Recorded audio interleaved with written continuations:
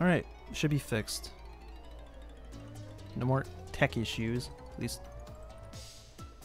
for now, at least.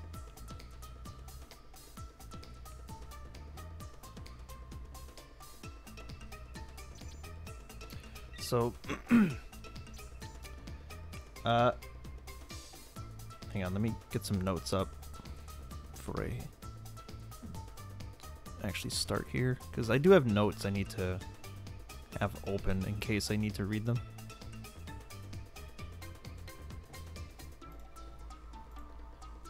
So let's start with the beginner notes, and we're also going to have the routing guide open as well, so I can read both of those at the same time.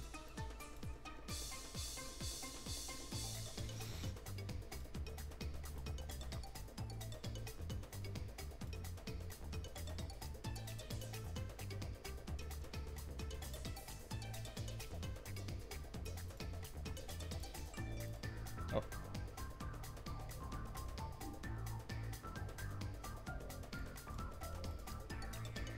Damn, dude, I gotta make this text super small.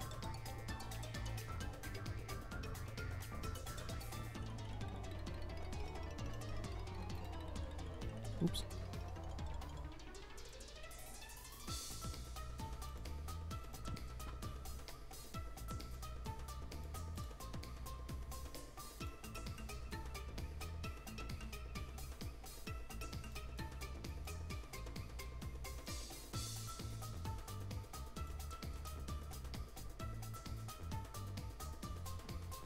All right.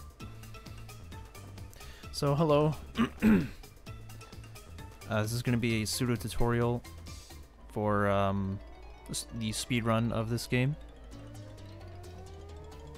So if any of you are interested in like how the game is played in a fast sense, then you have come to the right place. And so if you haven't noticed, I'm actually using the Xbox version, and I'm actually going to be switching between both the Xbox and PS2 versions of this game, just because there actually is a difference between the two in a few certain areas, but we'll get to those later. But for right now, let's just go ahead and start. Let's go ahead and name the save file something cool. Something cool. We'll call it the classic. So on Xbox, when you're trying to skip the cutscenes, you always want to mash the A button because it's just very convenient, and plus it's the best button to mash to skip the cutscenes. Depending on which console you have, the button changes for skipping cutscenes. Like, so on Xbox it's A, on PS2 or on North American PS2 it's start. It's only start on PS2. Pretty bad. On Japanese PS2 it's triangle, and so on and so forth. So yeah, there's already like a little tiny difference there just already. But anyways, so I do have some notes I have pulled up on my computer right here. I'm gonna go through them as we go along in the run. But so first of all, I do want to say that your main method of movement in the speedrun is just sliding, like doing this. That's all you do to go faster. And there is a difference between like holding the slide button and just tapping it really quickly. So there's like what's called a quick slide and an extended slide, and it's very hard to notice at first. That right there, this is an extended slide. You can tell like when like you see his left hand just kind of like pause for a second. That's an extended slide. Technically, extended slides are faster. Like if you need to cover a huge amount of distance quickly, but not like have to do like a bunch of quick slides, then you want to do extended slides. But basically there is a difference between the two, and you need to learn which ones you need to do. I was told that over a long period of, like over a long distance, it's better to just do a bunch of quick slides. And over like a short distance, if you need to cover like a really big distance, like really quickly, you need to do extended slides. But anyways, yeah. So here's what we're gonna do. We're gonna go through the game level by level, and essentially, I'm also gonna try and teach you a good route to doing this game. So typically, whenever I start a speedrun, this is me personally, but a good speedrun starts with Bamboozled, the 3rd level, because it's a very annoying level to miss boxes in. So immediately when you start right here, you want to start sliding all the way over to level 3, and you don't really lose that much time going straight to level 3 because, I mean, all the portals are that much further apart.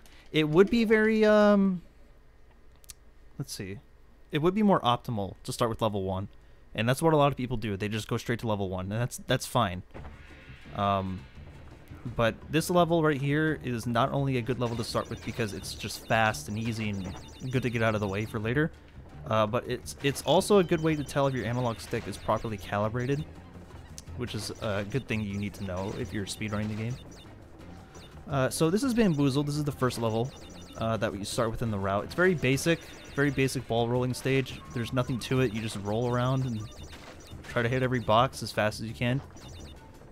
If you need an explanation as to why I skipped that checkpoint, go ahead and put exclamation checkpoint in the chat. But the short version is that you can skip checkpoints, and when you hit a later checkpoint, then every previous checkpoint before it will break at the same time. So you don't need to hit every checkpoint, just the last one.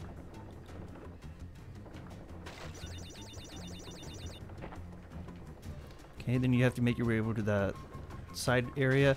Now you can make this platform cycle when you get here.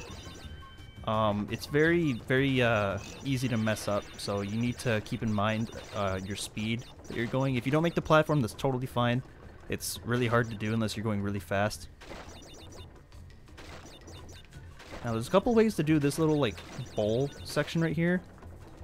What I just did there was like I rolled I basically did like a 360 so I could get some momentum to go up the hill.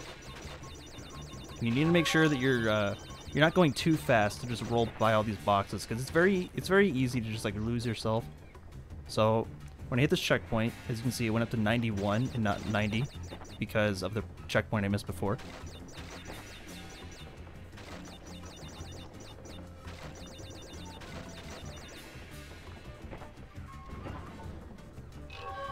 As soon as you hit the nitro detonator, just grab the gem and leave, and that's it. Very basic level. There's not much to it other than the checkpoint skip, which again I will cover later.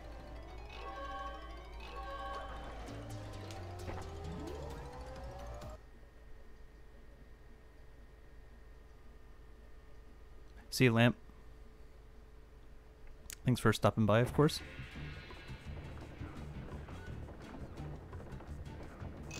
Now for the time trial, so what you typically want to do for a lot of the vehicle stages in this game is you want to go straight for the time trial right away. You don't have to do that, but it's better for the late game because the late game won't feel as long if you just get the relics out of the way first. So Bamboozled is a very nice relic to just get out of the way because, as you can see, I'm just going straight through the level. Something that you want to keep in mind when you go for 106% is that the tier of relic that you need, like the minimum tier is Sapphire. So you don't need to get golds or platinums or anything like that. You just need Sapphire relics to beat the game 106%. You don't get anything for getting gold or platinum or anything like that. So it's not like Crash 3 in that regard. So you can really just focus on beating the level fast. And typically, a lot of the platinums, you don't even need to go out of your way for boxes. You can just go really fast, and you typically get like a gold or a platinum. There's only a couple instances where you need to actually hit boxes to get platinums, and that's usually in like the platforming stages. So yeah, that was Bamboozled. It was very basic. There's not much to it. What you saw me do there was basically like, well, it wasn't like optimal, but it was just more of like a way to show you like how it could be done if you go faster. Now you got a couple options after Bamboozled. during the speedrun route. One of them is to just go to Tornado Alley and do, you know, the 2 visits in that level just to get it out of the way, so you don't have to do it later. The downside is that you save all 3 platforming stages for the end of Warp 1, which is not really healthy, because you need to be, you know, prepared to do 2 death route levels back to back. So essentially what you want to do is you want to save Tornado Alley until after Arctic Antics, or I guess if you really want to, you can start with Tornado Alley first, and then you can go to Bamboozled, or you can do the classic route of just doing Arctic Antics first, Tornado Alley, Bamboozled, Wizards, and then Compactor, all in order. So numerical order. We're just gonna call it numerical order. You can also do Warp 2 like that. Oop, excuse me. Jeez. Oh. Sorry. Okay, so yeah, you can do them in numerical order if you want to.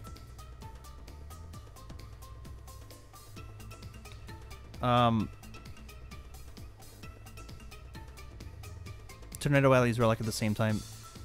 Do you mean like a 1 cycle? Like get the gem and relic at the same time? Because it's not a thing in this game. 1 cycling from Crash 3 does not exist in TWAC. I should have mentioned that before.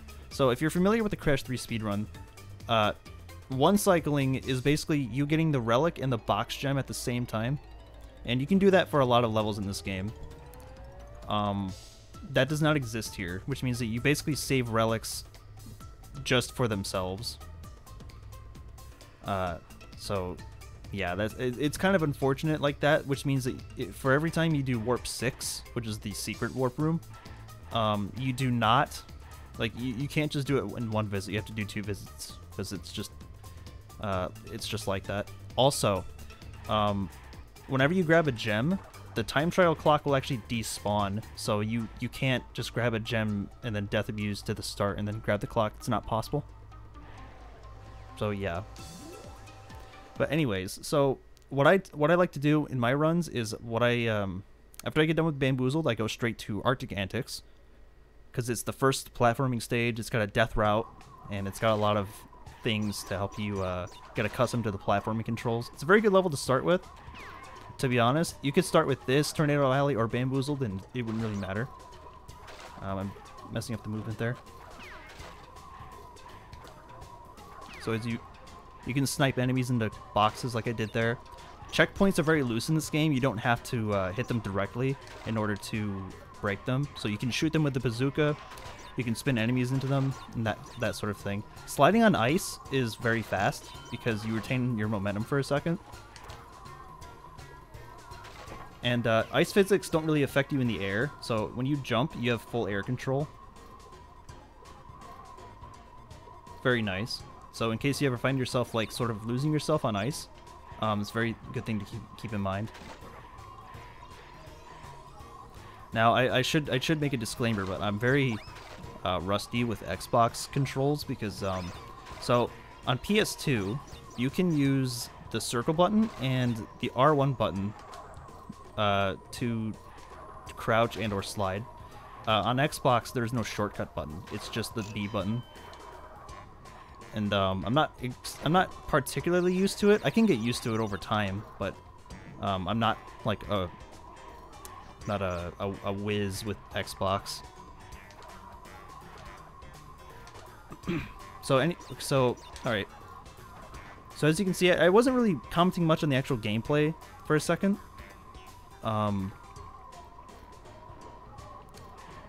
Because this level's very basic. I mean, there's not much else I can say besides just slide and make sure to hit every box. But the moment you get to the last checkpoint, you make a break straight for the death route, and then as you saw there, you grab the blue gem and then you immediately hit the nearest nitro to you, and make sure that you don't have any masks, because when you have masks, you need to burn them right away. And then after you respawn, you just break the rest of these boxes, take the bonus.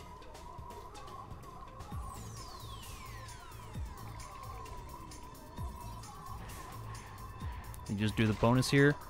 The bonus is interesting because you actually burn a mask right there. That's one of the faster ways to do this bonus.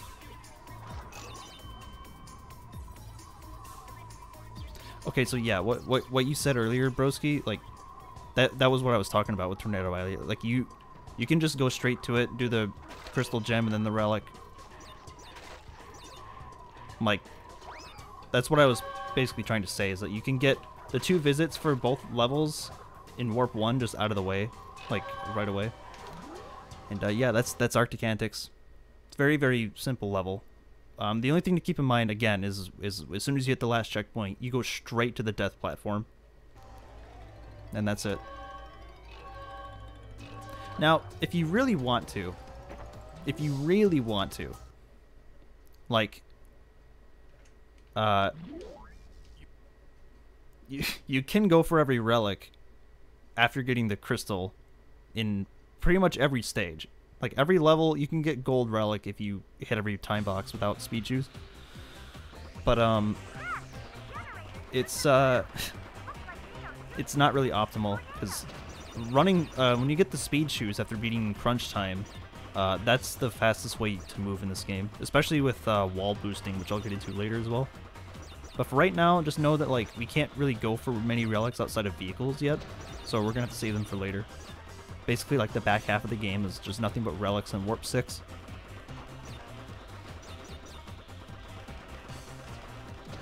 And yes, this is for a YouTube video. I'm gonna edit down the YouTube video, so just keep that in mind. But yeah, this is Tornado Alley. There's not much going on here. It's just a basic flying stage. Just go after all the generators and make sure that you hit all the boxes along the way.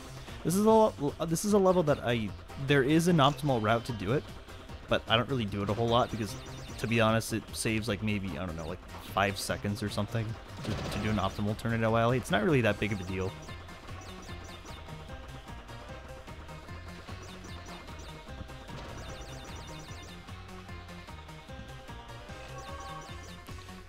So what you saw there was like the whenever you shoot a balloon in this version of the game, it takes about 5 seconds or so to drop down to the ground and break. It normally takes around like 2.5 seconds on PS2 to just drop down to the ground. It makes for situations where it looks like you missed a box, but in reality you didn't. It's just the game taking a long time to register the crate falling. So when you do the relic, a good thing to do is just to go straight backwards and hit that one first because it's the closest one to you. And then you hit this one. And then you can go in like whichever way you want. You can go left or right, it doesn't matter.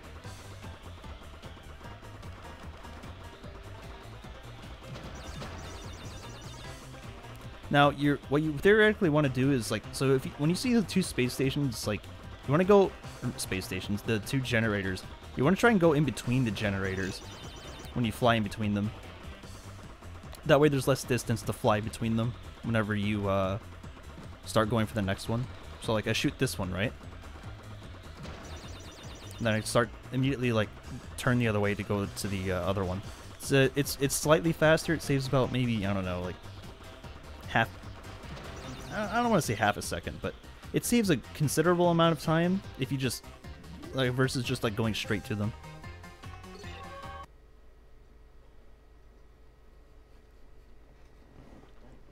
So what we did there, right, is we got rid of having to visit both Tornado Alley and Bamboozled from the second half of the game. So now we don't even have to worry about them for the rest of the entire playthrough. We've got them out of the way. We don't have to worry about them. That's the best part about doing the relics for vehicle stages early, is that you don't have to worry about them later. So you can basically just focus on platforming levels at the end of the game, which is pretty nice. So anyways, after we do these 3 levels, you go straight into Wizards and Lizards. And depending on how you do Arctic Antics, you could come out with a mask, which is better for this level, honestly. Because you get a free mask during the chase section. And this level is pretty basic. Also on Xbox, this level kind of lags, or on 360, this level kind of lags when it loads in. Don't worry about it. full jump body slam to get those 4 crates out of the way. Now, you want to avoid dying in this level because this is another death route level. Yeah, I know it's weird that the game throws 2 death route levels at you in Warp 1. Very strange. I don't even think the original trilogy did that to you. Because I know in Crash 2 there were some... Oh, well, okay, I messed that up.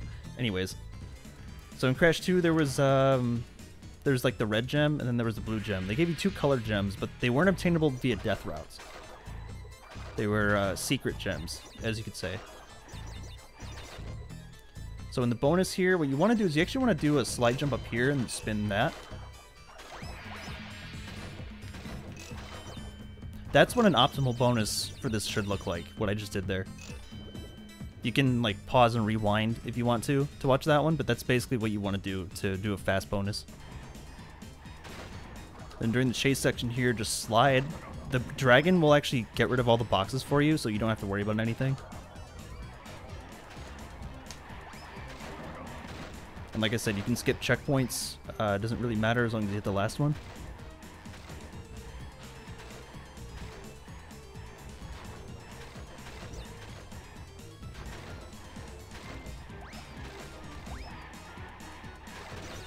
Get those. Skip the checkpoint.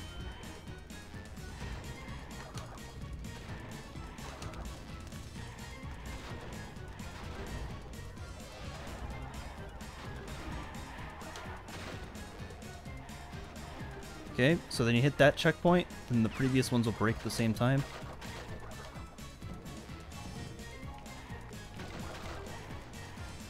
Just keep sliding through here. You can slide jump to that box, spin the bat so that you don't have to worry about it. Now you can slide that enemy into this nitro switch, which is way faster, but it's very inconsistent.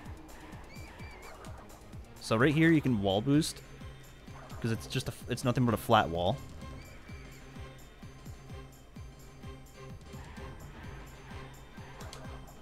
I'll explain more about wall boosting later, but so what you do here, I forgot to explain, but so the death route is covered in nitros. So not only is it more optimal to just hit the nitro switch and grab the box gem and backtrack here anyways, but if you grab the green gem and then death abuse, like say like you do the death route first and then you die and then respawn and then do the box gem, that's actually much slower because of how far away the checkpoint is to the death route. You're actually better off just grabbing the box gem, backtracking, and then just hitting the death route platform.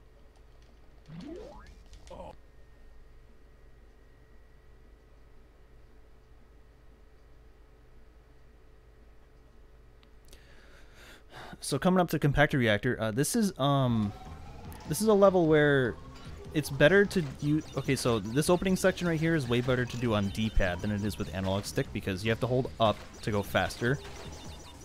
And you can hit side to side to like tilt the minecart. So basically with D-pad it's free. With analog stick it's kind of inconsistent. You can kind of like feel the angle that you need to tilt at on analog stick to keep the speed going.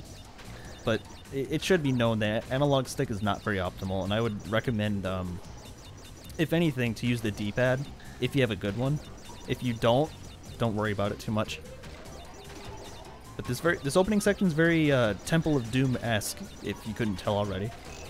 And then as soon as you get out of the minecart, start sliding, please hit that checkpoint. You don't have to, again, you don't have to, but it's very...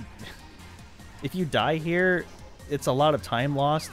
So you may as well just hit it for you. Okay. So, as you may notice, I have 2 masks here, which means that this is actually a pretty good thing. So for the bonus, it's much better if you have a mask, and I'll show you why. So just cut these corners here. Jump on the bonus platform. Now what you want to do here, slide jump... Oh! Okay, that was very scuffed. Slide jump to that switch crate. Spin these. I said spin these, but okay. Okay, ignore that part. You can spin that right there. You can spin this top bouncy box up here, too. Then spin these, slide underneath that, let the TNT fall. So something about the TNT in this game that I should mention is that when TNT falls to the ground, it will actually start counting down. So that means that if you let a TNT spawn when it's still in the air and falling, that means that it'll count itself down and you don't even have to touch it. So it's pretty nice.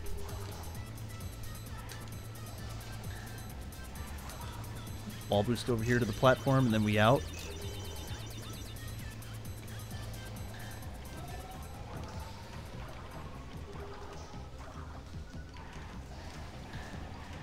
So there is a piston cycle, but because I was trying to explain something in the bonus, I didn't make it. So you hit the switch, bounce over here, hit the TNT. Very simple stuff. You can spin the enemy into the crystal, which is pretty nice. With the fifth bounce, spin that box, and then just start sliding towards the wall to avoid that guy. A lot of the enemies here you can just slide past because they don't really pose a challenge.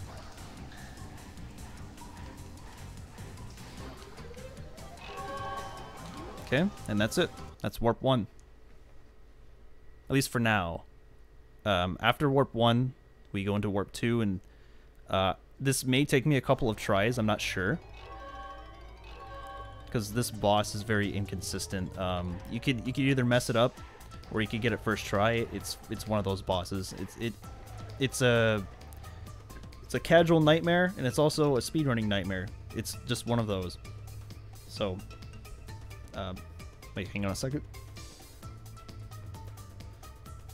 Also, before I go into this boss, I should mention that bosses will despawn your masks, no matter how many you have.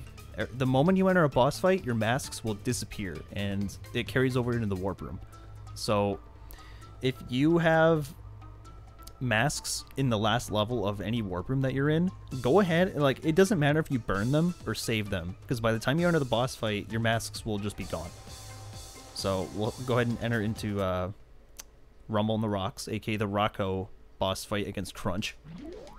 I should mention, but Crunch is the only boss fight in this game, but the masks give him different powers. So essentially, you're fighting Crunch 5 times with 5 different stipulations. In this boss fight, you're in the Atmosphere, which is like the ball, and you have to hit these other balls right here, turn them blue, and then once they turn blue, they attack Crunch. And the idea is you want to hit every ball as fast as possible. And once you hit every ball, there's a next phase, like it adds an extra ball.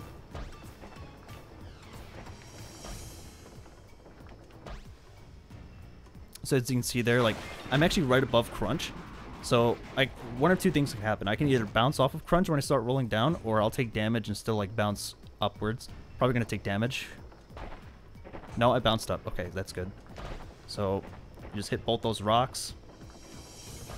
Go to the right and the left, and that's it.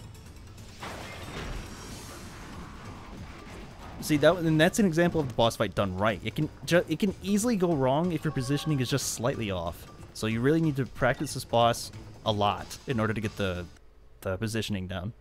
But once you get that down, it actually gets very easy. So, and like I said, like it's a speedrunning nightmare. If one thing goes wrong, it messes up the entire flow of the boss fight, and you just got to rely on like taking the shortest path to every ball possible.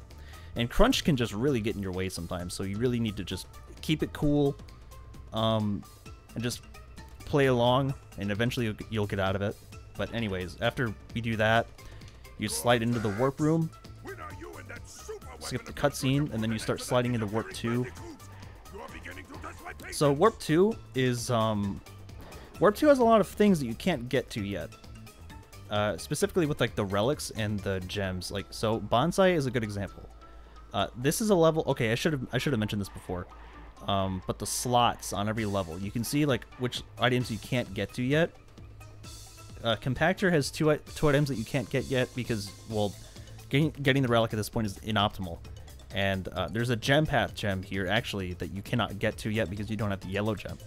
The yellow gem is later on in the game, and you actually have to come back to this part in the second half to grab this gem. So we don't have to worry about that for right now, so let's just move on. And in Bonsai requires the red gem, and the red gem is very late in the game also. So we don't need to worry about that one yet as well. Something I should mention is that every box gem in this game can be acquired during the first visit. So you can get every single box gem on the first visit, no questions asked. Like, it's always possible. Very unlike Crash 3. Crash 3 actually had some levels where you could not get the box gem without either completing a certain amount of relics, or a colored gem, or a death route. So it's very unlike those, very unlike Crash 3. Very, very unlike Crash 3. And Crash 2 to that extent, but anyways. So what I do when I get to Warp 2 is I actually start with that sinking feeling. And I know what you're about to say is like, why would you start with that level? Because it's super hard. Hear me out. Sinking feeling is a level where you don't need masks, and masks do not come into play, which means that if you take a mask into sinking feeling, you're still going to come out with the same amount of masks no matter how many times you die, or how many, or like, there's just that sort of thing. Like, you get what I mean. Like, masks don't really do anything in that level, and if you die with like 2 masks and then you come out, you're still gonna have 2 masks anyways. So masks basically just they get put on freeze.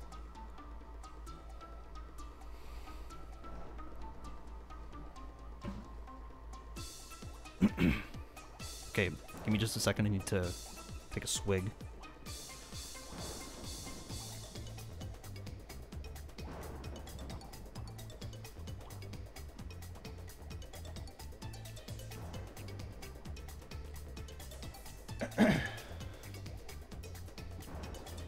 Alright, so we're going to head straight into sinking feeling, and I'm going to show you how to do it.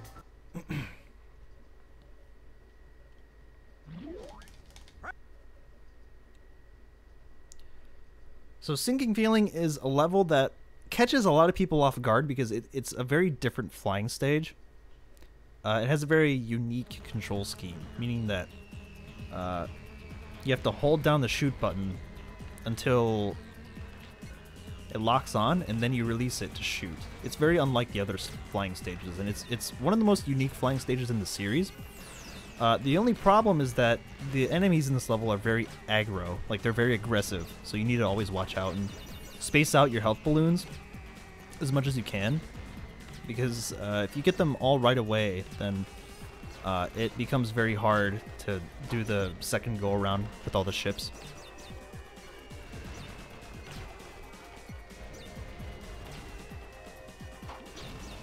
So this is where you start destroying every ship. So you hit these 3 right here. You hit this 3rd one. And then what you want to do is you actually want to go... Oh, okay. Yeah, that's nice. So when you destroy that ship, you go this way. Hit that one. And as you're going to destroy these ships, you want to get the rest of these boxes.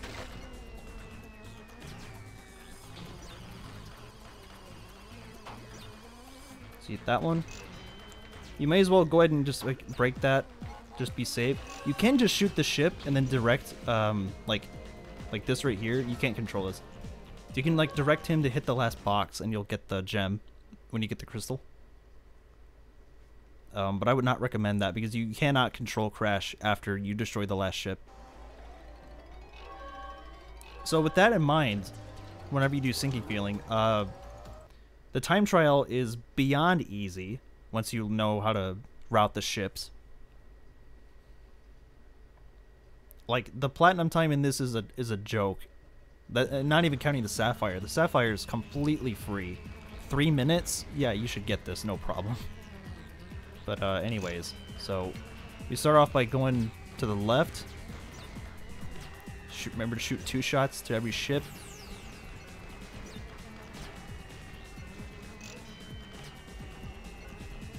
If you're starving for health, there's always health balloons around to satiate your percentage.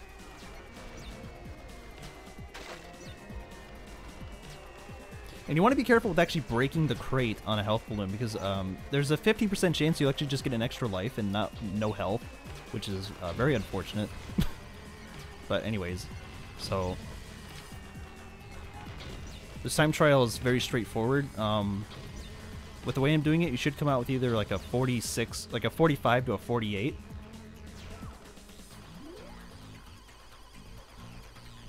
Which is, of course, is the platinum. But like I said, platinums don't matter in this game.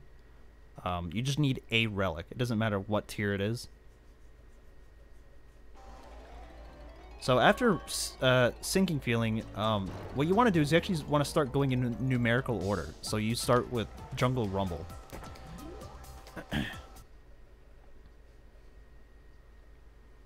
Jungle Rumble is a very easy level. There's not much to really get in your way.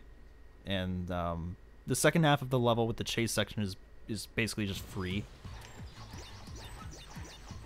Like this level is just like you slide through it and you break boxes. That's really it. There's not a whole lot of pitfalls. There's no not really a whole lot of enemies that like really take up the path.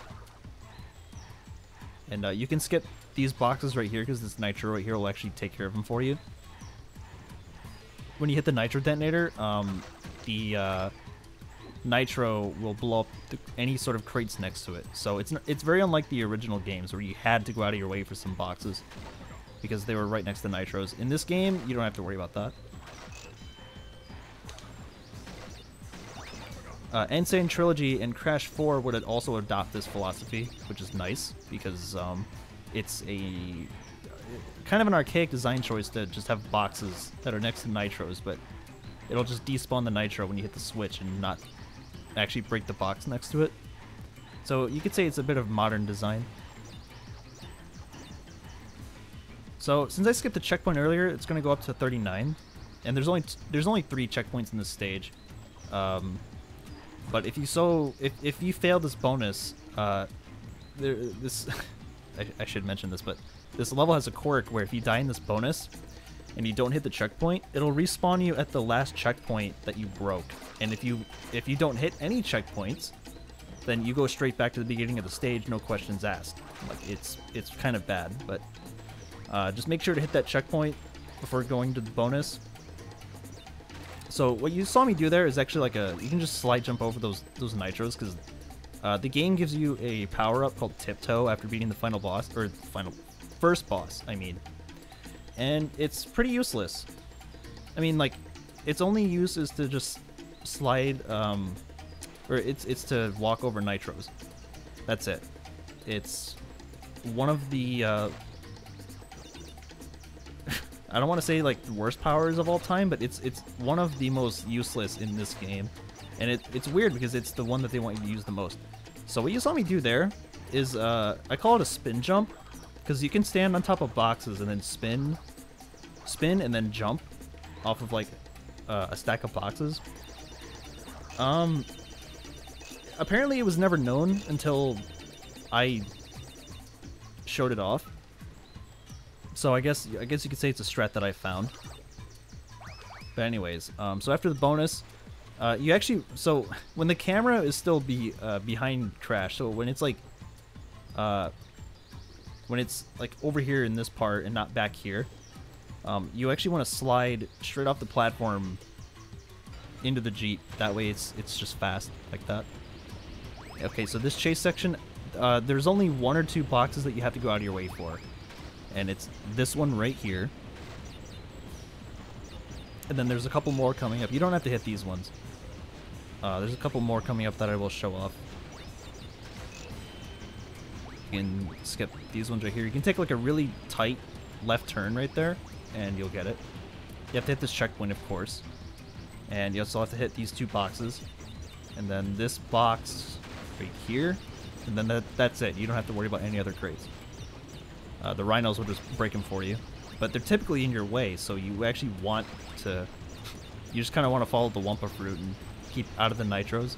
Because you want to carry masks out of this stage and into Seashell. Okay, and that's Jungle Rumble, basically. Just grab the crystal, slide across this bridge, and you are out of here.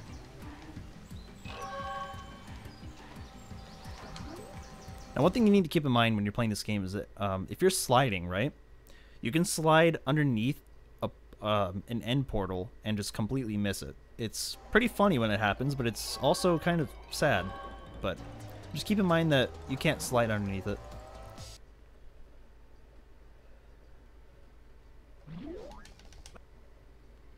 So Seashell, the reason why you do Jungle Rumble before Seashell is because that you can actually start this level immediately with invincibility. And you can also mash jump and spit. Oh, uh-oh, I got hit there. That was my fault. But you can actually start with invincibility here, and it's highly recommended because it's just makes this opening part like really, really good.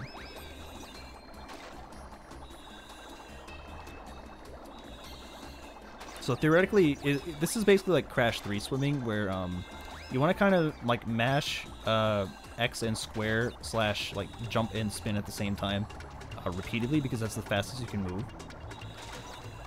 So it's very like Crash 3, but it's better than Crash 3's controls because you don't get stuck on a lot of things. And I've heard people say that the Insane Trilogy controls for Crash 3 are actually much better than the originals, as well as this game's, which it's a subjective opinion, but it's not particularly wrong. Insane Trilogy's swimming controls are pretty good. Oh, I should have mentioned. So what I did there was I spun the TNTs that were over here, and as you saw, I skipped like 2 checkpoints. So you spin the TNT here, and before your invincibility frames run out, you have to spin this TNT as well. It just saves like a lot of waiting. And then after that, you just make your way to the submarine here. And this part is basically free as long as you just keep diligent. There is a... Oh, oops. Okay, that's not good actually. But anyways, you want to carry at least one mask with you out of... At least one mask with you out of this level.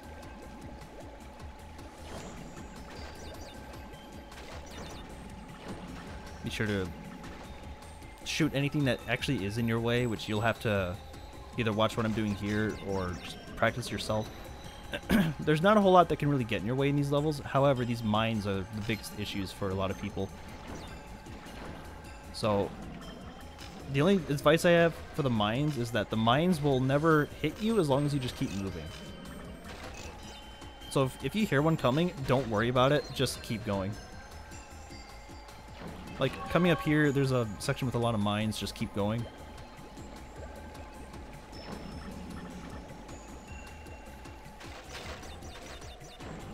There's a shark right here in this tunnel, and after you get rid of it, there's no more enemies, so you can just go right to the end portal. Now, I shouldn't have to mention this, but if should I show this off? Okay, I should show this off. This should go without being said, but if you're playing on Xbox or on Black Label PS2, for the love of God, don't do this. Just don't, because that means you just can't exit the stage now. And like I said, like, it should go without being said, but I mean, people sometimes do some dumb stuff, so you just kind of just gotta let them know. So, excuse me, I need to kill myself.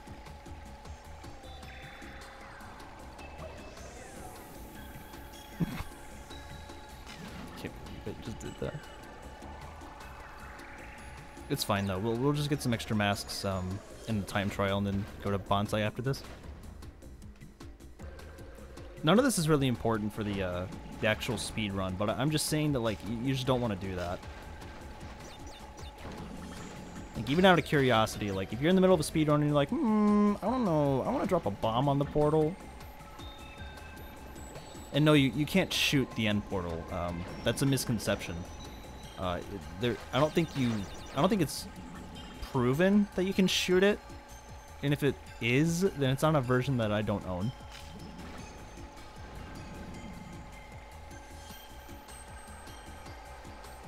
Anyways, so yeah, we get out of there. Let me grab some extra masks because I was supposed to lead this level with at least 1 or 2 masks. So let me just go ahead and grab some in the time trial.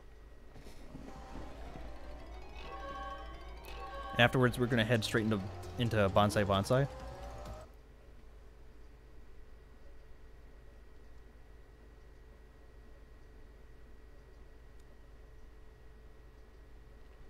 Now, coming up after Bonsai is something I actually have my PS2 on for. I actually have my PS2 running right now, and I will change the input as soon as I get to the part that's relevant for PS2.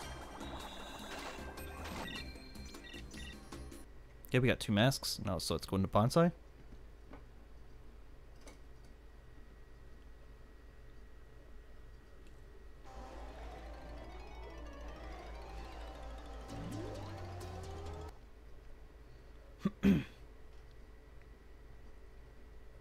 So Bonsai is a Coco level, of course, as you can tell, which means that she doesn't have any movement options aside from just running. So if you've played Crash 4, then you would understand that, like, so the character Tawna in that game doesn't really have any movement options besides just running. Same can be said for Coco. Coco does not share any powers with Crash, so she can't double jump, Death Tornado, or use the Fruit Bazooka, or Tiptoe. But she can use Super Body Slam and the Speed Shoes once you unlock them. Super Body Slam is not a power-up that you can get from a boss in this game. It's very unique like that in this game. However, it's equally as useless as it was in basically like 95% of Crash 3. Oh, that's right. So as you can see, I'm wall boosting with Coco. Wall boosting is a tech that, so once you start running into a wall at a 45-degree angle, you actually start moving much faster. You move at around double the speed. I say around double the speed because that's the cap. It translates your diagonal speed into the wall into forward speed. So essentially, you go much faster. Okay. Now, the reason I did a damage abuse to get 2 masks is because during this bonus, you don't want invincibility, because when you have invincibility, you just fall straight through boxes, and you don't want to do that. So if you grab invincibility, okay, so here's another wall boost right here. Boom. Clean. Alright, that was clean. So yeah, that's what you want to do in Bonsai, is that during that last jump, you want to start wall boosting by holding down and to the right. It takes some practice, but once you figure out the angle, it's free. And you can see that I did another wall boost to do a single jump there. Wall boosting for Coco is honestly a godsend, because without it, she'd be very, very sad. Wall boosting is actually like one of the best things to do with Coco, honestly. Okay, don't do what I just did there, because that was kind of bad. You basically just want to wait for the gem while having like your speed going, but I just did it wrong. So what you want to do, assuming that you haven't done Sinking Feeling already, is you want to go to Sinking Feeling, okay? And then after that, you want to go do H2O. Now, when I get to the bonus in H2O, I'm going to switch over to my PS2 and show you how it's done on that, because the bonus in H2O is significantly easier on PS2 because of the D-pad. Xbox D-pad is very bad. And angling it with the analog stick it's not impossible, but it's definitely a lot harder. So this opening section, I mean, you're in the submarine, so you gotta make sure to not get hit by anything. Especially these jellyfish right here at the start. There's a couple nitros right here, you wanna just take those out. There's a eel, those blue fish that fly really fast. They swim really fast. There's a lot of enemies here that are in your way. I'm shooting them like basically off screen so that you don't see them. But they are there, and it's important to know where they are so that you can shoot them ahead of time. Okay, I did that wrong.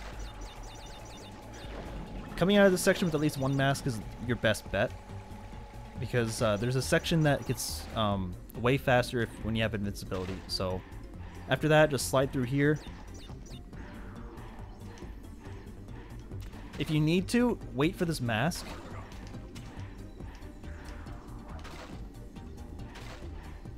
You can get to that mask, like, as it shows up. Like, you don't have to wait for it. Crouch jump to get that box.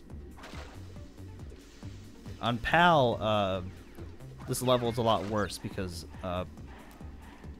in PAL, Crash's slide jump does not go that high. In fact, it goes slightly low enough to where you can't hit any of the crouch jump boxes. It's actually pretty upsetting.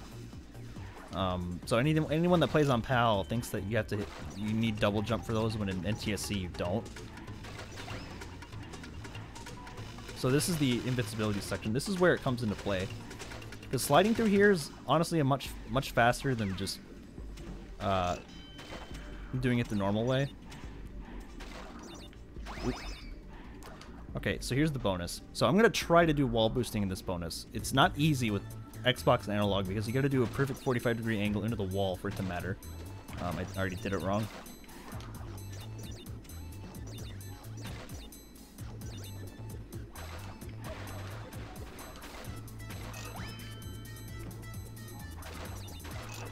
Oh, I did that completely wrong. Okay. So, what I'm about to show you is what you want to do if you have PS2 D-pads. So let me switch the input here for a second. It might look a bit funky, but just bear with me for a second. It'll look better. So, unplug that, plug this back in, and hopefully the picture comes in.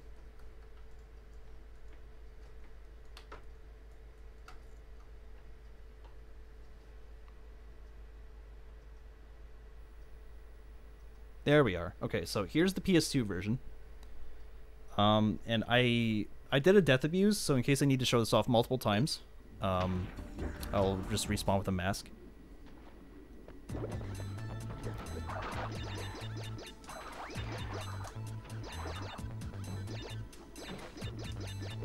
So I'm literally just like holding up and right on the D-pad.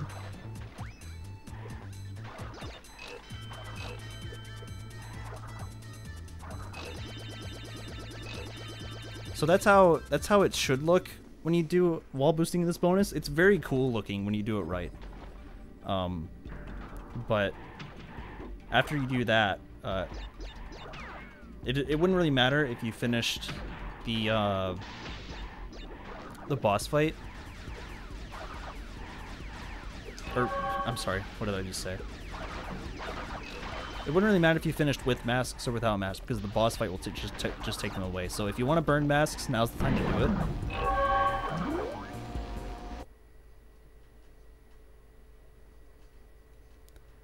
And that is how you do the bonus on PS2. It's way better on PS2 than it is on Xbox, but it is possible on Xbox, so it's worth learning.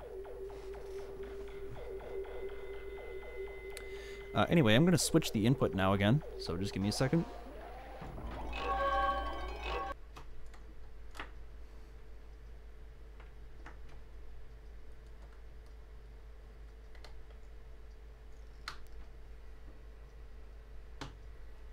Okay.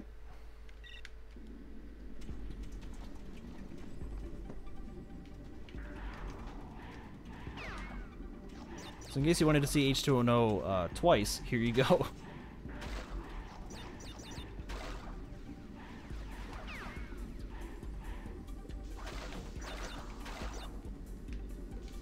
Okay, just don't hit the TNT. It's cool.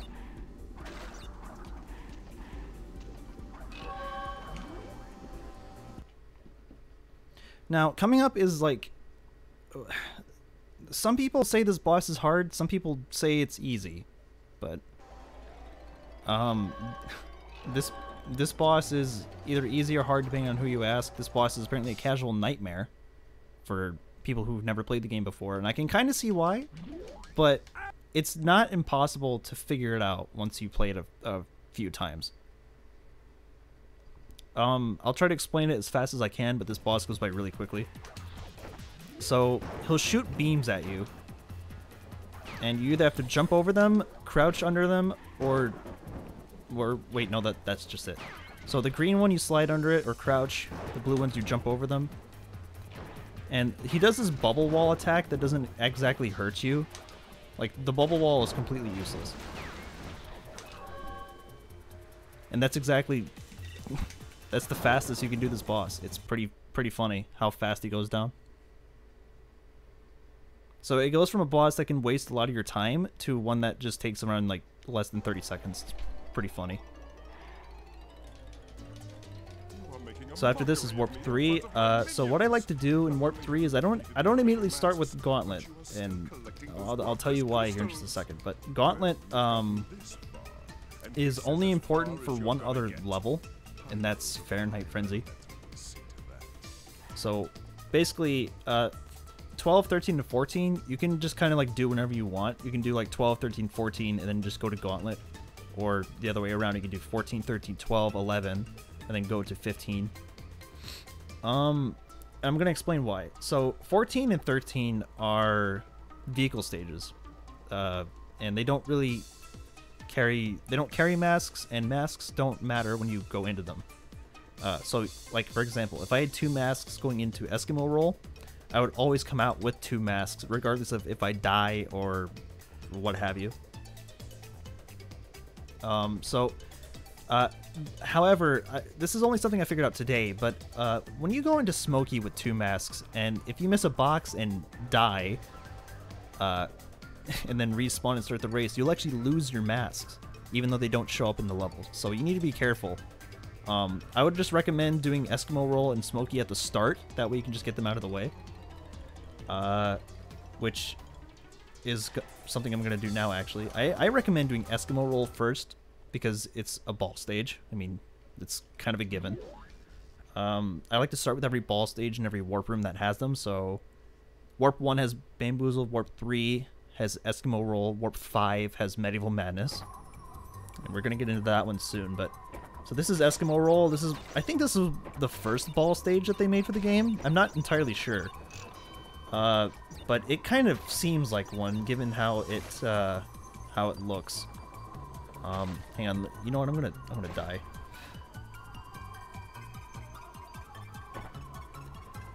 So we're gonna start that again. This level's box layout is very weird. It's one of the few levels in the game where rushing through it to get every box is not really possible. You kind of have to take your time and hit every box, because they're placed in very awkward positions.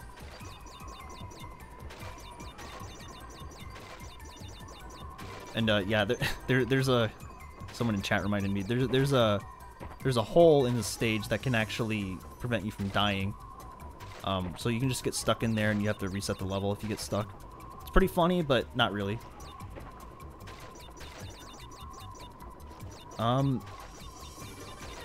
Yeah, like I said, the route for this level is very weird. Like, you really have to take your time, hit these boxes. You have to backtrack a lot. That box right there. Beware of Dingodile. His projectiles are random.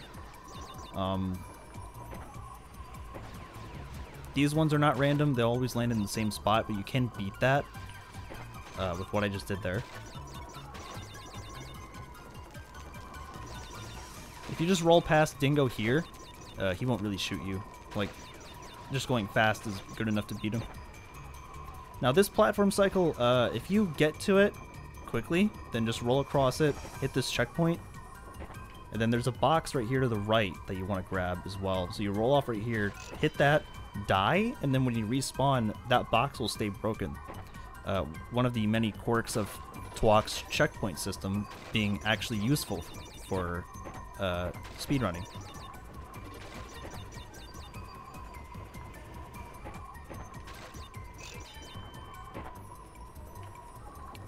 Be careful these nitros. Those nitros will completely ruin your day. And that's it. That's the crystal gem. And the relic, which I'm about to show off here in just a second, is one of the hardest relics in the game. Even casually, it's one of the hardest relics in the game. But in the speedrun sense, it's also just very, very difficult.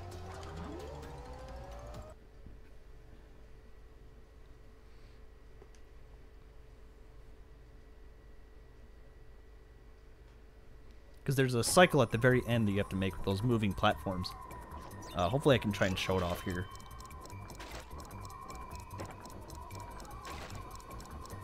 So you can roll to the right of Tiny here, and then like roll across the edge.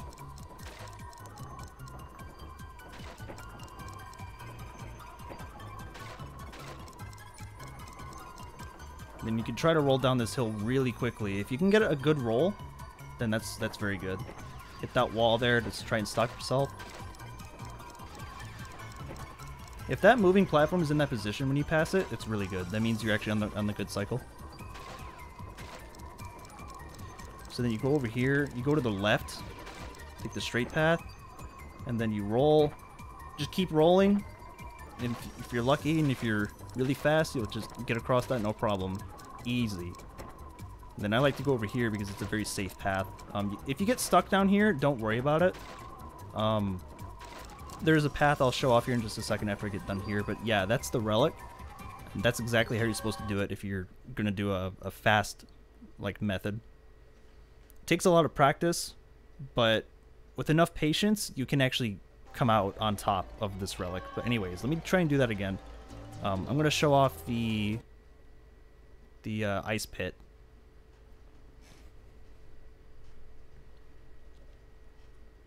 So don't mind me grabbing the time trial again. I'm not going to do another time trial. I'm just going to show something off. So let me get to the end again.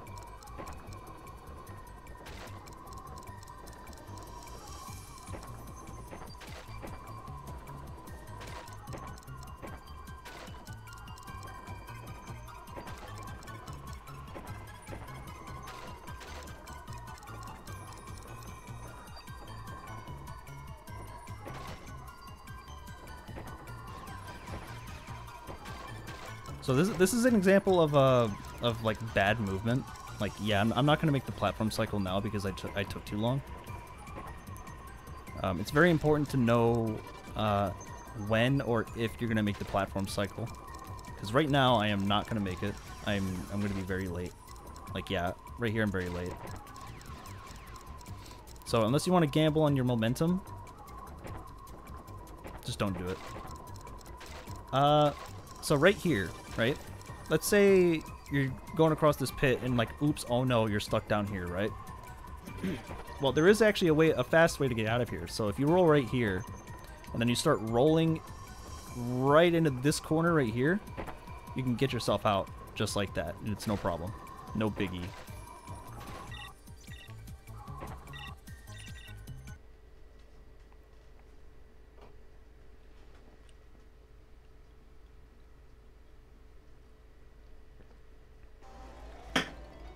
Oops. What? What? What? Okay, I guess I hit the ground so hard that my Xbox kind of jittered for a second. Weird. Anyways, so this is Smokey. Smokey and the Bandicoot.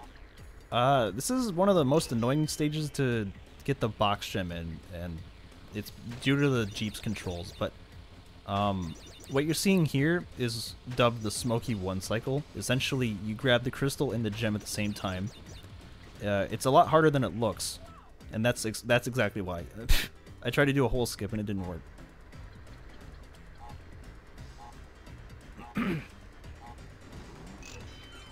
So essentially what you want to do is you want to try and drive as straight as possible in this opening section. Like, if you're going to turn, do like stutter turns where like you just kind of like tap the direction you want to go in, instead of doing a full-on drift turn, because you want to stay as straight as possible. You hit these boxes here, slide into that crate, and then if you're good enough, you'll pass Trophy here. Then you can just continue on as normal, then hit this boost pad. Try to keep a steady curve. Hitting boost pads here is very good because it saves about like a second or two, maybe. That box on that ramp is very hard to see.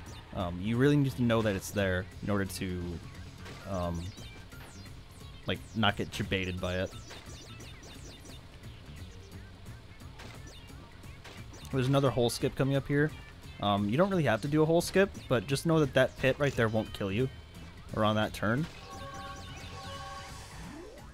And that's it.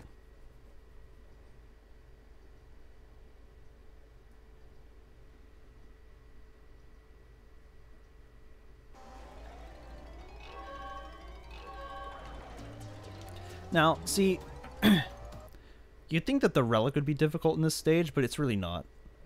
The Smoky Relic is 100% absolutely free.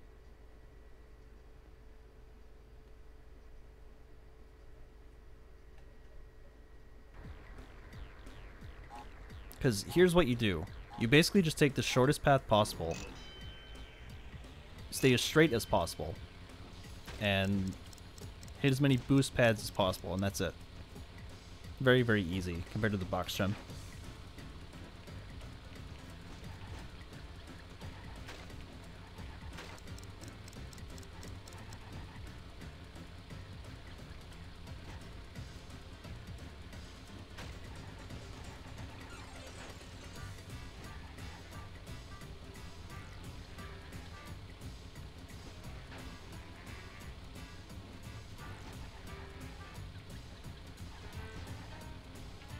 Yeah, as you can see, there's not really like a whole lot to like that goes on here. You basically just play the relic as you would in like any percent.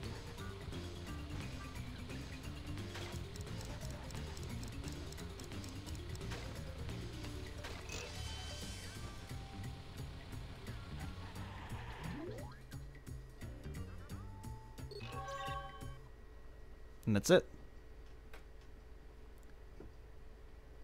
After you do those 2 visits to both Eskimo and Smokey, well then congratulations. Now you don't have to do, now you don't have to worry about them for the rest of the run. And so after I do these 2 levels, what I like to do is I like to do Tsunami, because Tsunami is what I like to call a self-contained level. Meaning, like, it doesn't matter when you start it, as long as you just, you know, you come out with the same result every time. You come out with no masks. Some people like to do this level last because of the death abuse you have to do at the end. So you can do it last if you want to. I prefer to just do it right away.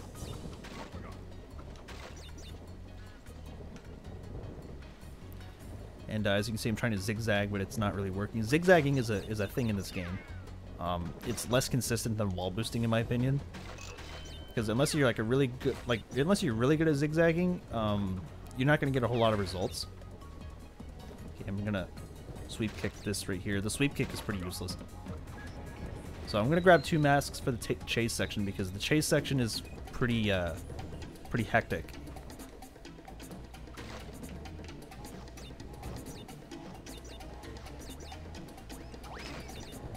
So I want to spin those 2 boxes on the bottom.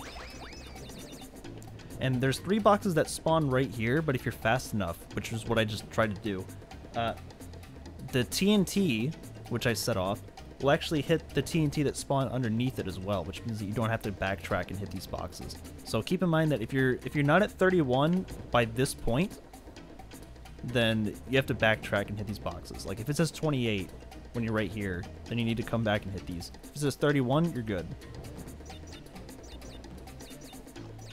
And that's it. Now, just remember to keep that in mind when you do the bonus, is that there are the boxes there that spawn.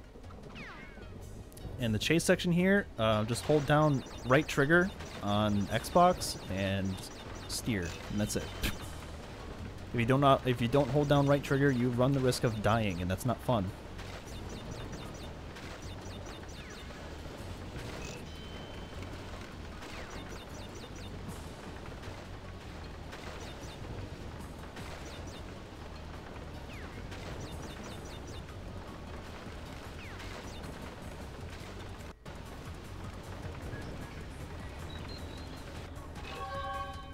Should have grabbed the crystal on the way in, and then you hit that checkpoint. Then what you want to do is you want to go immediately to the blue gem platform. Now, what I've seen people do is that they will grab the box gem. Actually, let me show this off. Let me show this off.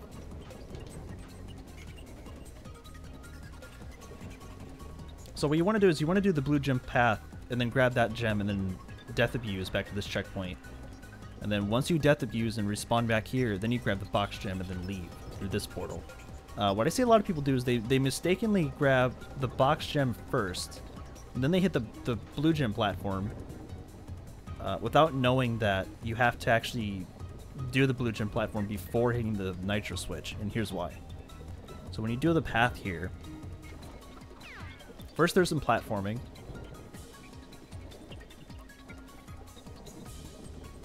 Very risky platforming because the depth perception is very, you know, a little bit bad here, I will say.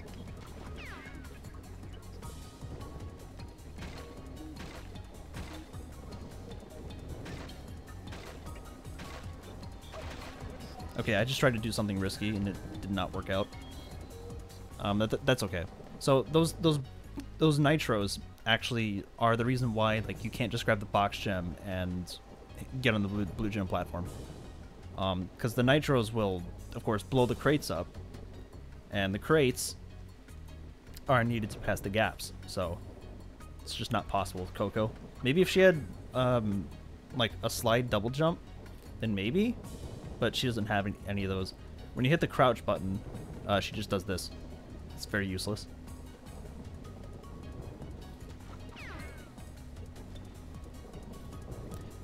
But this level is self-contained, how I say, because of the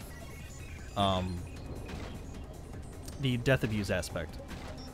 So you grab the gem, you die, and then you're gonna lose your masks. And then there's no other masks to get here, so essentially you come in with 0 and you leave with 0. So it's... Or if you go in with like any amount of masks, you're always gonna leave with 0. So it's best to keep that in mind. You can do Tsunami like whenever you want in the warp room. Like it kind of just goes without being said, but like so these 3 levels right here, you can just do them whenever you want. You can do Tsunami before any of all this. Now, the important thing to note about Warp 3 is that it's recommended to do Gauntlet, and then you go to Fahrenheit Frenzy, because you carry masks from Gauntlet into Fahrenheit. And carrying masks in the Fahrenheit is important, and we'll get into that later. But for right now, we're going to do Gauntlet. And I should mention this before I actually play the stage, but there is what's called a God cycle, or what we come to know it as COD cycle, because it was named after Cody, who was the world record holder for this game. He found out this cycle in Gauntlet, where if you go fast enough in this opening section, you can actually slip past a piston, which I'm not doing good movement now, so I'm not going to make it. However, what he found out is essentially you can save maybe 6 or 7 seconds in this stage purely by just going really fast. I'm not going to make it, of course, because I had really bad movement there, but this piston right here, this one, if you move fast enough, you can actually get to that without getting blocked. It saves about 6 seconds at most. Now this bonus is interesting. This is one that I actually theorized and came up with. So this is a trick that I like to call the walk-off. And it's essentially like taking advantage of the fact that Crash doesn't immediately start falling right away when he walks off a ledge. So essentially, you can do a spin, and you can still jump when you're like slightly in the air. And if you do it correctly, you can hit these boxes right here. Just like that.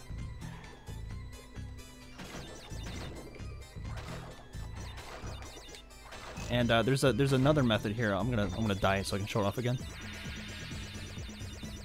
And the fastest method that we've come up with so far is we call it the walk off, and it was called the trick, quote unquote the trick. That's what it was called. And now it's just like the walk off and trick have just morphed into Gauntlet bonus strat, where you spin the boxes there after bouncing. Or after doing like a single jump off the platform. You can do a double jump. So what you do is you spin those boxes on the way down and then you double jump again.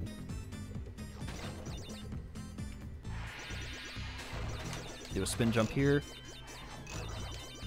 Now you want to hold slightly down into the wall when you do a slide there, because if you don't, you have a chance of missing the platform and dying in this. You have to replay the thing. So you can skip this checkpoint. I forgot to mention this level has a death route as well, so you want to make sure to just not die. You can slide to the right, not slide to the left. So there's a death route, so we're going to ignore it for a second. We're going to continue on. We're going to wall boost on this wall, hit that checkpoint, then start backtracking. Keep in mind, again, when you hit boxes after hitting a checkpoint that's behind the checkpoint, they'll stay broken once you die. So there's an invisible wall right here. However, the death route platform is, you know, across the scat. What I like to do is, I like to do this. You can make that in just one single slide jump. It's pretty cool. As long as you just keep holding down the entire time, you'll be fine. So here's the death route. As you can see, these nitros are aesthetic. You can't actually touch them. Like, I'm trying to spin. Okay, actually, you can touch them. Never mind. Never mind. They're you can touch them. Anyways, but you won't really need to worry about them. They're behind an invisible wall. You won't really touch them at all as long as you just don't spin. Those blades, actually, you can just crouch under them and slide under them. It's pretty funny. Because when I was a kid, I didn't think you could do that. Anyways, you platform over here, grab the purple gem, die. And then here's the COD cycle part 2, where you want to go really fast in this section.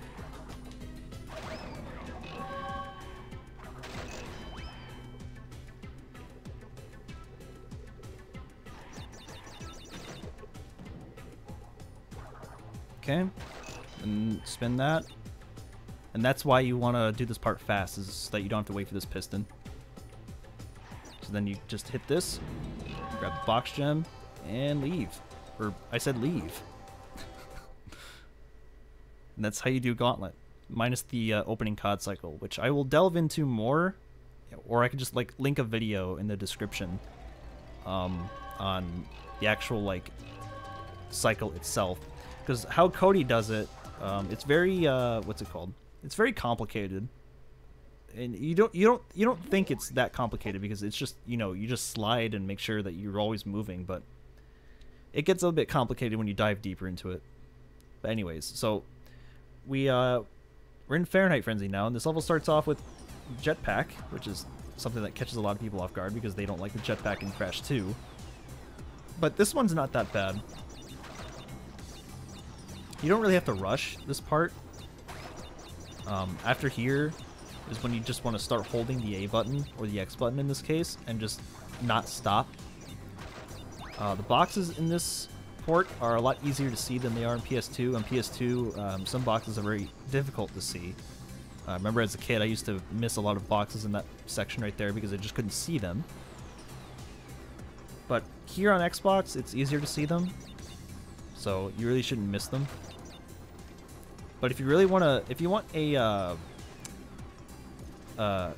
thing to go off of, so you should have at least 19 boxes by the time you come out of here. At least. You should like if you hit the checkpoint at the beginning, then you should have 20. Because by the time you hit this checkpoint up here, you're gonna have 21 boxes.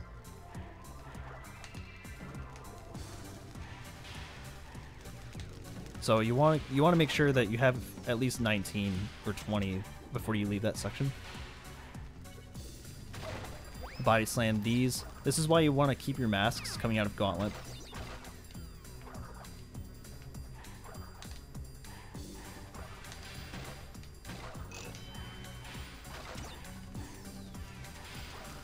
This level's pretty straightforward until you get to this part right here. This box makes you immune to lasers. A lot of people don't know this because they just don't really try it out for that long because it doesn't last very long. Yeah, and the invisibility crate just makes you immune to lasers, and that's really it. And you can 3D this section right here. If you walk towards the screen, the fire just won't hurt you at all. It's actually pretty funny. And if you do it right, you can actually like get a wall boost off it, which is also pretty funny. So you need to make sure to hit the TNT here, you know. And then these nitros literally just like damage boost as much as you can through any of these nitros, because it's a lot faster that way. And don't worry about the masks, you'll get more in the stage anyways. Don't worry about these boxes that are like next to nitros, because like they'll just get destroyed anyways. But yeah, you just head out of the bonus and then you just continue on to level.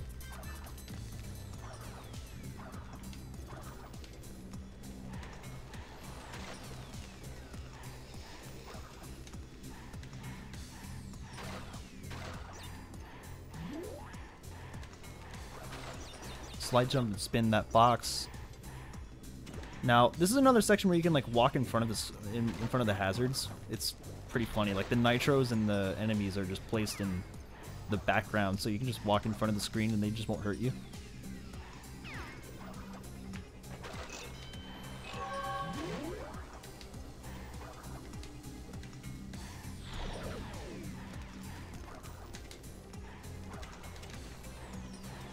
Slide him into that nitro switch, and then you're out. I said you're out. That's the second time that's happened.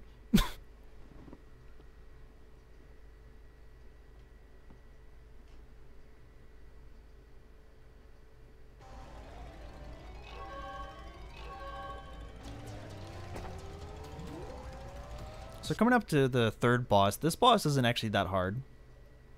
One thing you need to keep in mind when you do this boss fight is that you need to not hold down the attack button, like, you know, for very long.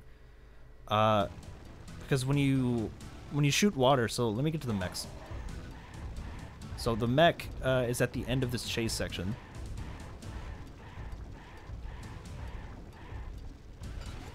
Okay. So once you get into this, there's no way to speed crunch up, by the way. So when you get into this, you want to chase him down for a little bit, and then spray him with water, and then as soon as he starts steaming, you let go of the spray, because holding it slows you down. They wanted to make sure that you couldn't just turn your brain off during this boss fight.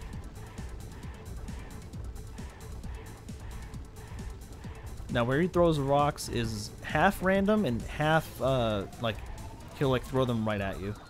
So you want to keep in mind that, you know, he won't just like randomly throw balls. He'll sometimes throw random ones, sometimes throw them right at you. Now this phase, you need to be careful to not stand directly behind him, because he drops like fireballs that are like falling off of his body.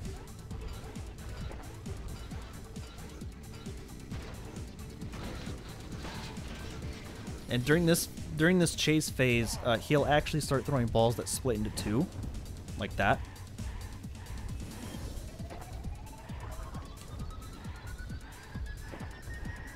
So you really need to pay attention and be aware of like where the balls are and if they're splitting up. Now once you get into the mech, you're completely invincible, at least until you start the chase. So getting to the mech as fast as possible during the chase sections is actually recommended. These balls right here will actually, like, some of them will fly right at you. They go in random directions, so you need to be aware of where they're heading. And after you take care of Crunch, you just get the Death Tornado Spin.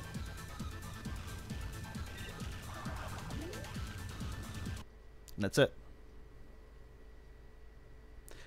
Very, very simple concept for a boss. It's basically just a chase.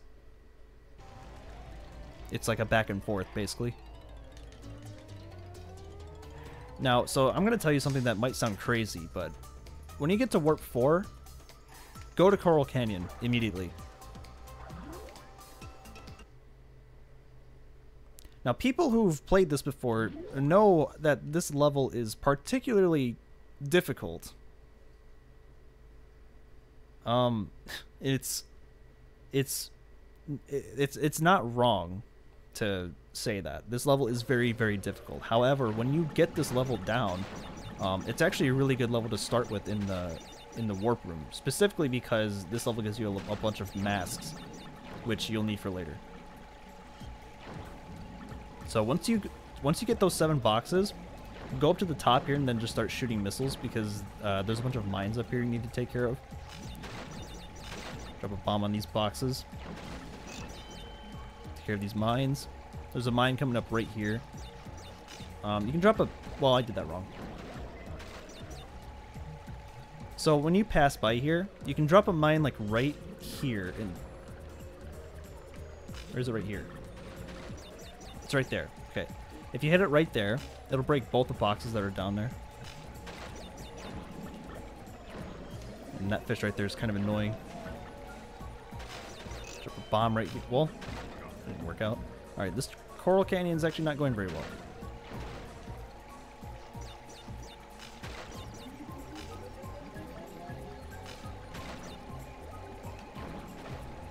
So you need to have at least 25 boxes before you hit that first checkpoint. And that's the only checkpoint you get in the submarine section. So you need to be very, very careful. Also, this is your only mask that you get in this section. Because after you get to the swimming section, they give you about 3 masks.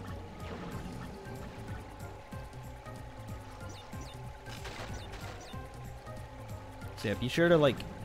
There's actually not much I can say because the only way to really get this level down is to either see someone play through it, so that way you know where the enemies are, or you play through it yourself and just memorize where the enemies are and all that stuff. And you should have about 37 boxes by the time you get to this point right here. Okay. I should mention that the D-pad on PS2... Okay, yeah, I lost that. I should mention the PS2 D-pad is way better for the swimming sections because the Xbox analog is absolutely crap, and it's very hard to keep the stick in an angle. I'm losing all my masks. This is not good. This happens every time I play Coral Canyon on stream. Or when I'm trying to like show off how the level actually is supposed to look when done correctly, but I'm losing a lot of my masks. And the idea is to get triple mask as much as possible in this section because it's very easy when you have triple. I'm messing it up though, so excuse me. I'm trying to get this without losing masks. There we go.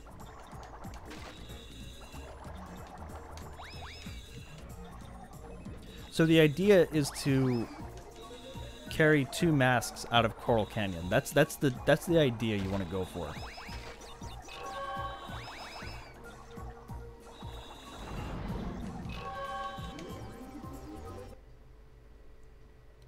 And after the first visit of Coral Canyon, you actually don't go back in. Instead, what you do is you go to Wuthering Heights. And Wuthering Heights is right next to it, so you don't have to worry about traveling too far.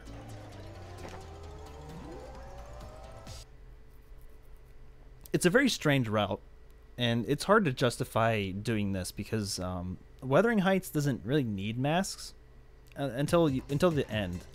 But it should be noted that with triple mask, the fan blade skips at the very beginning are very, very easy. And also, you don't need to damage abuse in this stage to skip the hangrails, which we'll get to later.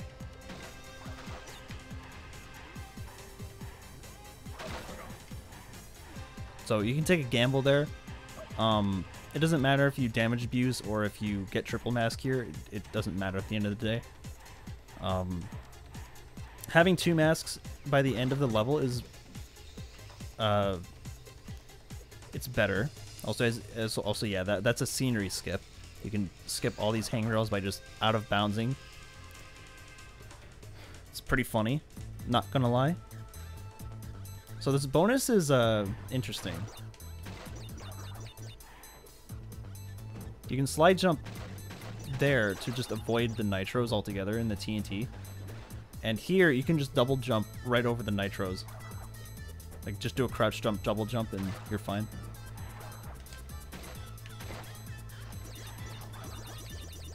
And that's it.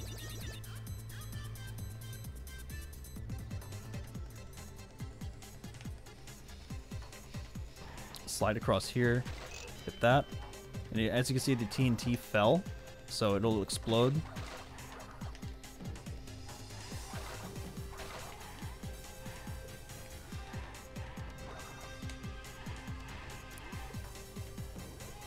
Hit that TNT. This fire, this one right here is actually consistent. Like you can actually consistently dodge this one. The other one though, I'm not entirely sure. I think it may be inconsistent.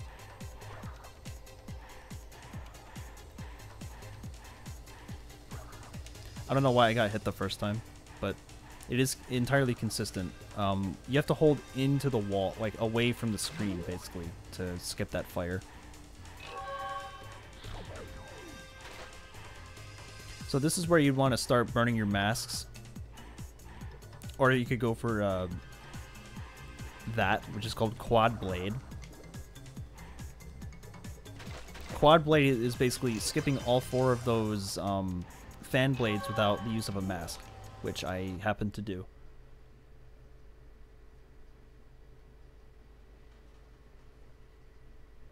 Now, after Wuthering Heights, you go back to Coral Canyon and do the Relic.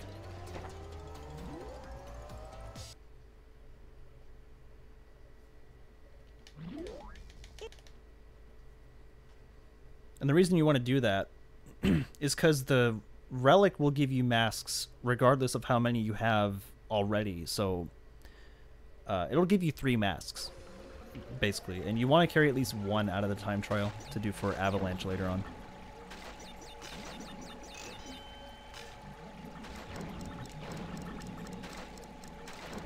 So the time trial route for this is actually a lot easier than the gem path, because a lot of the nitros are changed into time crates. So you can just basically go on a completely different path and you'll be completely fine. Now, you don't have to do this, but I like to just hit a bunch of boxes. That way I can like guarantee that I'm going to get a relic. Because the platinum time here, the sapphire time here is very, very strict. Very strict, especially if you don't know the level layout as well as some other people do. So, in the subsection at the very least, you want to go after boxes as much as possible. And then as soon as you get to the swimming section, you Death Tornado as much as possible to the end.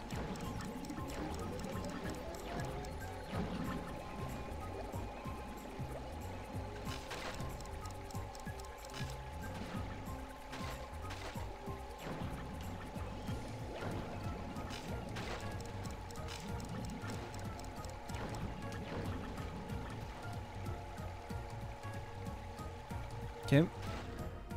Then this is where you start spamming Death Tornado. These nitros here are gone, and they are replaced with time crates. It's very nice.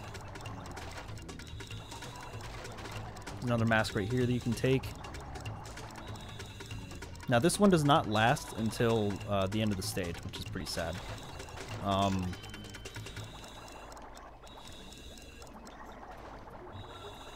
Like right here, you're gonna at least lose one. Or I guess what I did there guarantees that you don't lose one. But the fast way is to, well, okay, I lost one. Never mind. Never mind. Okay, just never mind. Just keep in mind of what I'm doing here.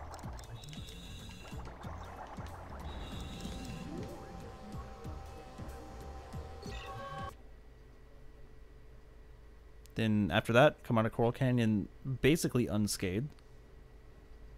And afterwards, we actually take a detour to Crash Droids, and you can do 2 visits up this level just straight away.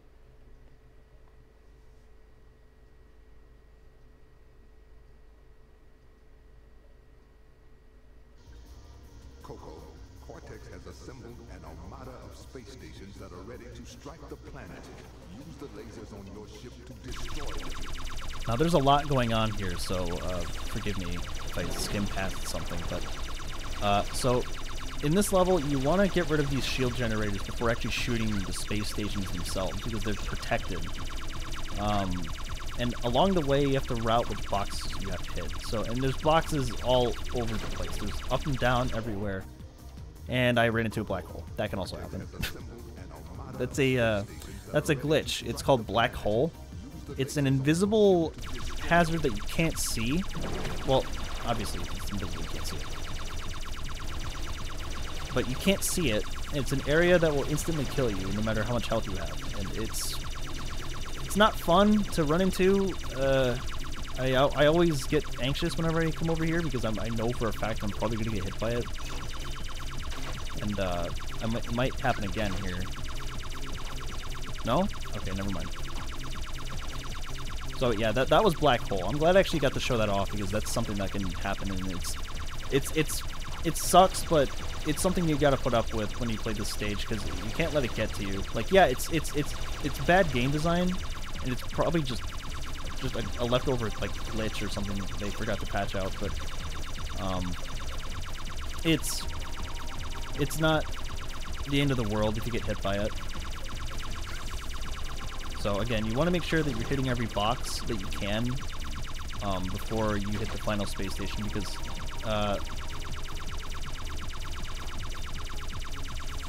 no, I'm missing one. It's right there. It's right next to me. Okay, so yeah, a faster way to do this is just ram into the generators. Ramming into them takes 25% of your health. However, they get destroyed instantly. So if you're close to a space station, keep that in mind if you have the health to spare.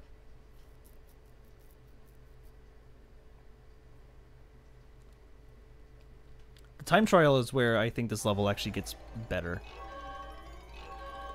because you don't have to worry about time boxes or anything like that. You can just do the level fast.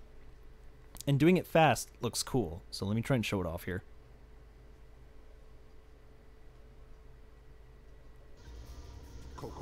Cortex has assembled an armada of space stations that are ready to strike the planet. Use the lasers on your ship to destroy them.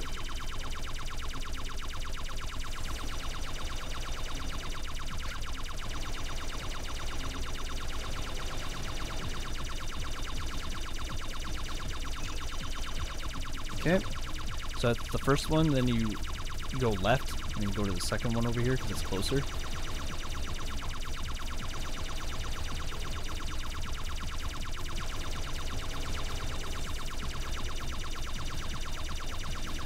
You can strafe to help not like completely direct your momentum forward. Strafing will actually stall your forward speed just a little bit, so that way you don't just ram into the space station and spin around.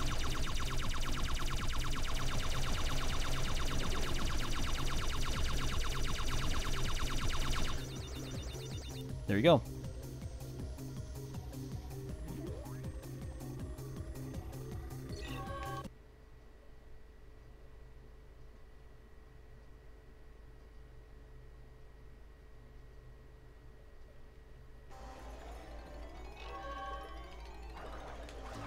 Alright, so this is where the mask that you carried from Coral Canyon comes into play. So the mask from Coral Canyon carries over to Avalanche. Keep that in mind.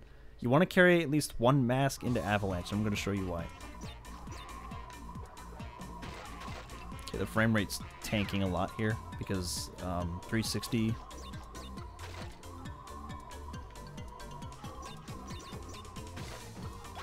Oh, also, so when I do the boss for this warp room, I'm also going to show it off on PS2 as well, because there actually is a major difference between Xbox and PS2 when it comes to the fourth boss.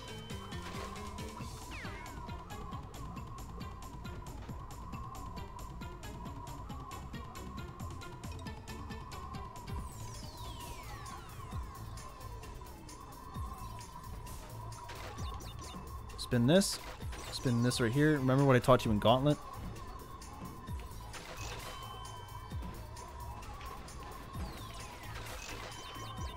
It's faster to like spin on the way down than it is to like do a body slam from below, because the body slam, of course, takes up a lot of time. So when you body slam those TNT with a mask, that's what you save. That's what you save up for.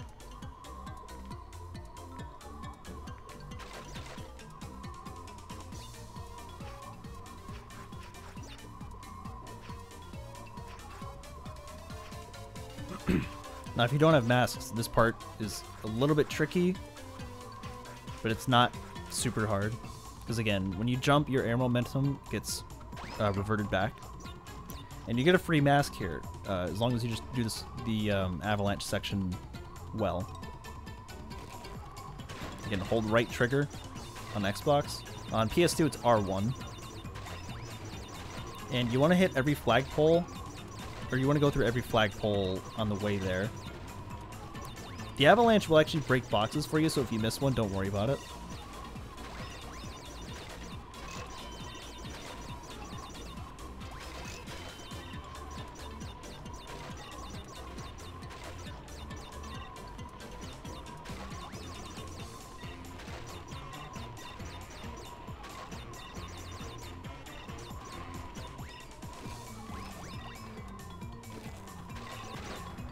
And that's it. So as soon as you...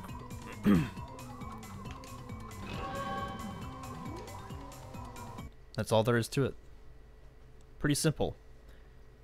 The hardest part of Avalanche is, of course, the Avalanche section, but if you're not familiar with it, you may want to play through it a couple times just to get the layout down. But otherwise, it's very, very simple. Very simple. And then Droid Void. The Droid Void is the stage you want to save for last because there's a Death of Use in this level. This is where the purple gem from Gauntlet comes into play, because there's a purple gem path here during the mech section.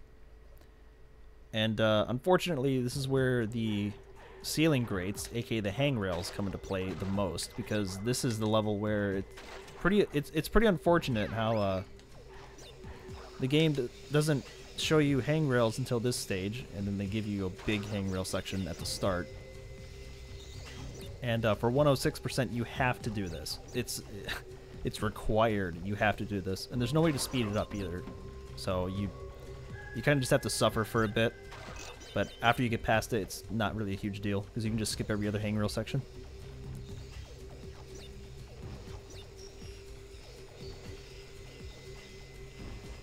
Damage abuse here to save some few precious seconds. If you want to, you can hit that checkpoint as well.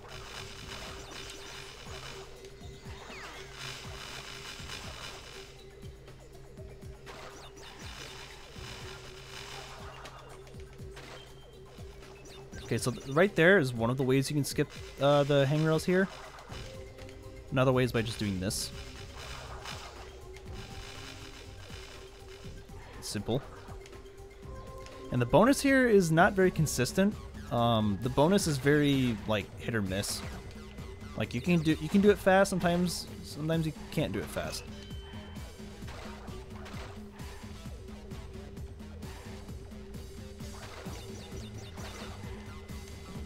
Like, that bonus is one of the most awkward bonuses in the whole game, if you ask me.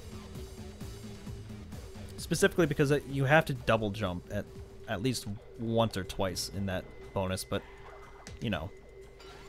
So once you pass that, cut that corner there, and you jump right into the mech, and that's right there is the only time you have to aim for a box, because the other times, you can just pass it. You can pass by, like, all these walls here, jump over everything, and just generally keep on the move.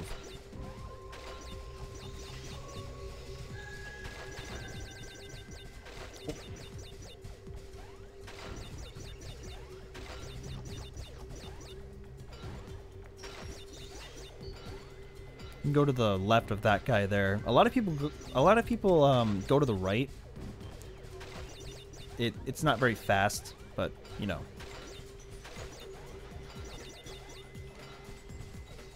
58. The previous checkpoint I skipped. So this jump right here is kind of finicky. You kind of oh well I did it wrong.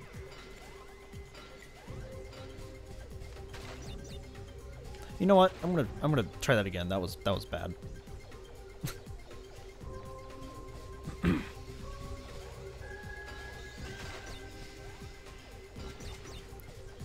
So this jump right here, you have to. So as soon as you land on one of those metal crates, you have to make a sort of beeline, like direction to the right a little bit, because you have to divert your forward momentum somewhere. Because if you just keep going, you're either gonna hit an enemy or a nitro, and that's not fun.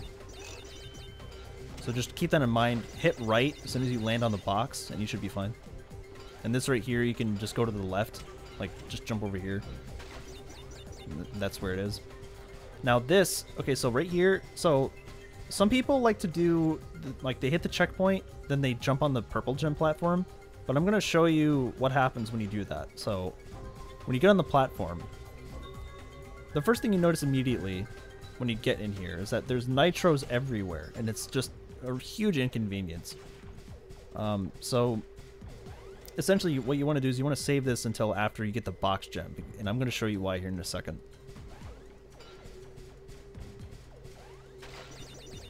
You can also wall boost here. Makes this part a lot cooler in my opinion.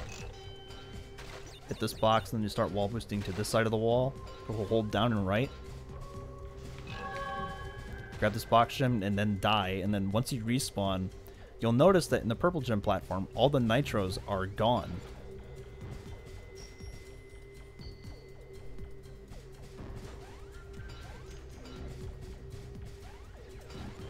See?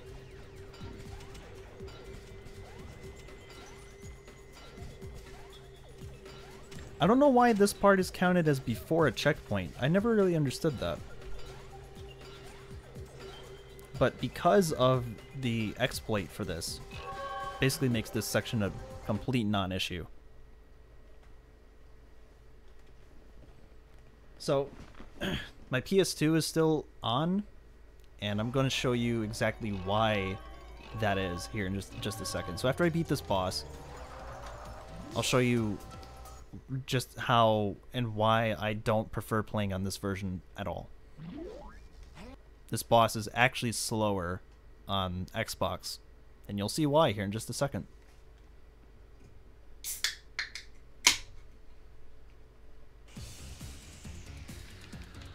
You can hit left or right here to move Crash's head, and I think it's pretty funny. So this is Atmospheric Pressure. This is the fourth boss. It's kind of like reminiscent of Engine from the Crash 3, with like you flying and needing to attack his attacking phases. So there's 4 phases that he cycles through. This is the second phase of this phase. Third phase is he'll shoot like an energy beam from this hand, and this one is like the hardest one to avoid because it'll continuously track you. So you gotta circle around it and shoot as many shots on his hand as possible. And the fourth one's very easy. You can get really bad RNG and you force the death abuse if you really want to just help speed it up. This one you shoot the side of his palm because it's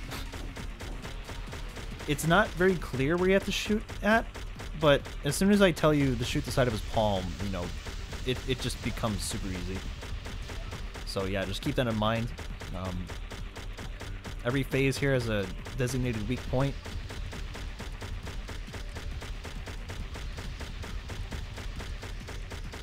I could not get the 2 cycle on this. Getting the 2 cycle on Xbox is significantly more difficult than it is on PS2 because PS2 has faster shooting, which means that this boss actually goes down faster on PS2.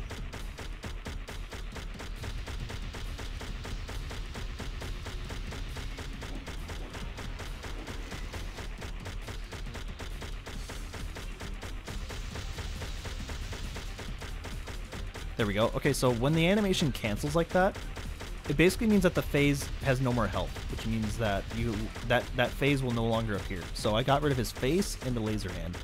So all that's left is the chest, which has gone down now, and the ball hand, which is about to go down right now. So yeah, every phase has a set amount of health. As soon as you deplete all of the phases, then he dies. So for instance, you can actually get stuck on one phase throughout like the rest of the fight if you get rid of the other 3. And typically it's the ball hand because it's not very clear as to where you need to shoot him. So let me go ahead and switch over to PS2 again.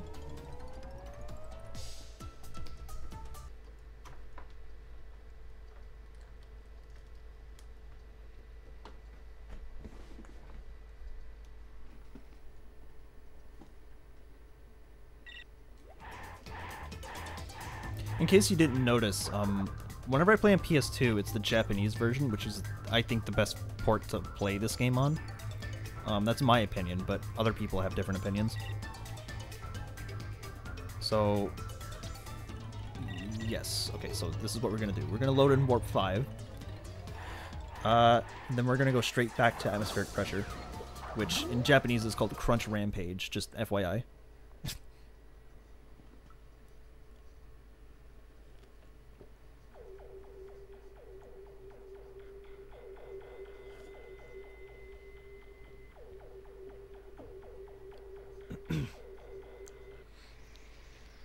So here's Atmospheric Pressure on PS2. It looks the same. But if you can't hear that, Crash is shooting a lot faster than he is on Xbox. This is the thing that makes or breaks the version that I run on.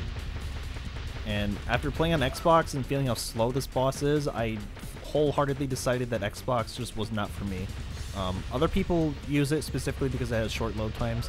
I, for one, I take the faster gameplay over the load times any day. You can actually see just how much faster his health is depleting on this version than on Xbox. You can get like a 3-cycle ball hand here. On Xbox, you get 4 cycles, and that's pretty bad. You can get a 3-cycle face. That was a little bit stuck. You can get a 2-cycle laser hand. Now this is important. 2-cycle laser hand is what you want to get, because having to deal with this hand for a while, yeah, there it goes. Having to deal with that hand is annoying. So getting it out of the way fast is the best course of action. And the last phase that normally ends on PS2 is actually the chest phase, and not this one. As you can see, like, that one actually got destroyed pretty quickly. In the face, and then one shot to the chest, and then it's over. So you can see just how much faster it is on PS2 versus Xbox, and this is something to keep in mind in case you ever want to run this game. That there is version differences that extend far past just like random box layout changes. So it's good to keep those things in mind. Also, it's also good to note that on original Xbox, so if you actually own an original Xbox, it's better to play it on that than on a 360, specifically because 360 uses emulation, and the emulation is kind of hit or miss. So you know what, we'll actually just continue the playthrough like this because I don't want to switch back my consoles, which means I actually need to turn my Xbox off. Okay, so Xbox is off. So here comes Warp 5. This is like one of the longest warp rooms in the game. However, it also has four platforming levels, which is pretty nice in a platforming game. It has one ball stage, which of course you do that first. Medieval Madness is one of the only time trials in the game that you should go out of your way to get. Because when you go for the relics are the main issue with the late game route. But Medieval Madness is the constant. This is the only level that you should go out of your way to get the relic in. And I'll show you why here in just a second. So this level's pretty simple. Well, I say simple, but it has a lot of like minor things going on that you need to keep in mind. My movement here is not very good. There's a cycle here in this level that you can actually make. In fact, you know what? Let me go ahead and die and restart and show it off better.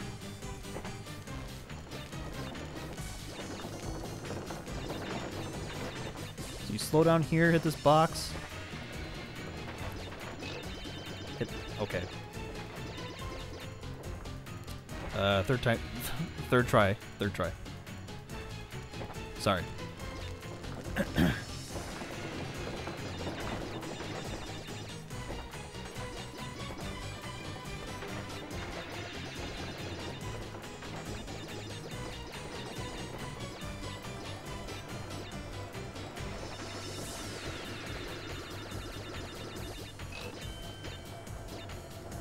Now this part right here is pretty tricky. You want to maneuver a corner around those nitros. Box right here you need to go out of your way to hit. Come on. Hit these two boxes and you start going really fast. Circle around here.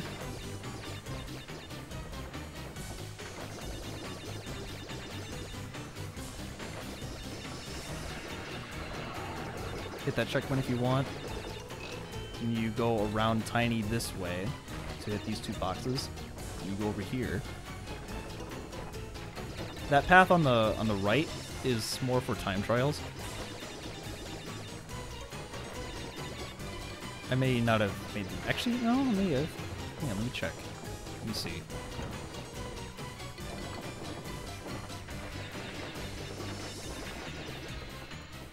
Okay, I did not make this cycle. I didn't make it. What you want to do is, like, when you get around here, you want the platform to be coming down. And when the platform comes down, you immediately you ride it up. And then this should also be down theoretically when you get here, but if you don't make the cycle, then it's fine. It just means you waste about like, I don't know, 10 seconds or so waiting for it. You should have 86 boxes by that point. And then I would say it's faster to go around here and hit these boxes than going up and around and then down, because I think that method is actually a lot slower. You just circle around Tiny here. Make sure he doesn't push you off. He's kind of an asshole.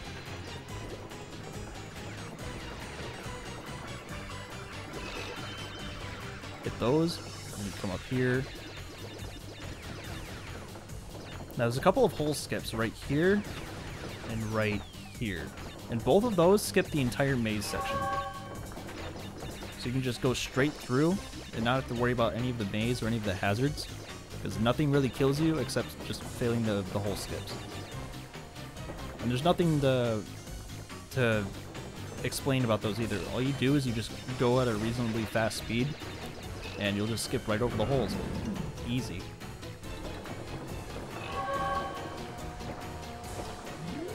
And make sure to not roll off and die. That's happened to me a lot. There's a lot of space where you can just roll off and kill yourself, and it's not fun.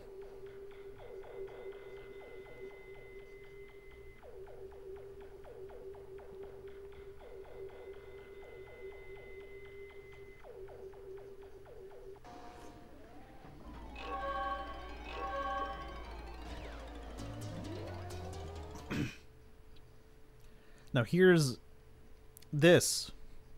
This is what you want to do as soon as you get to Warp 5, is you want to do two visits to Medieval Madness. And typically I do it first because it's a very annoying stage to mess up later in the Warp Room. Like, imagine doing Gold Rush, Crash and Burn, and then you get to Medieval Madness and then the run dies. So you want to make it priority number 1 to just do Medieval Madness first, and then just worry about the rest of the Warp Room later. Because this level is like top priority. You want to get through this level without too much issue. Okay. Okay. I'm gonna roll off and die.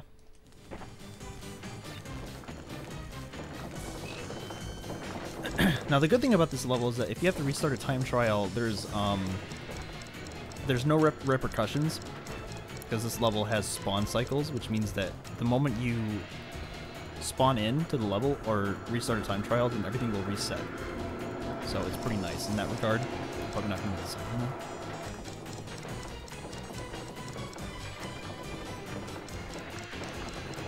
So you speed through this part, you avoid Tiny, then you go onto this right path here because it's actually a lot faster and you keep your speed. Alright, so when the piston comes out like that when you get here, it's actually a good sign. You sort of have to get a feel for the piston there, but once you get a feel for it, the platform comes right down, and you can just keep going. That's the only cycle you have to make in the time trial. After that, it's free. No more cycles.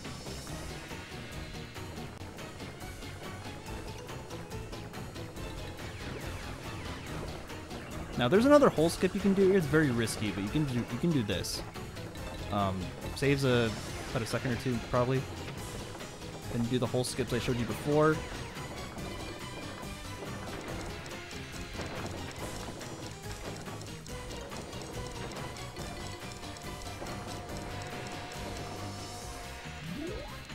You fly into the portal, and then that's it.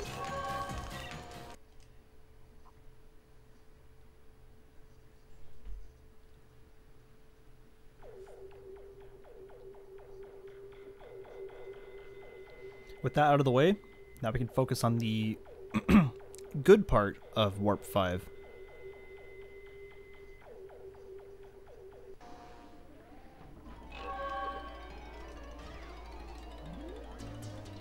This is Gold Rush, the the Japanese text reads out as Gold Crash or Gold Crush. It's a Japanese-only joke that gets lost in translation, sadly.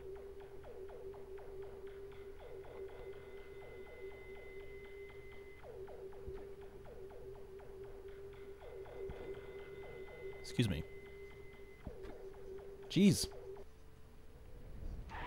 So Gold Rush is very straightforward until a point, and I'll get to that. But just know that for right now, don't worry about anything except for just sliding through, making sure that you're hitting all the boxes. You can do a falling spin there to break those crates faster.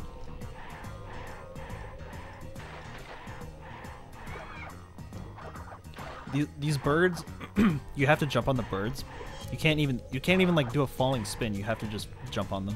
Otherwise, they will take a mask. A wall boost here to get up here.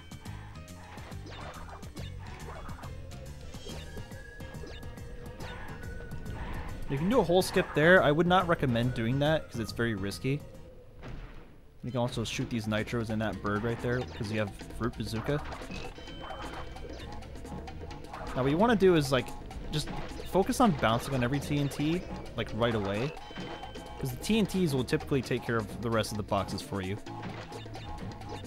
I say typically, but they always do. And if you want to, you can like snipe this nitro right here.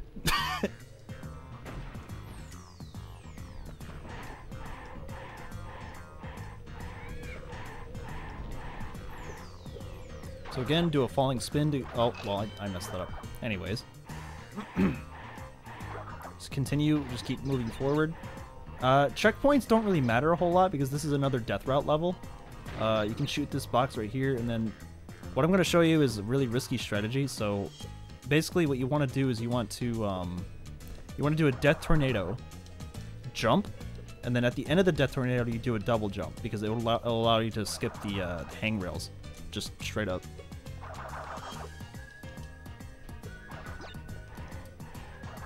You can do it again here. That one's a little bit more tight. In this part, you want to mash X to go faster, and then you hit square, or you hit A and then X on Xbox.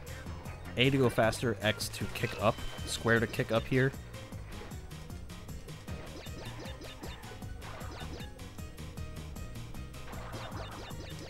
You can do a death tornado right there. Now, as soon as you hit this checkpoint, you have to hit this checkpoint. Gun immediately for the death route platform. It's at the end of this corridor here.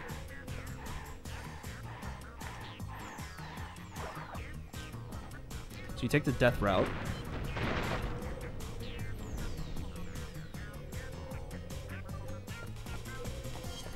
And I'm going to show you something cool that you can do with the bazooka. So just focus on getting through the death route like unscathed, because it's a lot harder than it looks.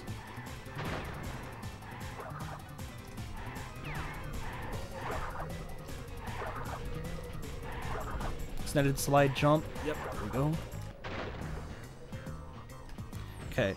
Now you shoot the gem and then you immediately go into the water and die. Now shooting the gem, that's a really cool thing you can do in this game. You can shoot crystals and gems with the bazooka. It's very cool. It's one of the more unique aspects about this game. It makes getting the yellow and red gems a lot easier. Also, yes, I tried to go for a mask and the TNT fell on me. No big deal. Masks don't really come into play very often until you get to crate balls of fire, which is level 24. So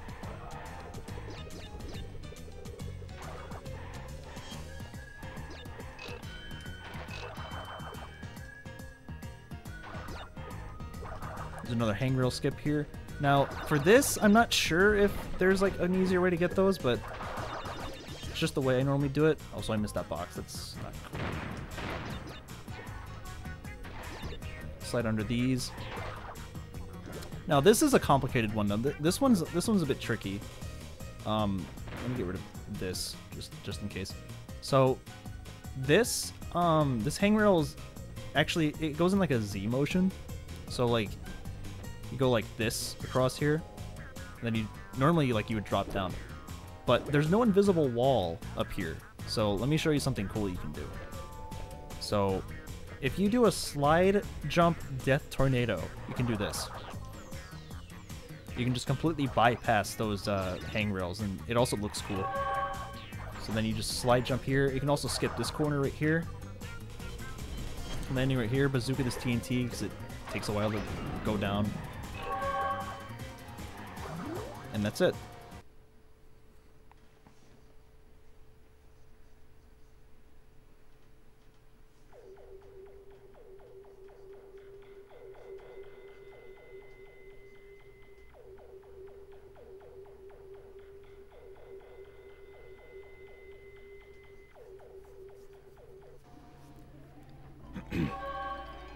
Now, coming out of Gold Rush without a mask isn't really a huge deal.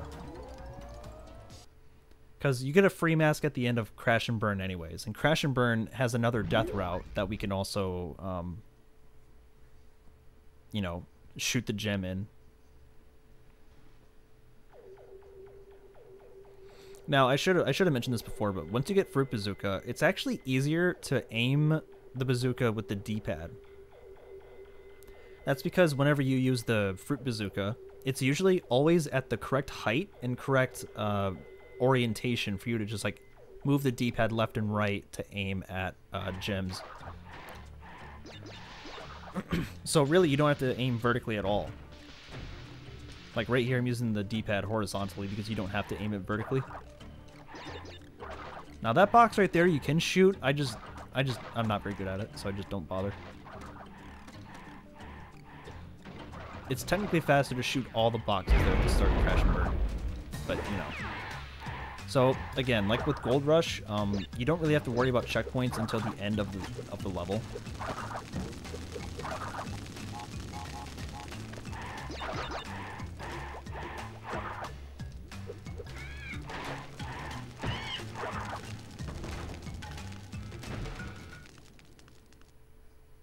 Oh, I was trying to shoot the crab. So this bonus is unique. It actually gives you a mask, which is something that no other bonus in the game does. Which you can either lose it right away or you can keep it. It just depends on the game's RNG. Nice.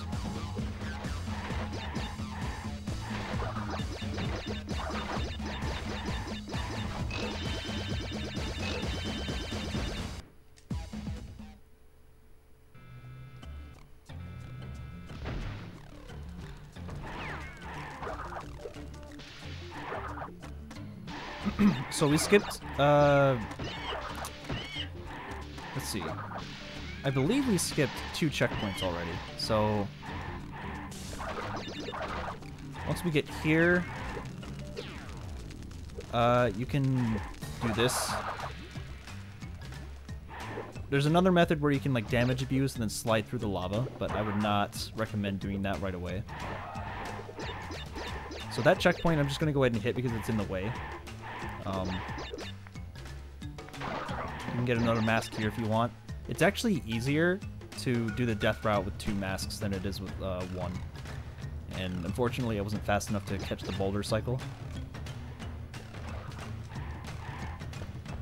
We're going to skip those 2 boxes and come back for them.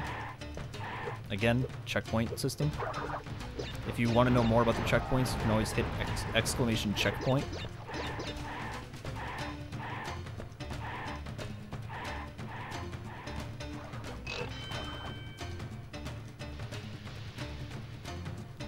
So you hit those 2 boxes, you get on the death route, and then you immediately start heading to the very exit, like to the end of this. It's kind of a long death route, so don't be surprised if it feels like it goes on for a little bit, but once it's over, it's over.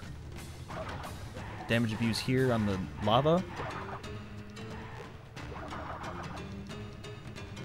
And here's where the gem snipe can either go right or go wrong. So the red gem bobs up and down in a very strange way, and you can see that how it's shaped. It's very narrow in shape, so sniping it can be a gamble.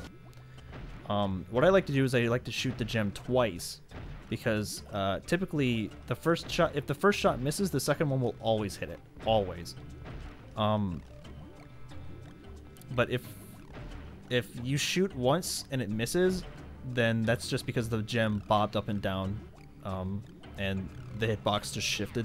So don't be surprised if you shoot it and it just completely misses, because that happens all the time. So just shoot twice if you're not feeling comfortable with it. And as soon as you shoot the second shot, you want to slide into the pit and die. And then you respawn at this checkpoint, because this is a later on checkpoint.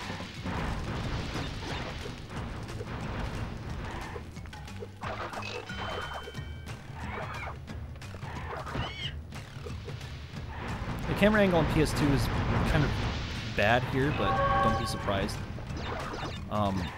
Just trust your instincts. And don't freak out. And Crash and Burn should be free.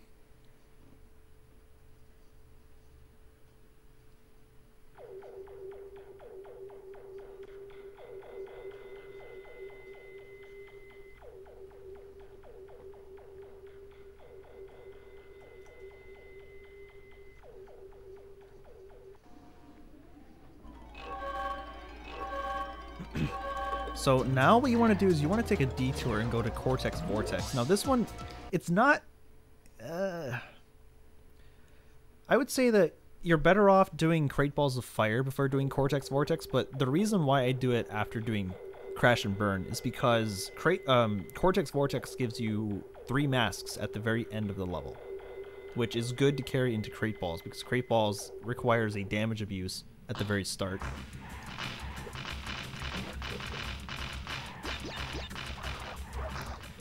So if you go fast enough here, oop, I fell.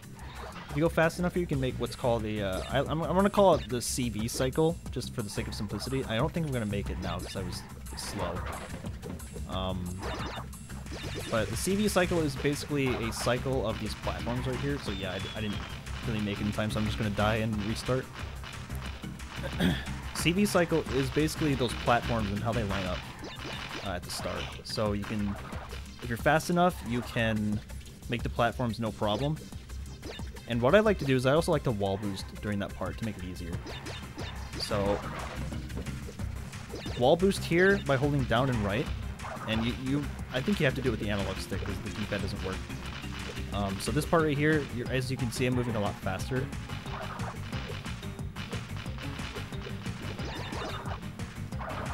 And that's the God cycle, that's the CV cycle.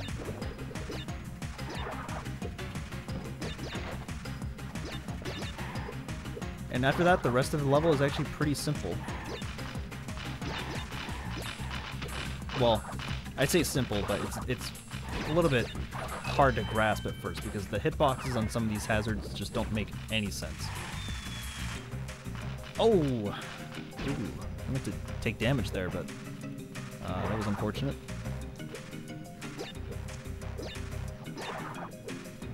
So I can't do the corner cut because I don't have a mask, unfortunately, so we're just going to have to do it the normal way.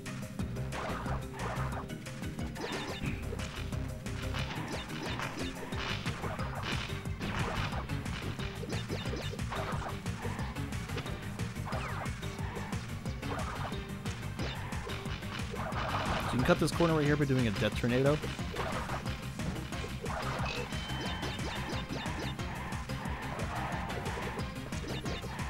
And then after you hit that checkpoint, there's only 2 checkpoints in this level, by the way. After you hit that final checkpoint, you go straight to the green gem path, and then you carry...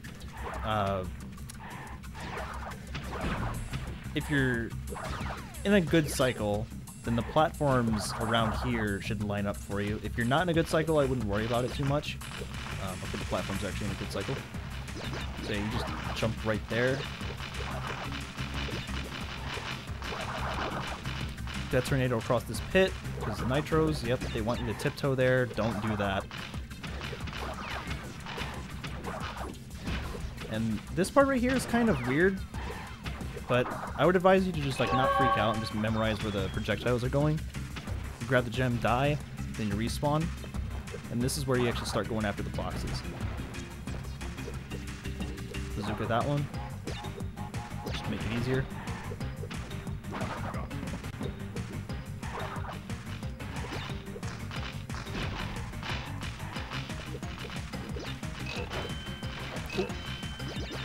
Body slam those, hit the TNT, and then what you want to do here is actually damage abuse on these nitros, because it's a lot faster to just go through there. So this is where the masks come in. There is a skip you can do here by shooting the crystal, but I'm not going to show that off because it's a little bit difficult to do at first.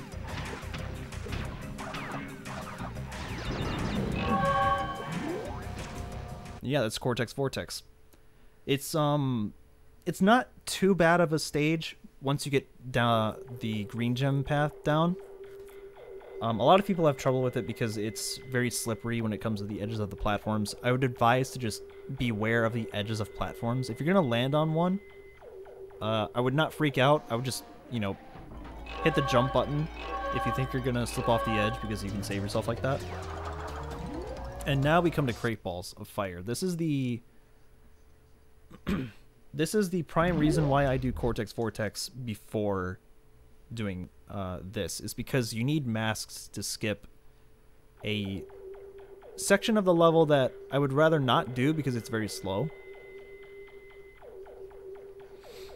So hopefully I can try and show that off here just straight away, because there is a cycle that you can make with the platforms that hopefully I can show off here.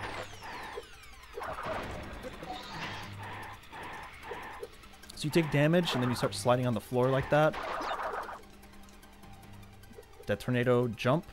And then, if you're lucky, you should be getting the platform cycle like this. Hit the checkpoint, and then immediately go into the bonus platform. What I just did there, that's the optimal thing to do. And I shot the nitros there just to make it easier for myself. Okay, no buffered body slam. Cool. You can slide through these nitros right here, just to make it easier. I always forget to shoot the TNT here with the bazooka. Slide through this part right here. You can wall boost there to get on the platform faster.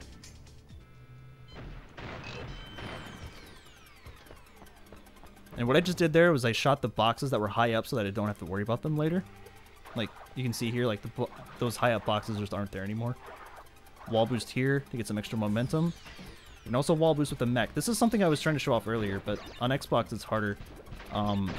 So the mech, you can wall boost with it, and it goes really fast, because it goes slightly faster than Crash does by default. So when you wall boost with it, you go mega fast.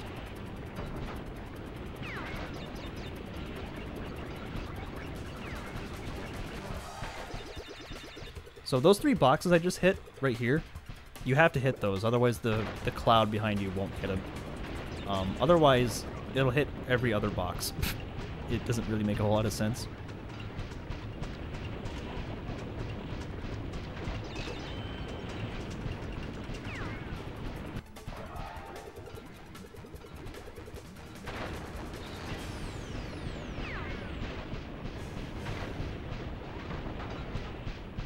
So yeah, just do the chase section like normal.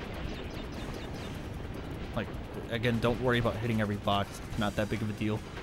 The only box you have to worry about hitting is the switch crate. Because of course the cloud will not break it for you. Then you can also wall boost right here. So I'm holding left and slightly down, because for some reason you can't just like hold down and left on the D-pad. You have to use the analog stick for this. But if you do it correctly, you can go really fast.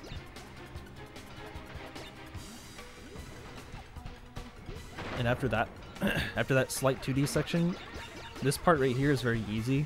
So you just get to the end, and boom. That's it.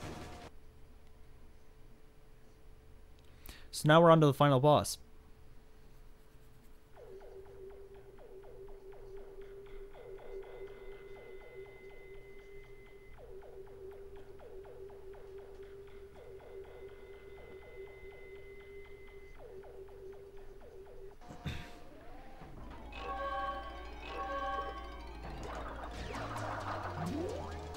So, If any of you have seen my streams before, then you know exactly what's coming.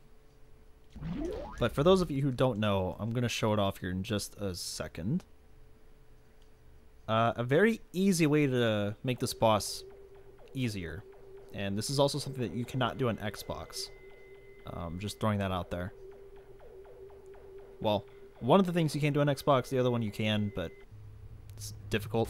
So, during the first phase and second phase, you can just tiptoe, and the balls that home in on you just won't hit you, because you move just fast enough for them to not be able to touch you.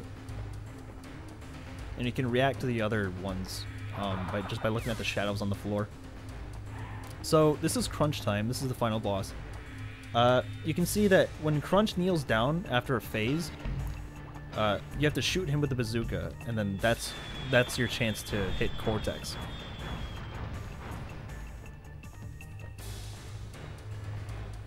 So Crunch stumbles for a bit, he jumps over to Cortex, punches him, he lands on the floor, then you hit him.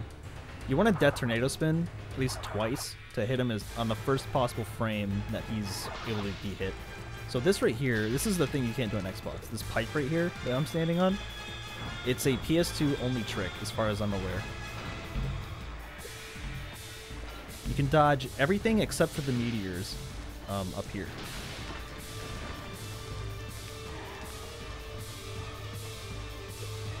It's pretty useful when you figure it out.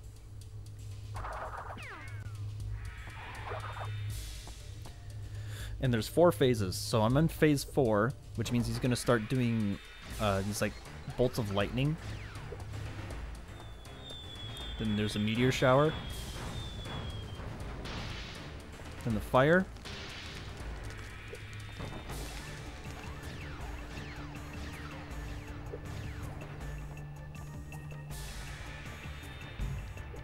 He's going to do meteors again. Yeah, as you can see, like, the meteors will actually home in on Crash regardless of where he is. So they can still hit you even if on top of the pipe.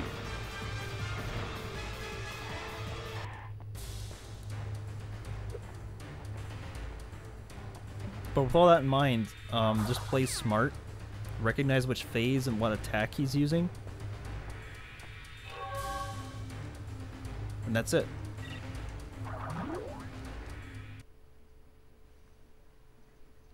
And then after this comes the second half of the game where you go for all the time trial relics. So here's where the relics actually come into play.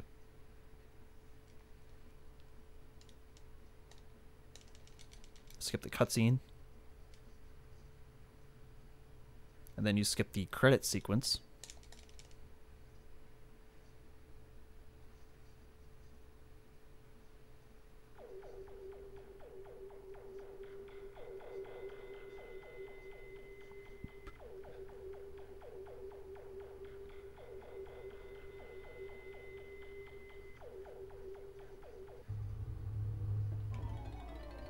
So here's what you want to do now. You want to go straight to Warp 1.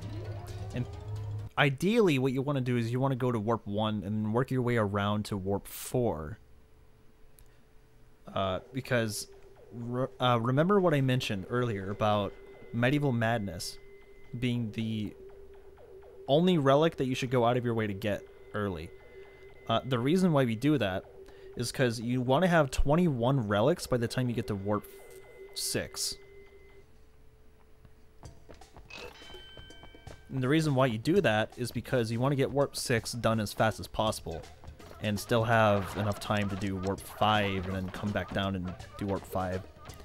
And once you're done with Warp 5, you go straight back into the final boss from that warp room instead of having to do all 25 relics and then go to Warp 6 and then take the platform back down. It's just slow. That's the main reason why we route it like this. So with speed shoes, wall boosting is significantly buffed because your speed is a lot better. In fact, let me show off like just how good it is. So if you go onto this wall and start boosting, you can notice just how much faster I'm going. Jump up hills to go a little bit faster.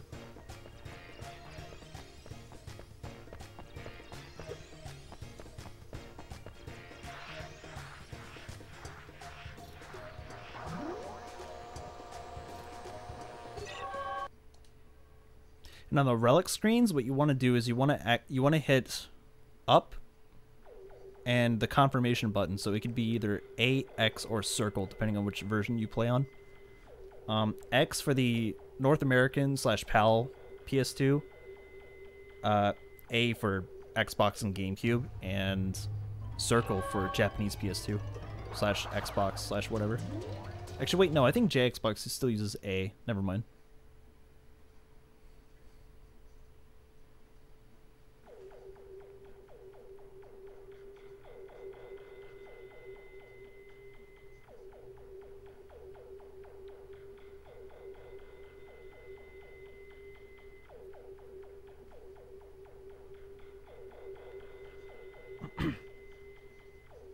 So Wizards actually has a lot of walls that you can boost from, because this level has a lot of flat walls.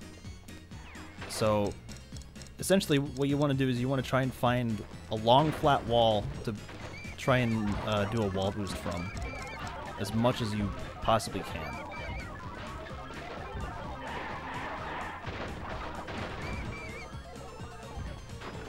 There's one coming up here right now. Okay.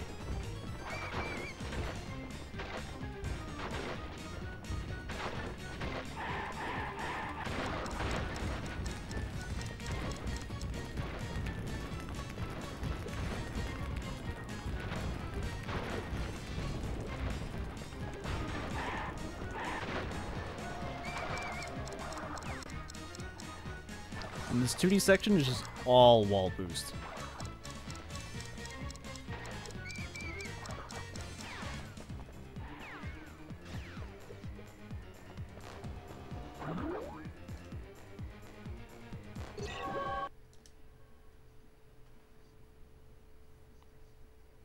So yeah, basically during 2D sections, what you want to keep in mind is that wall boosting is your friend. And typically in a 2D section, you can just hit up and right, and you get the most amount of wall boost possible, which is like an exact 45-degree angle.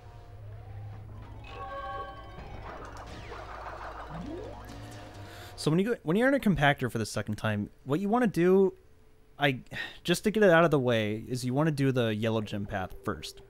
And if you come out of Wizards with 2 masks, then it's a lot easier.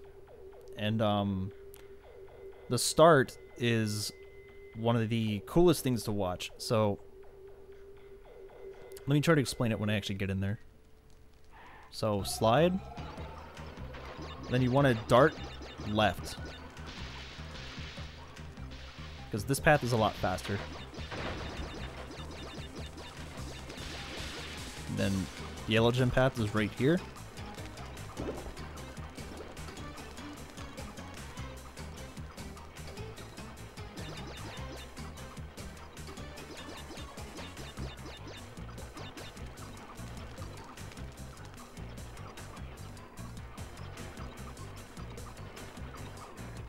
Just try to keep in mind where the nitros are. Don't try and freak out, or try not freak out.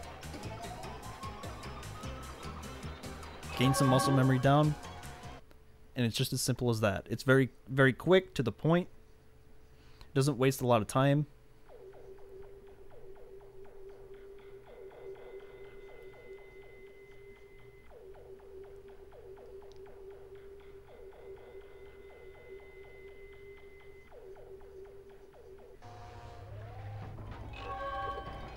And you go right back into it for the relic.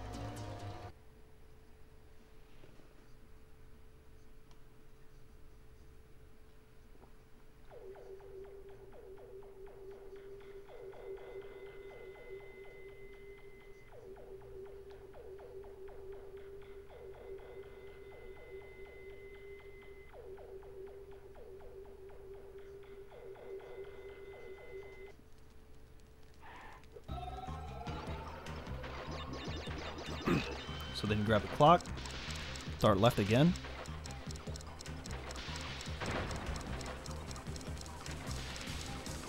Now for the split path coming up here, there's no clear, definitive, faster way. So if you want to go through this route here, it's totally fine.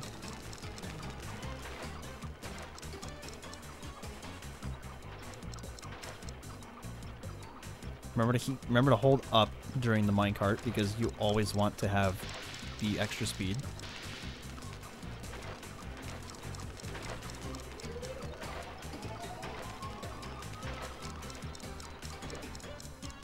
After that, try to avoid as many boxes as possible and then just rush to the end.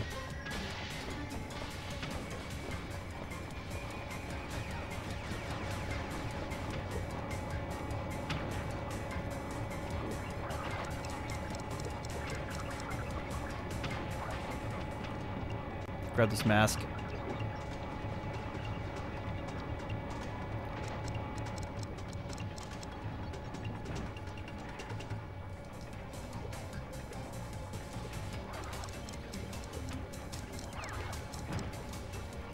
Okay, I missed the platform, the piston cycle. The pistons in the Japanese version behave a little bit differently.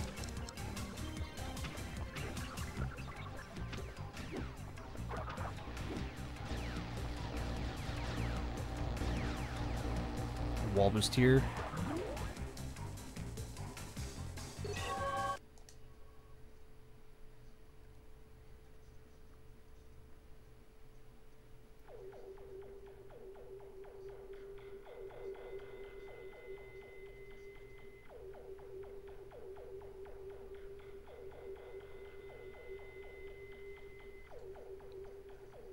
Now, if you come out of compactor reactor with 2 masks, what I would advise is that you go straight to Bonsai Bonsai. Okay, wait. Okay, give me just a second.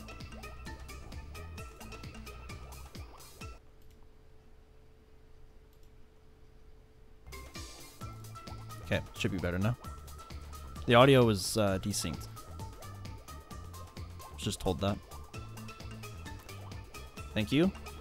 Anyways, yeah, so what you want to do is, if you have 2 masks, I would advise you go straight to the Bonsai Bonsai red gem path. Depending on which version you play on, it's either easy or it's hard.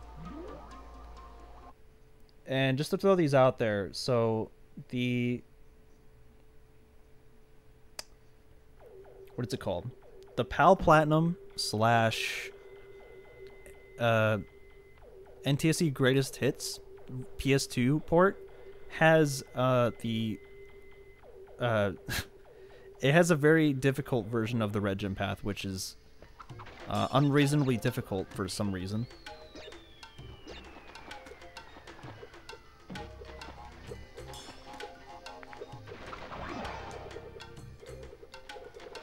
The idea is to keep 2 masks here at all times.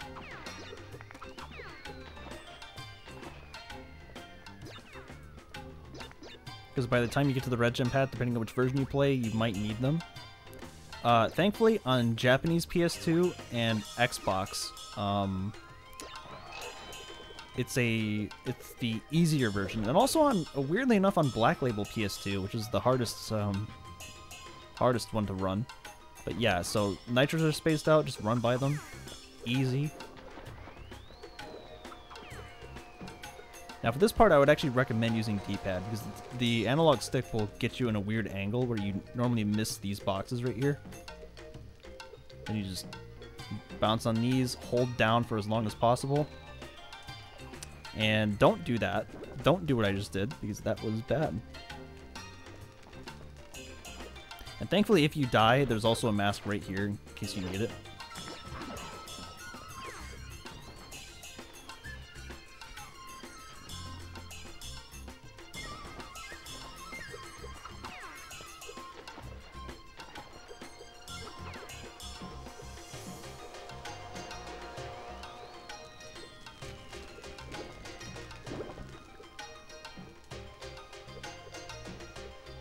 Okay, let me try that again. Yeah, okay, so yeah, so here's where the super body slam is. Now, typically you want to avoid this because all it does is just give you a text box that appears, and you can't skip it for like 4 seconds. Yeah, so really, and like it doesn't really do anything for the rest of the run anyway. So, and also it doesn't give any percent. I know I forgot to show that off, but you can skip super body slam, like just straight up, and the rest of the game won't matter. So really, it's just a useless power-up.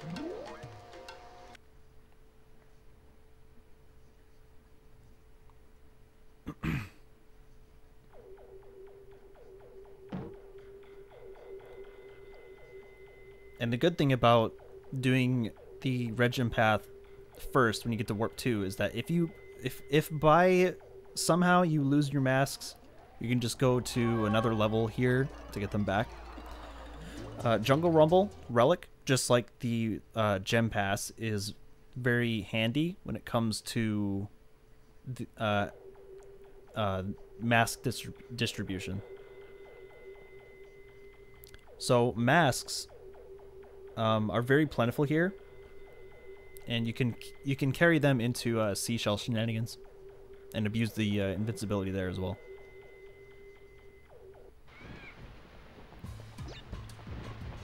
So the first mask is right here at the start.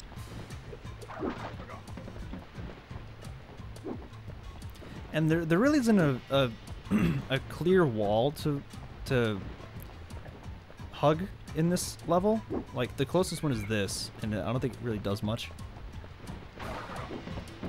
So right off the bat, we already have 2 masks. And you want to carry these into Seashell. And there's not really a whole lot of other hazards except for the chase section, so just for now, you just chill and run to the Jeep.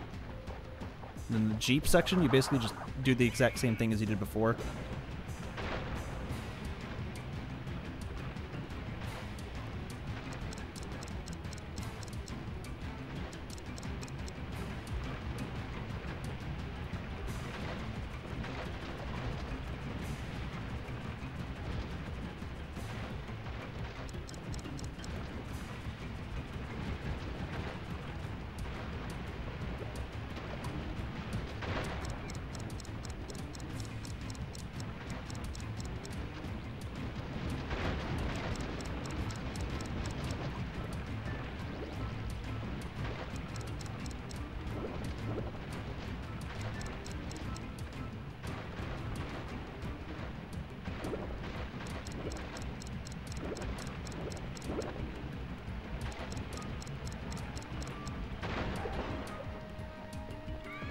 After that, you just try and wall boost off this bridge here. Believe it or not, wall boosting off the bridge actually does make you go faster.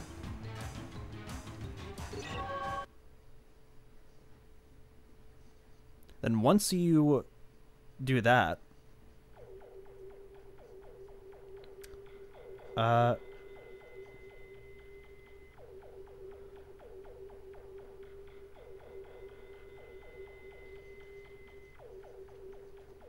if you have 2 masks coming out of Jungle Rumble, then you immediately go into Seashell and take advantage of the invincibility in that level.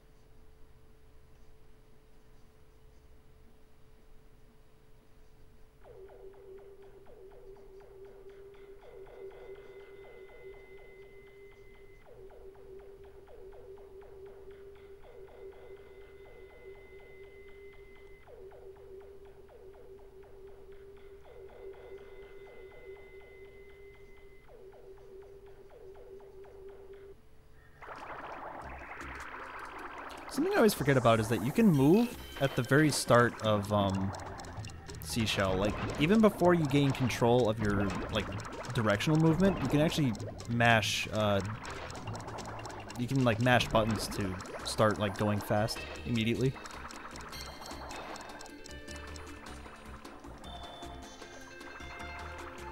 I'm gonna hit this map down here. So yeah, in Seashell, you want to spam Death Tornado Spin as much as possible, because it's just faster.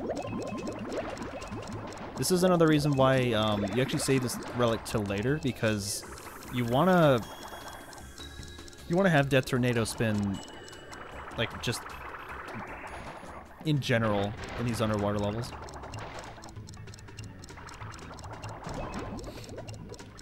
It's why you can do Coral Canyon early, but not this.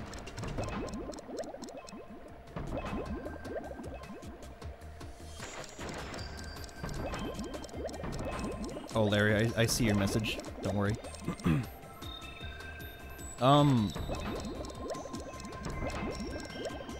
the thing is like, I don't know. You get the green gem pretty early on in the game. The red gem, I can see it being more of a reward because you play to the end of the game and you manage to get the red gem. Oops. Yeah, don't get stuck there. The relic time for this is very lenient. I was about to say strict, but that's not true. It's very lenient. The platinum time here is around like 50-ish seconds, so honestly, if you're below 50, then you're cruising.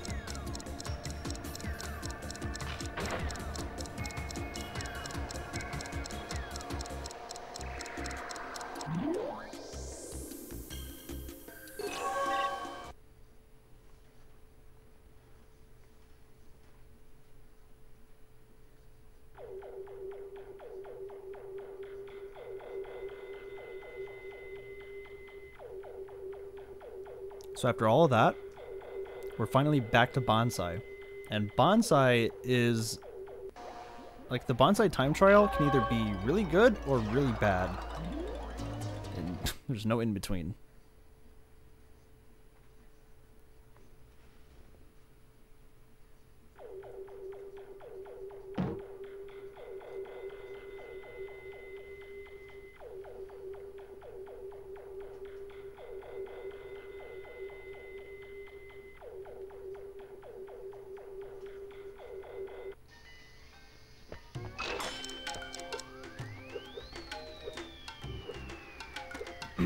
So I'm using the D-pad here, and now I'm not. I switch between the D-pad and analog stick on the fly when it comes to PS2, because I like to take advantage of the ease that D-pad will give in some sections versus the analog stick for precision.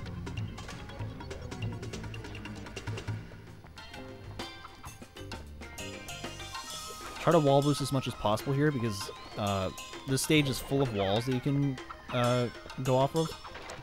So it's very nice to be able to use all the walls to their advantages.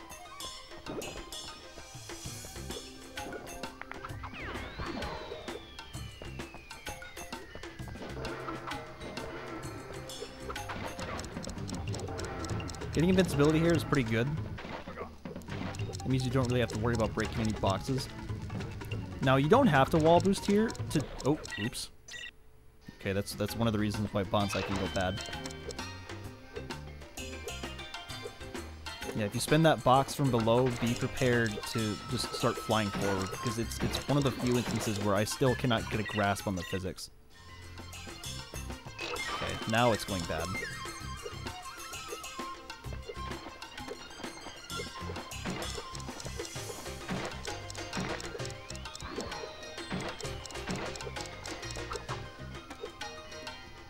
Okay. Alright, it's going really bad. This is my 4th attempt.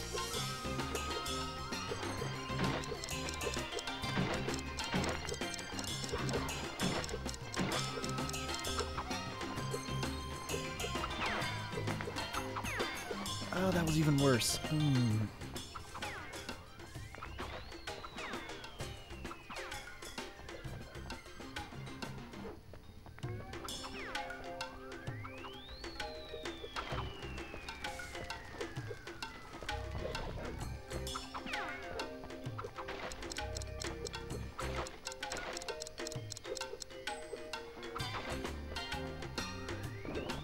Oh, you're fine, Larry.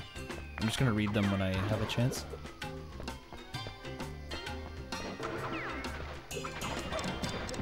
Okay, that was not what I wanted to happen, but you know what? We'll just take what we can get now. What you want to do is you want to leave Bonsai with 2 masks to carry into H2. However, with how badly this was going, that's not like a reality, to be honest. H2 doesn't really require masks, it just makes it a lot easier, if that makes any sense. And technically, yes, it is faster to have 2 masks, but I'm not in the mood to go backtrack for more.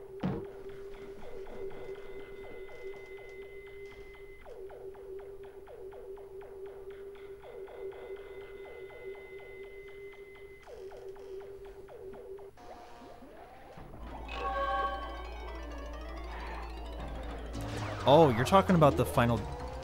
You're talking about the green gem path in Cortex Vortex. That one doesn't even require all the colored gems. It's literally just a green gem path in Cortex Vortex. It's pretty funny, because you'd expect it to be a full-on colored gem path, but it's not.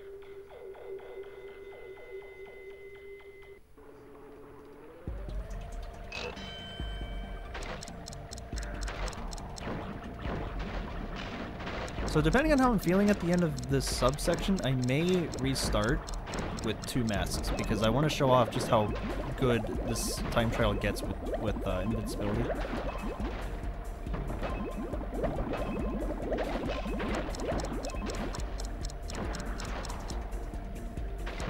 Sadly, there's no masks in this subsection, so you're just gonna have to tough it out for a bit.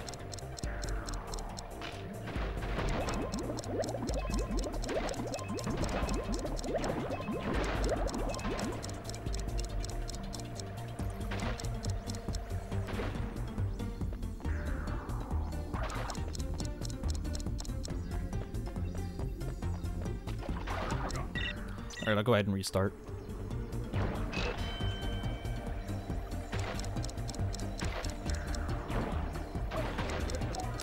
Okay, that was a bad move.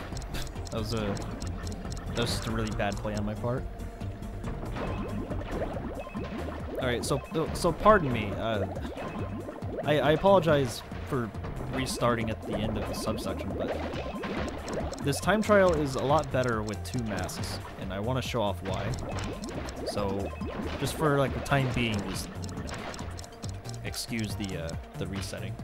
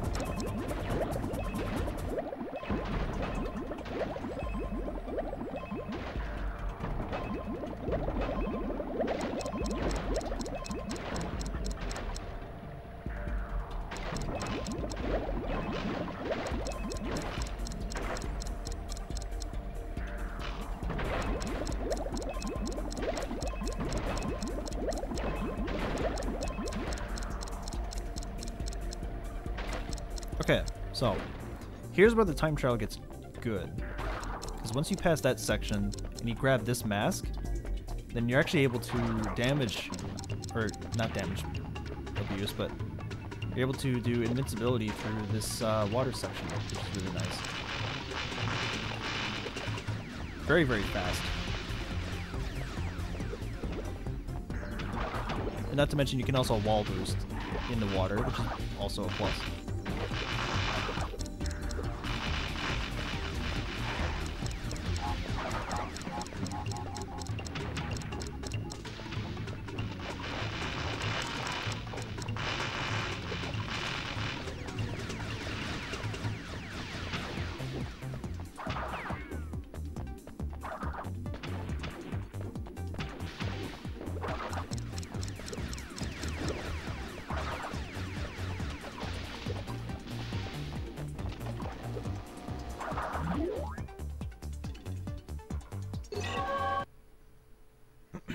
See, that is a good example of the H2O relic done correctly with 2 masks. It's very, very cool looking.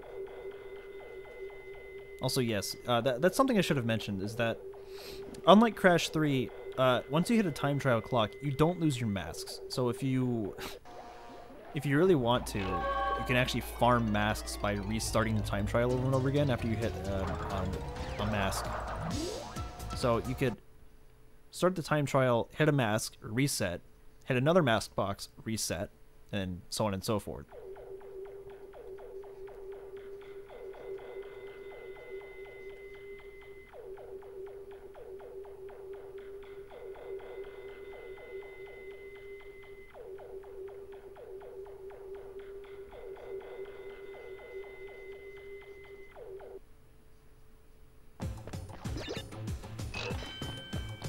Gauntlet time trial is not that hard. I'm just very bad at it. You can wall boost there. You can wall boost here as well, actually. Do another stair jump.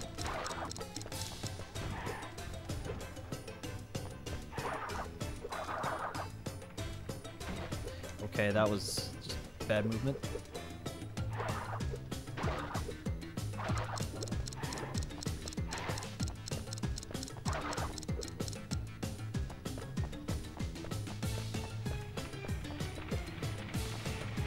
Once you get to a flat wall, immediately start the wall boost, like right here. You can see just how much faster I'm going, like without wall boosting, and like with wall boosting. It's actually kind of crazy. Especially during 2D sections. You can definitely see it more in 2D sections. And I died. Cool. Yeah, this one's not that hard, but when you start implementing a lot of advanced tech, it becomes a little bit more difficult.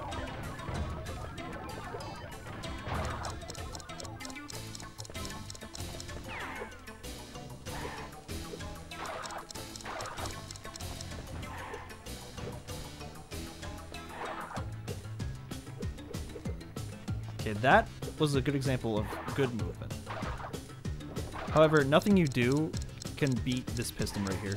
That piston is forever gonna slow you down.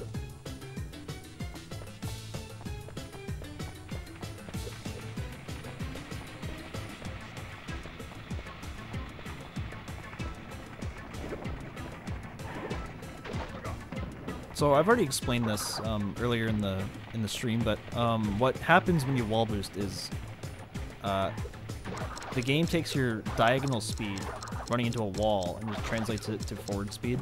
So essentially, when it pushes you away from the wall, it's making you go faster.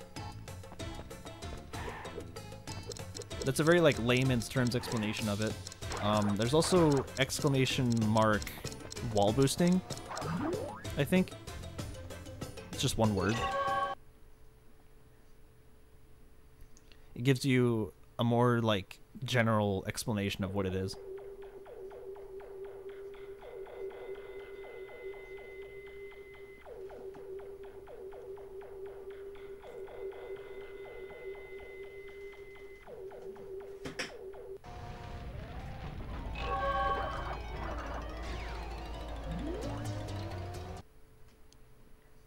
Exactly. That's how it works. So for the time being, until I get to Warp 4, there's really not a whole lot going on until I get to Droid Void. In Droid Void, I'm going to show off a really cool skip that you can do with 2 masks. So be on the lookout. So after Warp 3, shit's going to get interesting really fast.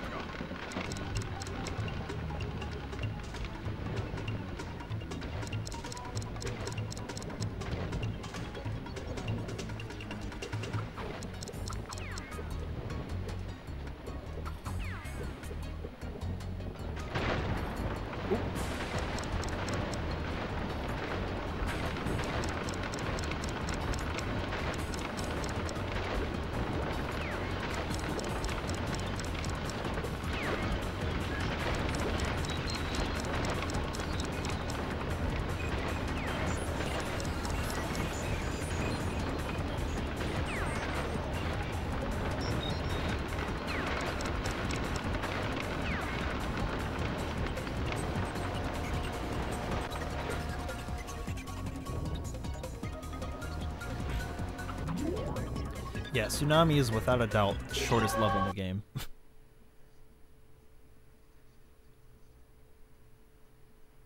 It's actually unfortunate how short it is, because I think it was supposed to be a lot longer. Given the beta screenshots that we've seen so far, there was supposed to be like a whole like docking section that just got completely cut off from the rest of the level.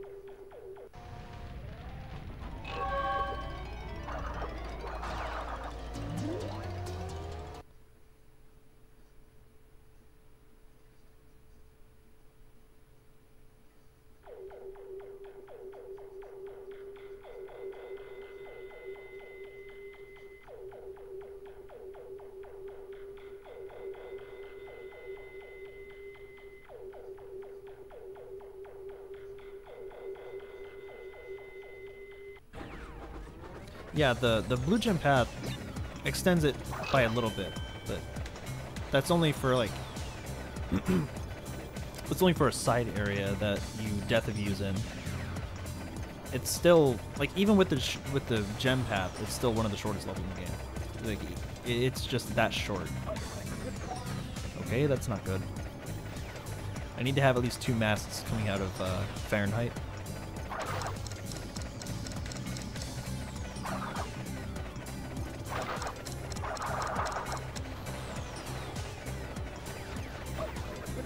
That's really not good. Okay, I need to start farming for masks in here. Having masks coming out of this level is very important.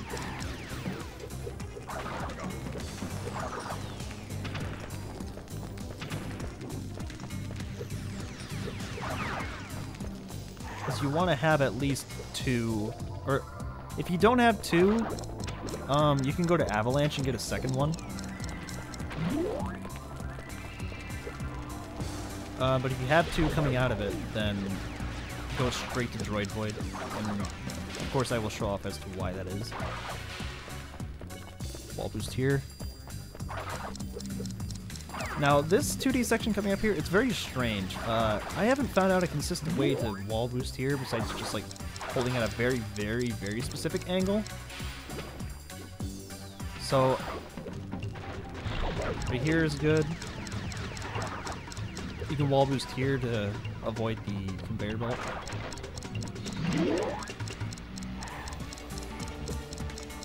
Wall boost there to get a lot of leeway time.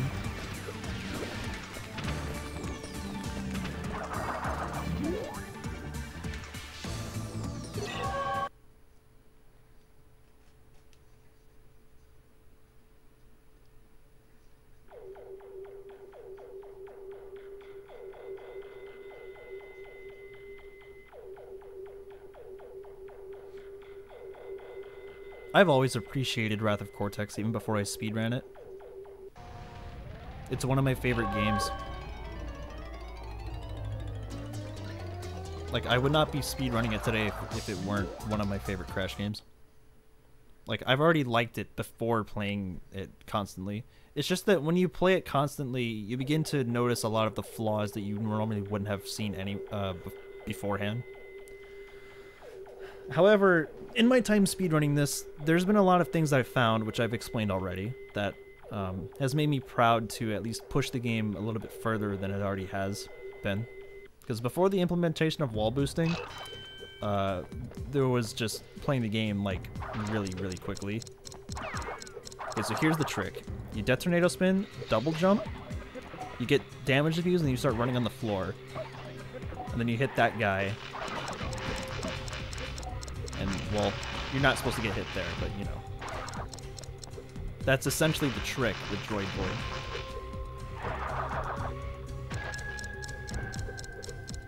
And when you do that, you get an easy Platinum Relic. Like, that section takes so long, to the point where the Platinum Relic is actually just based off of, like whether or not you get Platinum or not is just how much of that handrail section you skip. And when you skip the entire thing, well, you get a free Platinum Relic. And a lot of the time boxes are in your way too, so. And you can go to the right, or the left right here.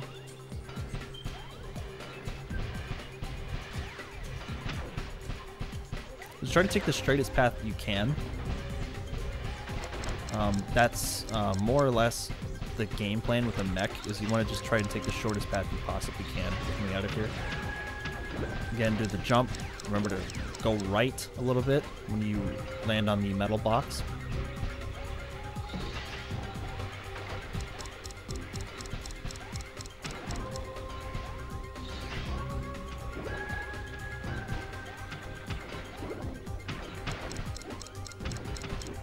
Okay, so with D-pad on PS2, this part is way, way easier.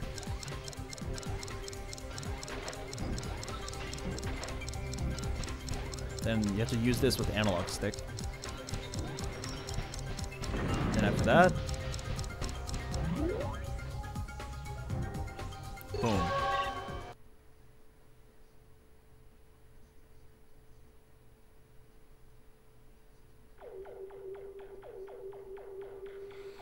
I guess if we're talking objectively, Wrath of Cortex is not the best Crash game. It's not a bad game, but compared to the other Crash games, it's not particularly well made, I guess you could say. Crash 2, I think, would be the best Crash game as far as like the public opinion goes. I like Crash 2. I like it a lot. And then after that would be Crash 1, and then Crash 3. And then, well, CTR is actually up there too. I forgot to mention, CTR is way up there. Because CTR is just a really good game. And then, so I put like TWAC, CTR, 2, 1, 3, and then like Crash Bash, if we're just going to include that one.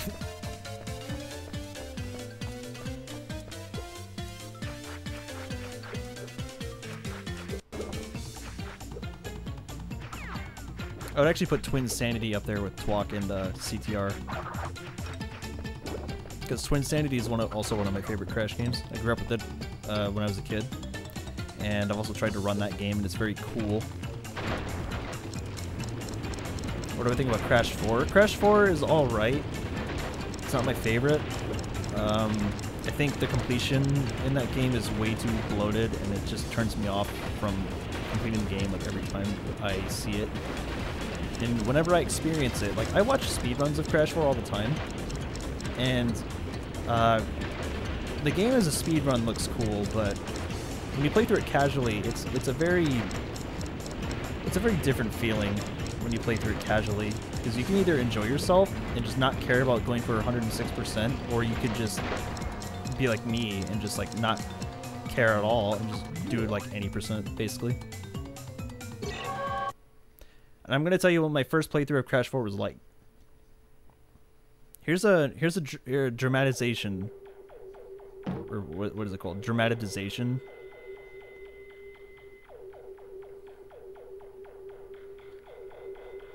So I'm playing through Crash 4. I get to the end of the stage. What? I missed one box? Where? Literally where? I played the stage 3 more times. I still don't find the box. I look it up online, and it's in a spot that I would never, ever have looked. And so I go into the game, I see where it is, and then I'm like, okay, well that kind of sucks, but at least I know where it is now. And then the rest of the game happens. It almost feels like every level in Crash 4 has one random hidden box just somewhere off screen that you just can't see. Even if you pan the camera, you can still barely see them. So yeah, no. I still think Crash 4 is like a well-made game. Like, it's definitely a Crash game, and a well-made one, but I would not put it up with as my favorite. I would not even consider it. I like what it did for the series.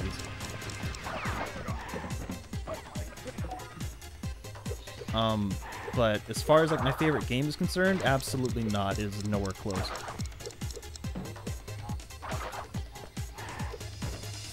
So right there, you can do an extended slide and then immediately jump off the handrails. I think that's the fastest way you can skip that without doing a DTS glide.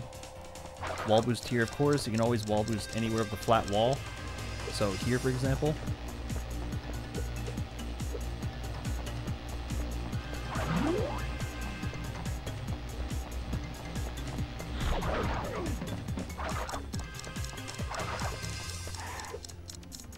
Sliding through this should be free, but I got hit there, so it's not free anymore. And then just wall boost your way onto the right wall and then go straight into the portal. Now after this, this is the part where you go to warp 6, okay?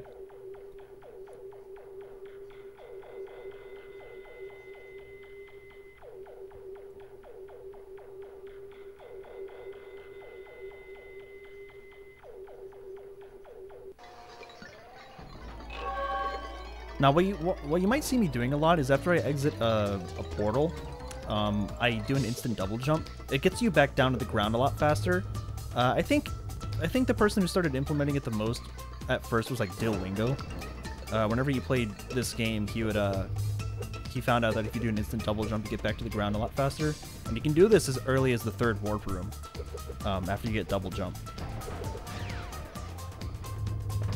But yeah, you can run. Okay, so if you've never gone on the Warp 6 platform, you can run straight onto it after you hit the Warp 6 platform. Here, let me show you.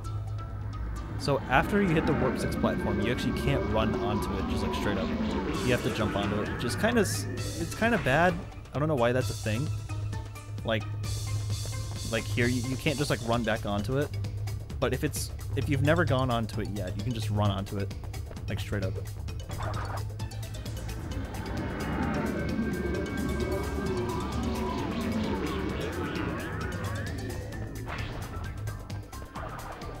So here's Warp 6, okay? Now let me show you something.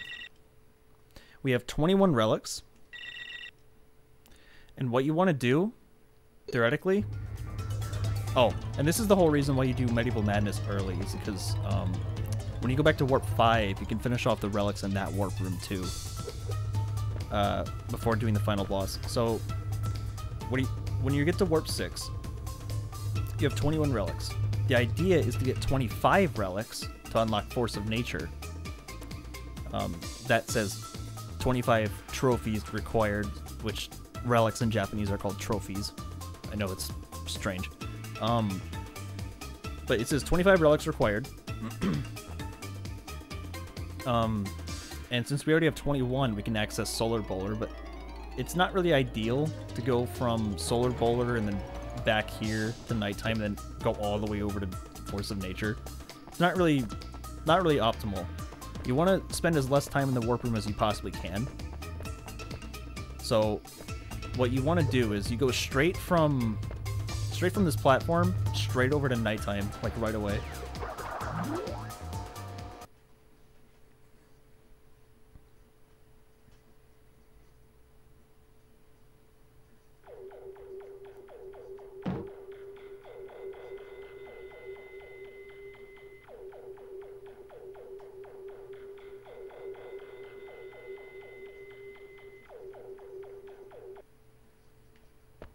Now, if you have one mask, I would recommend doing the time trial first, because the time trial will actually give you more masks to do for the gem pass.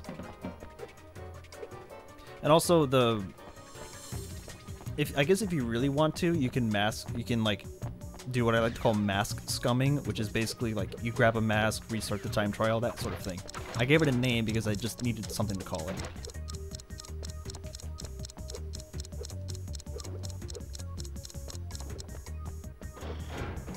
So you just run through here,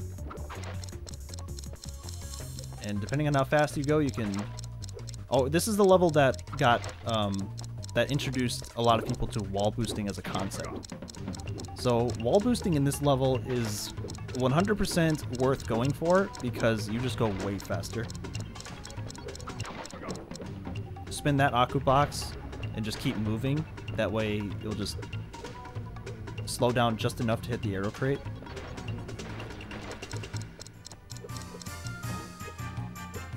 Now, if you want to, you can go up here and...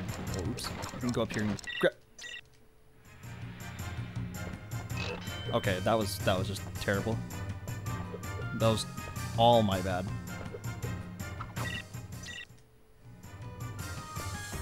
So, I guess since I messed that up, let me show you what happens when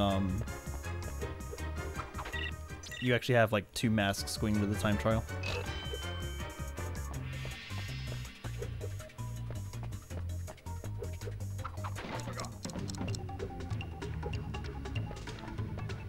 Masks basically guarantees the fact that you don't have to worry about this guy right here, because that guy will just block you.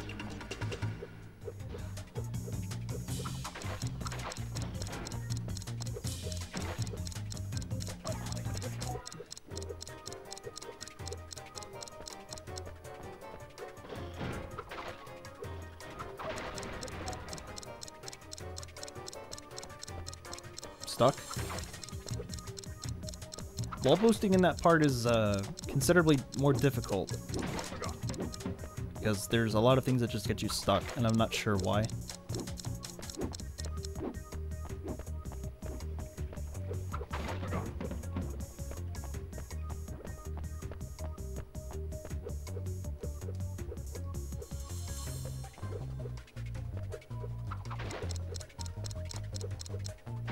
Oh, I should have mentioned this before, but when you have when you're wall boosting, you want to make sure to not spin boxes or enemies because it will slow you down significantly.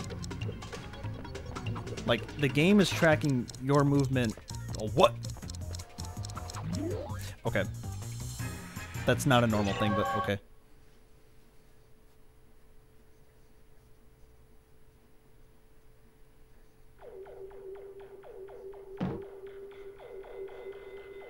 Why do I wiggle a little bit when I'm running? Zigzagging. I'm not very good at it because I'm using PS2 DualShock, or I'm PS1 DualShock. Sorry. But zigzagging does exist in this game.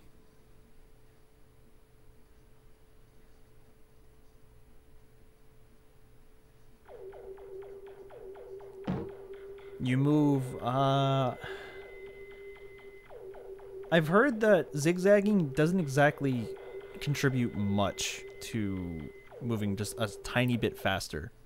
It's just a slight bit of optimization you can do if you just can't find a wall to hug, essentially.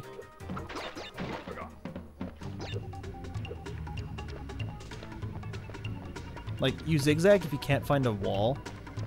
Once you do find a wall, you wanna wall boost. Wall boosting is guaranteed, like, speed boost. So this is the gem pass. The gem pass is considerably, well, actually I can't say that because there actually is something here that you need to keep in mind. So jump around this wall.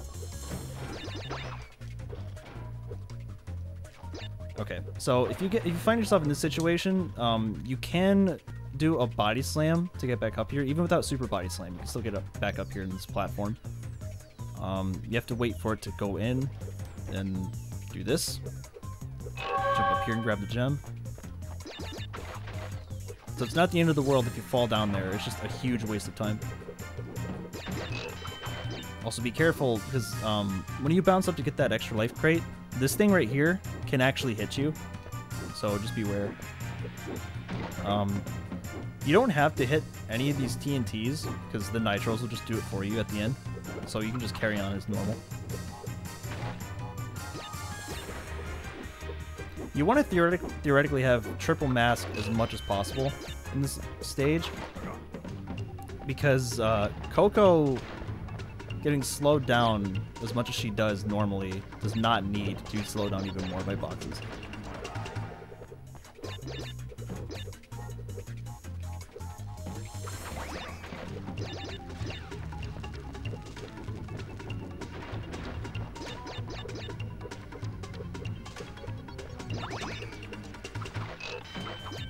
So that jump I just did there is actually much faster than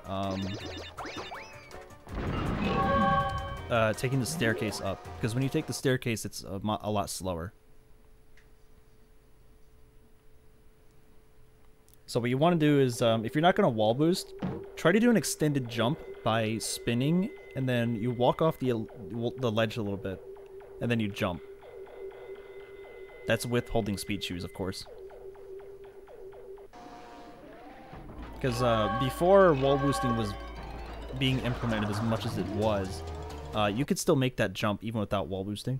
It's just that wall boosting makes a lot of tight jumps a lot easier.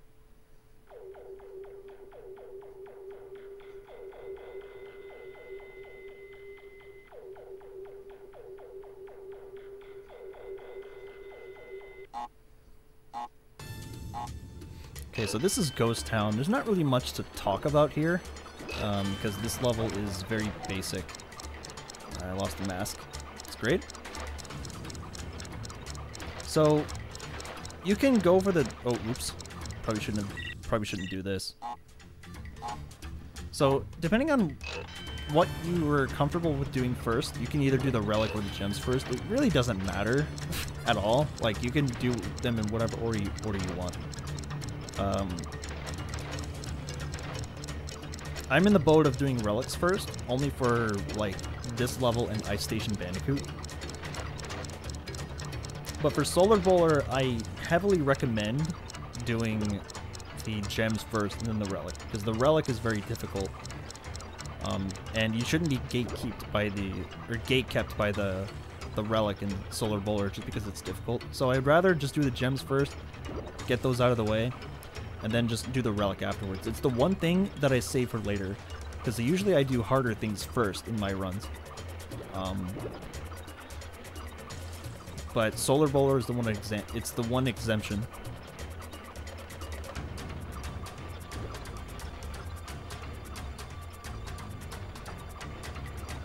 So as you can see here, this level doesn't really have a whole lot going on.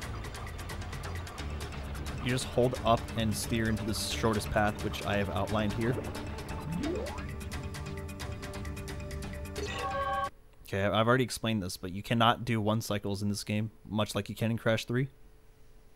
Or an Insane Trilogy for that instance. Insane Trilogy also has 1 cycles, but this game does not have 1 cycles.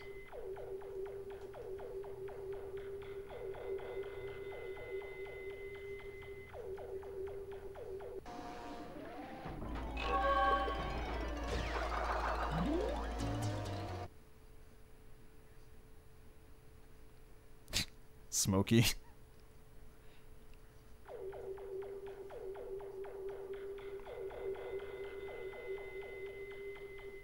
Yeah, you have to just do gems or relics, and you can't do either. In fact, funny enough, I've already explained this in the stream already, but if you grab a gem and then go to the start of a level, like if you death abuse at the start, you can indeed see that the clock despawns. So you can actually make the clock forcibly despawn just by grabbing a gem and then death abusing. A good example of this is like Bonsai. Oh no.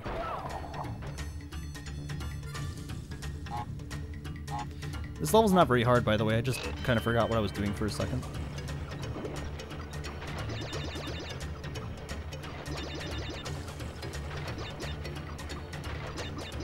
It's very easy to, you know, turn your brain off in Ghost Town because there's just not much going on.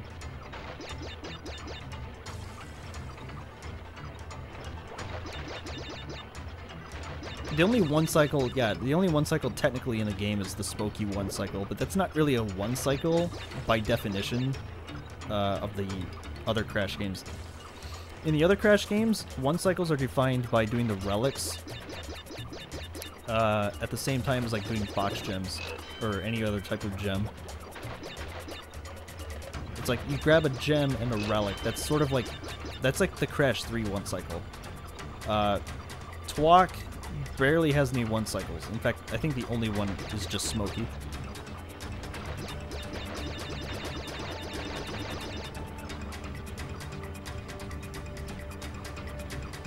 So,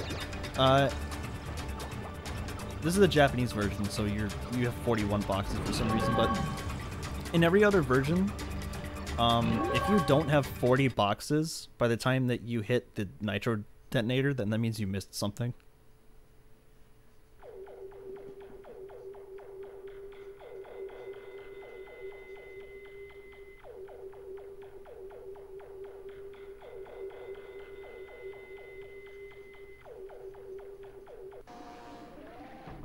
Also, yes, I should have mentioned that, but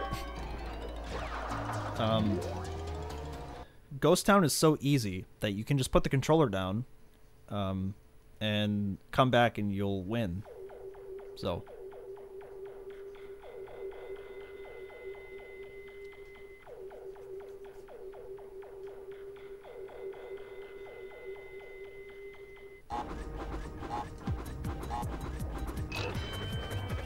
like I said, with Ice Station Bandicoot, you can do the relic or the gems first, and it really doesn't matter a whole lot.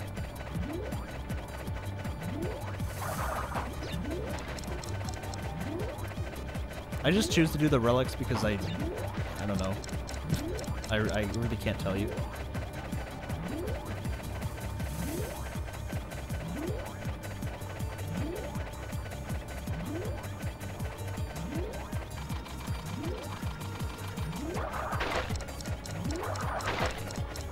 What I would recommend is if there's a box in your way, then get rid of it. If it's not in your way, then just don't worry about it, because the Platinum Relic here is kind of free.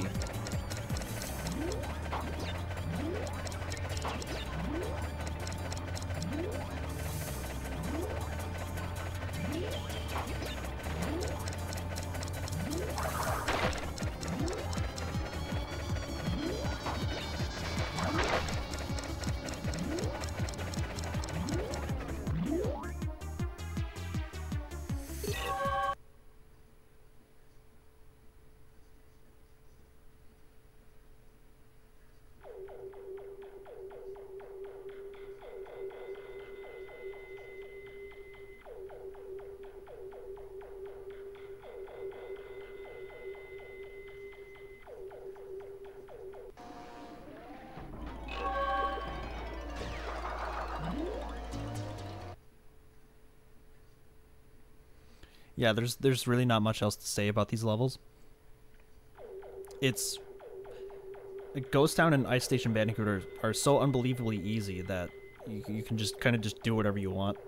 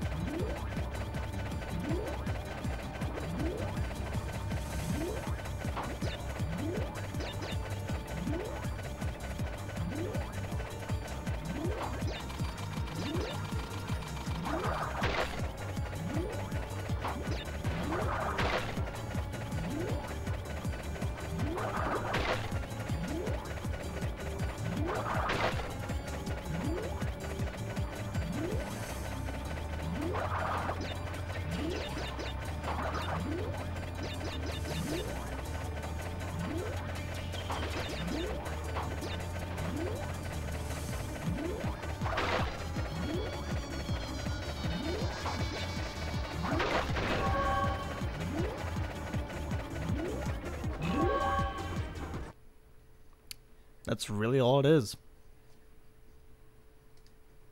You basically get a free gem for just doing Rings of Power, except without any AI opponents, except one, which is really easy to pass.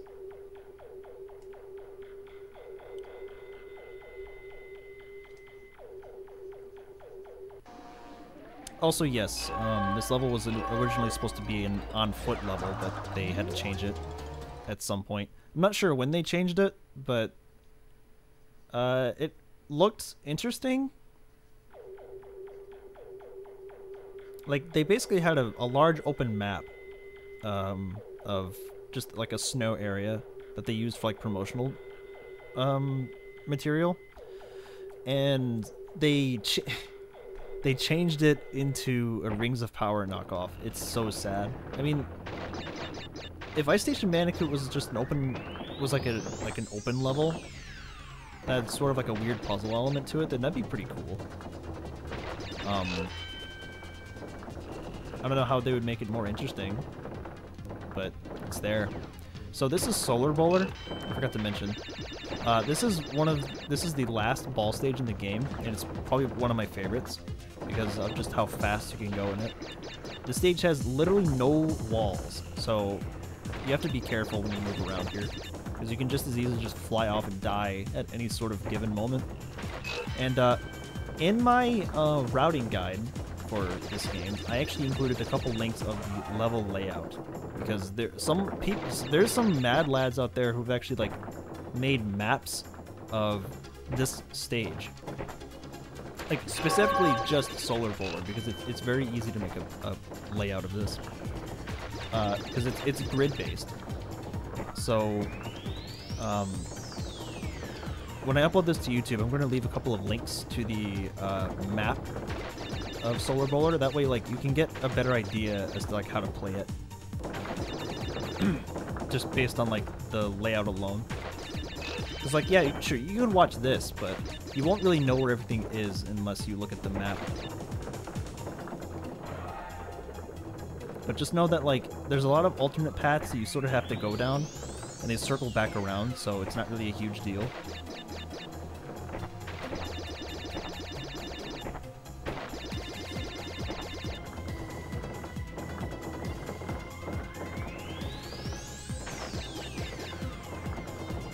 So it's recommended to go down this way because this way has a curve right here that you want to avoid going through.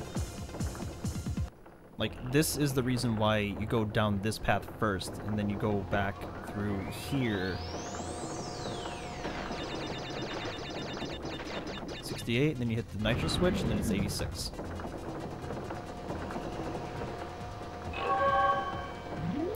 Grab the gem, and then leave. So the time trial is among the hardest in the game if you're going for, like, the good strat. If you're just going for, like, a backup strat, it's not really that bad.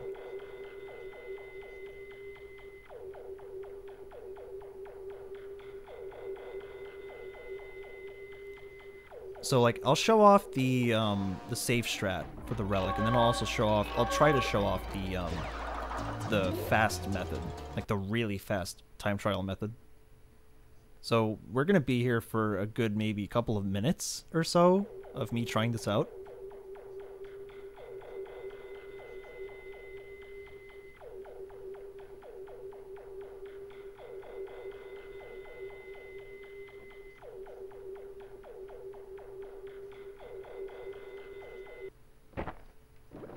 So here's the time trial. Here's the safe strat.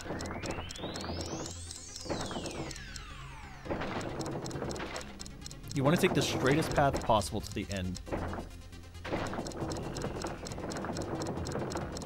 So you go down here. Be sure to slow down, otherwise you will die. Or I thought I was going to overshoot it, actually. Going a little bit too fast there. Oh, okay.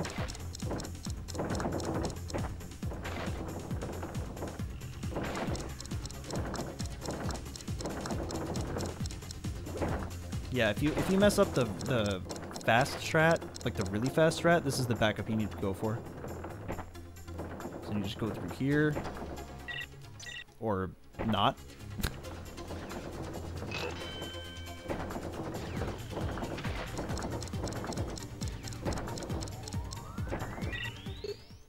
Oop, I thought I fell off.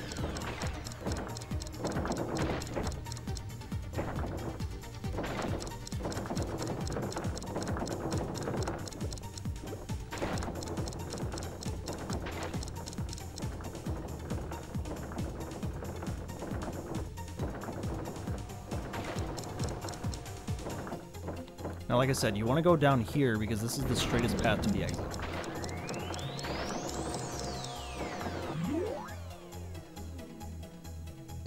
Okay, so that's the safe method. Now I'm gonna go back in and show you the other method.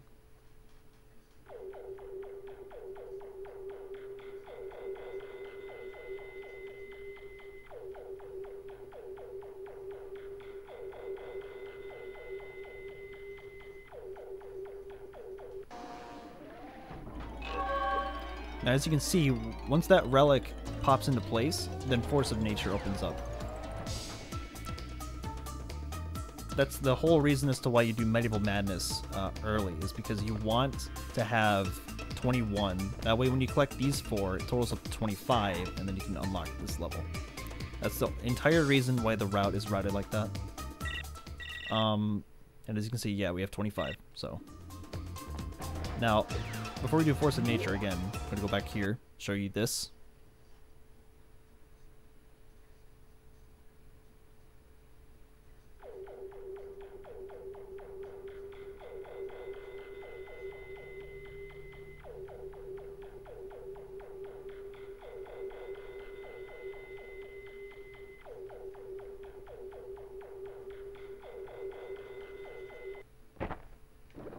All right.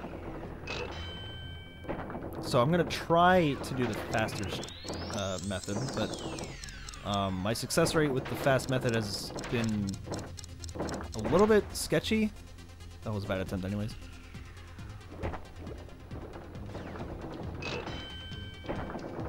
I should mention this also, but if you find yourself needing to restart a time trial and you die, it's actually faster to pause the game and restart because the death animations take around 3 seconds each. So just like that. If you ever find yourself dying, just quickly pause and restart. Trust me when I say this, that the bottom option is called Restart Trial. It doesn't look like it, but it's called Restart Trial.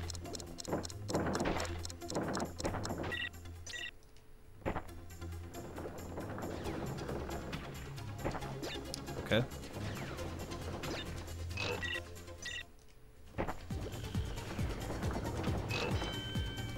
Yeah, we're gonna be here for a couple of minutes as I'm trying to get this. Oop. The good thing about Solar Bowler is that the platforms are on a spawn cycle, which means that every time you restart the time trial and spawn into the level itself, you will always get the correct platform cycle. Okay, I don't know if this is good. Okay, no, that's not gonna make it. The idea is to go so fast that you actually skip over like a huge chunk of nothing. That was bad.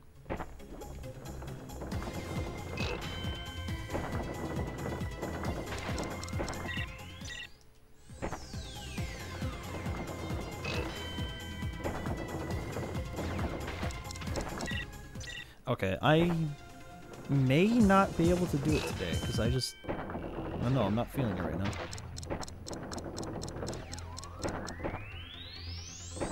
Yeah, if you stutter too much on your movement, then this skip becomes a lot more difficult. That's exactly what you want to do right there. You want to skip that entire hole. But it was a little bit scuffed. It could have been a lot better.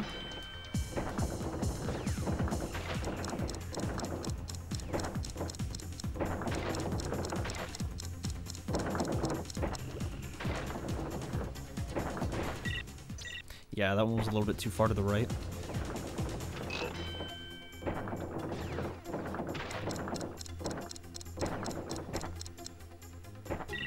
That one didn't have enough speed.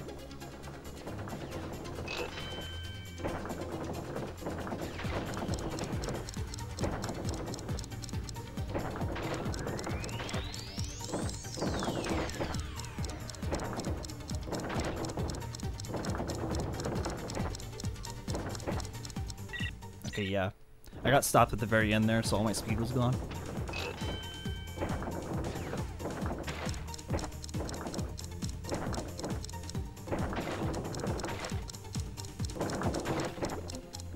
This is a very, very hard trick to do. It can be made consistent, but it's very, very difficult. I would not recommend you try this out when you start speedrunning this game, because it is not... I mean, it feels inconsistent when you try to go for it at first, but trust me when I say this, it's very consistent. You just have to get really comfortable with the ball movement.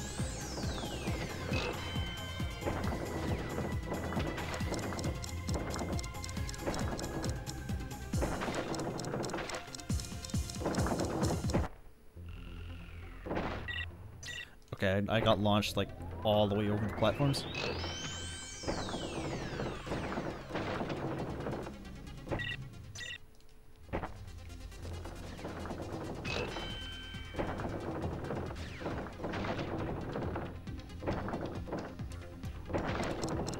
It's not what I wanted, but it's something. Okay, now I'm catching a slow cycle here. Yeah, that's not gonna make it.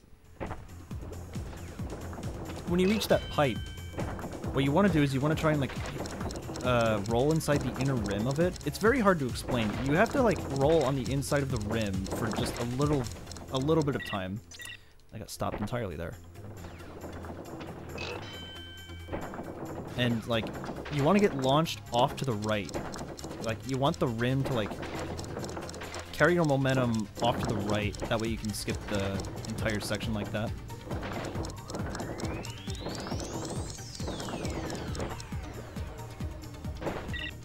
Something like that, except, you know, a lot faster.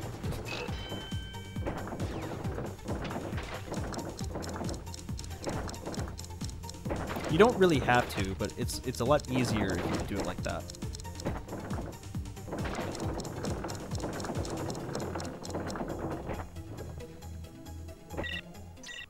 Okay, I almost made that one. I didn't hit the right side of the rim.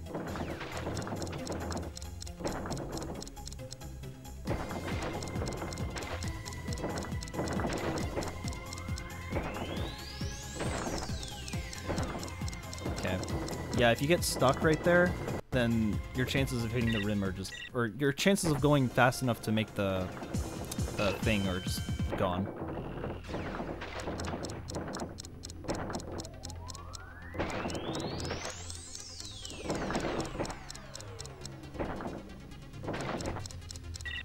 Yeah, like that. If that happens, you may as well just do the backup strat. The safe strat, if you will.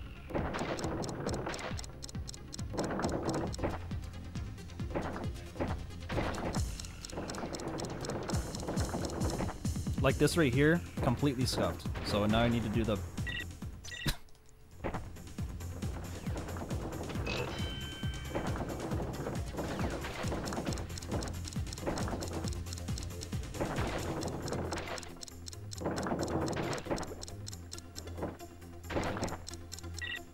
Oh, that was bad.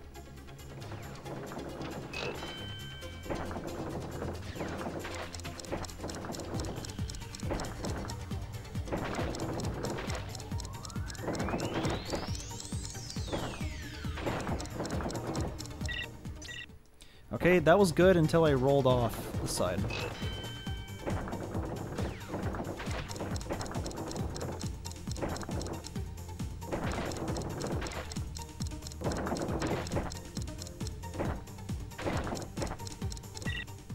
Yikes.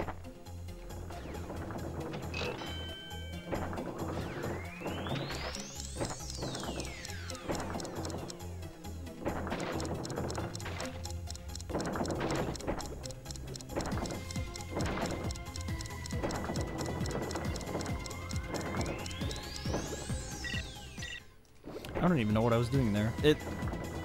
I didn't have enough speed to carry over, and I just didn't reset for some reason.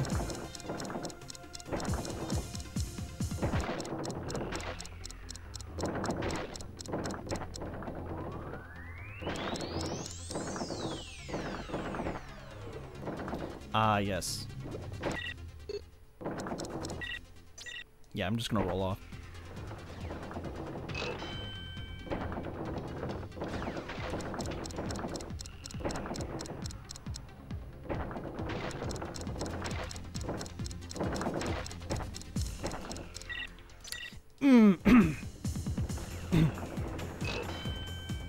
The worst thing about doing that is when you try to do this this skip right here going down the ramp, if you hit a corner, your momentum gets completely stopped, which means you have no chance of making this like the skip.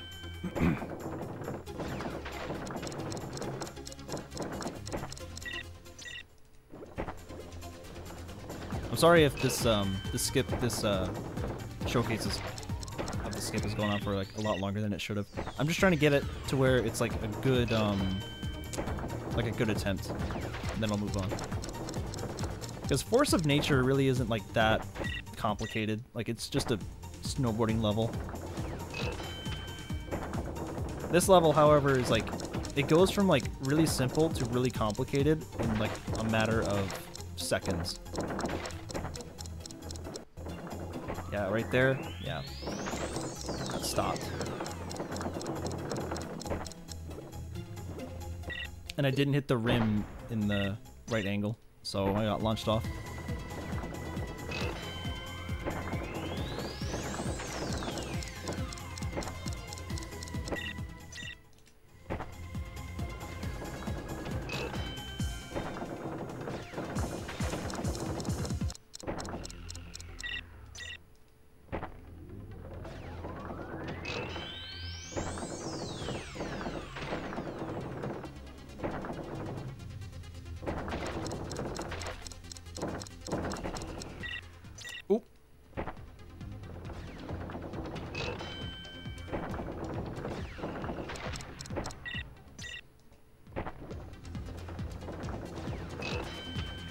If I don't get it in the next, like,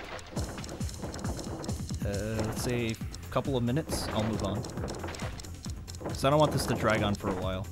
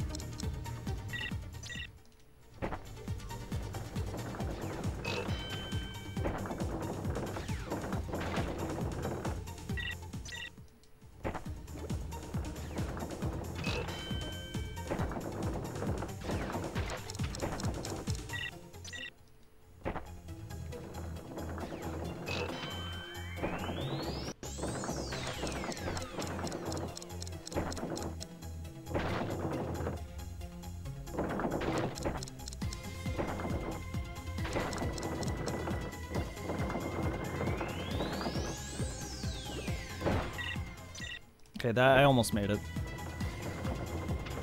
Almost. I wasn't going fast enough.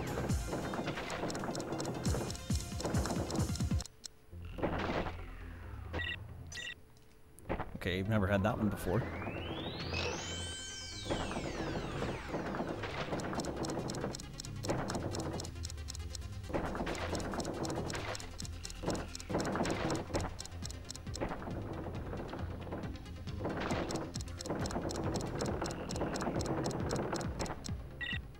Nope. Not making it. Okay, 2 more attempts.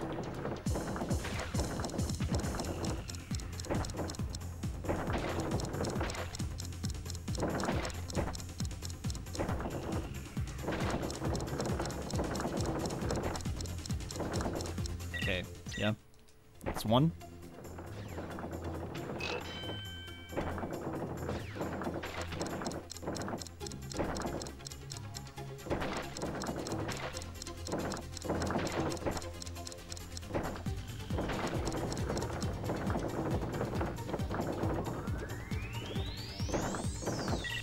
Yeah, that was the basic idea, but I got it, I guess. Anyways, we're gonna move on.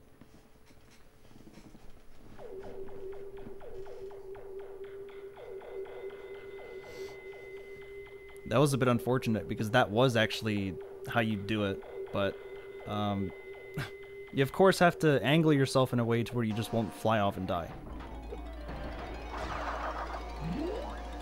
So anyways, this is Force of Nature. This level isn't very interesting in a speedrunning sense because there's not really a whole lot that goes on here. The one thing that sucks about Force of Nature is that there's no checkpoints at all. There are 0 checkpoints. So if you die like at the end of the level, you go all the way back to the start. Very unfortunate.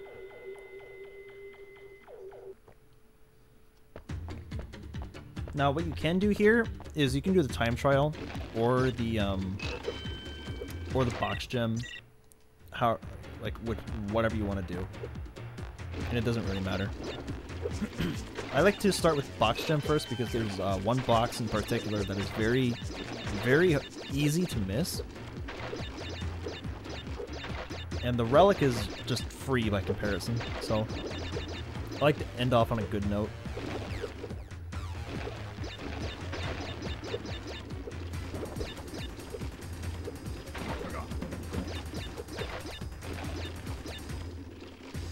Also, this level drowns you in masks. Like, it literally just gives you a lot.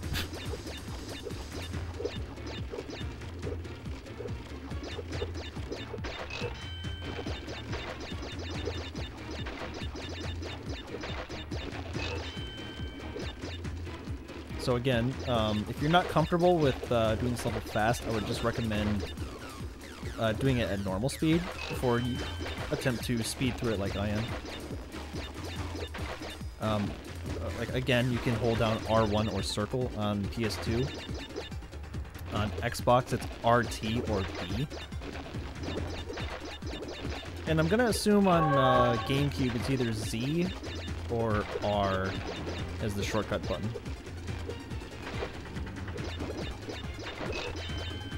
I think R is used for speed shoes, and it works the same way as the Xbox version, so yeah.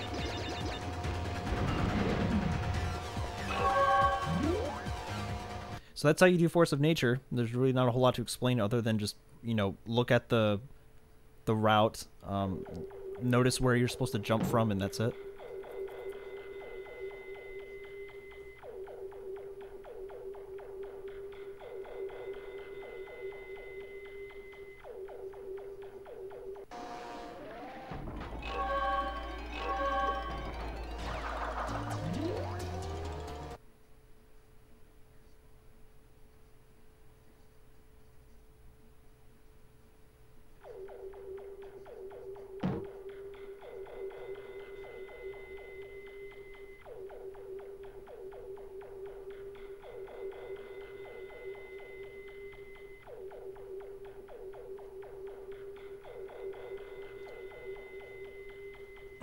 This part of the run is very hit or miss for some people. Some people really don't like this level, and I can see why. It's very very hard at first. When you play the game as much as I have, you begin to realize that this level really isn't that bad. It just has like one or two curveballs that it will throw at you, and if you don't see them coming, you can just get massively screwed over.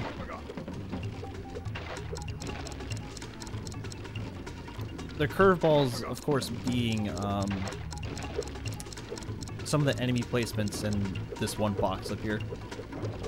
So this ramp jump is really hard at first because you won't know the timing. Once you do learn the timing, it's actually really easy. You kind of have to wait until Coco pops up, like, over the ramp before you start jumping.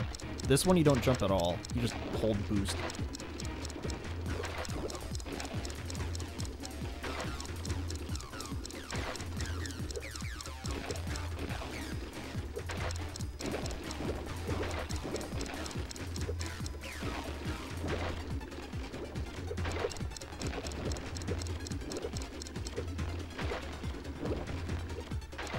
This one you don't jump either.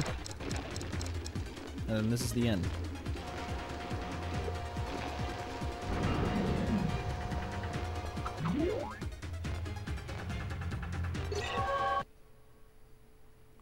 And that's Warp 6 in a nutshell. I'm sorry I spent way longer in Solar Bowler than like any other level in this warp room, but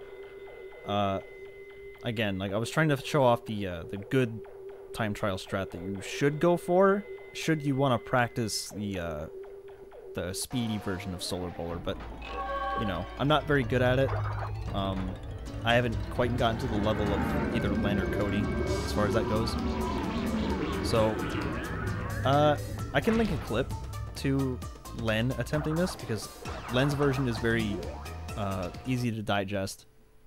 Like he goes through it and you see him do it, and it's essentially like the idea is presented to you just right there.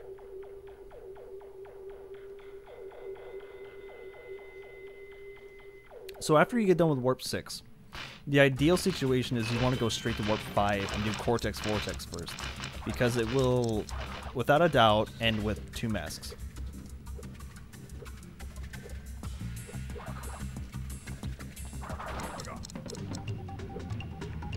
Okay, the CV cycle is a little bit behind here because you're actually going a lot faster. So you have to wait here a little bit before you can continue on.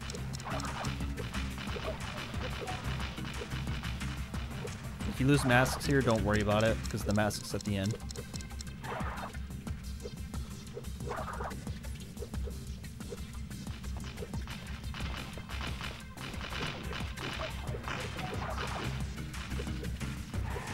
Okay, no corner skip for me.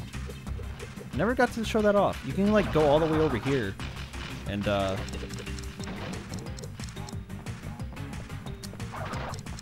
use your invincibility to run on the floor there, but I haven't gotten a chance to show that off yet.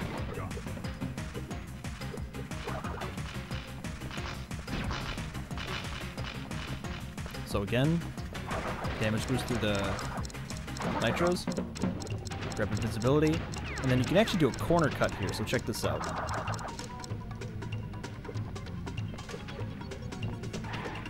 That saves, I want to say like 3 seconds. Maybe like 1 or 2, I'm not sure.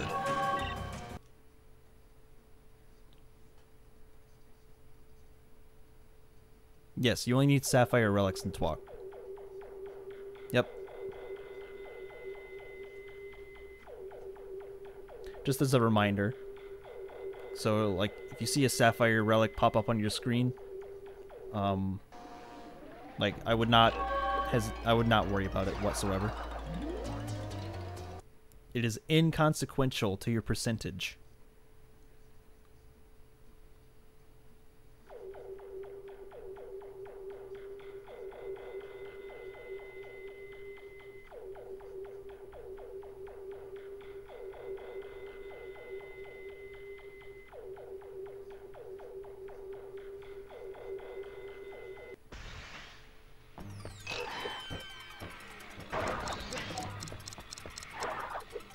So just like the gem pass, run on the floor here, do a death tornado double jump.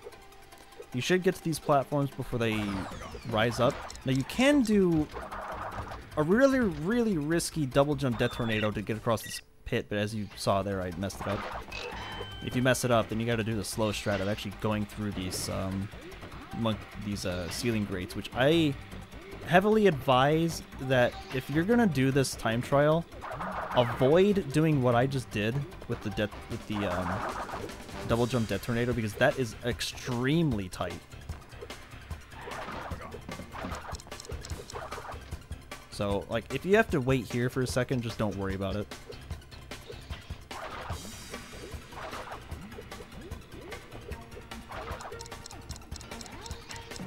But that section is just over and done with in like a matter of seconds, because you get into the mech and then powers don't matter anymore. Funnily enough, you can actually get the platinum relic in this without ever needing speed shoots, because you can shoot the clock at the beginning, and the platforming section is so short before the mech section, so it doesn't really matter anyways.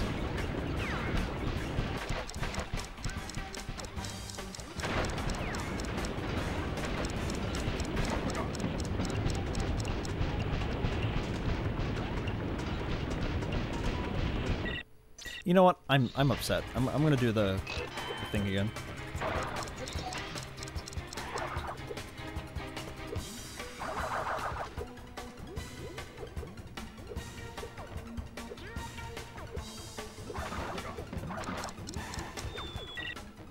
Okay, that's all right.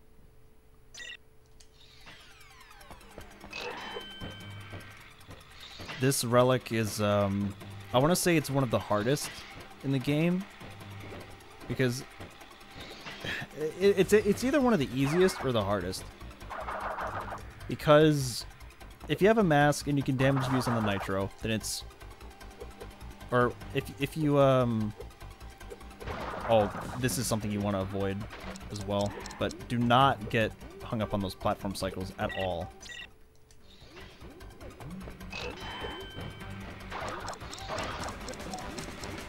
I don't think I'm gonna make it.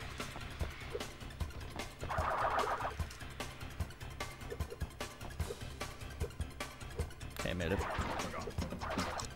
So yeah, if you gotta wait here for a second, I would not sweat it whatsoever. Because as you saw, I attempted 2 failed death tornado skips, and yeah, it just goes to show how hard it is. Again, you wall boost here.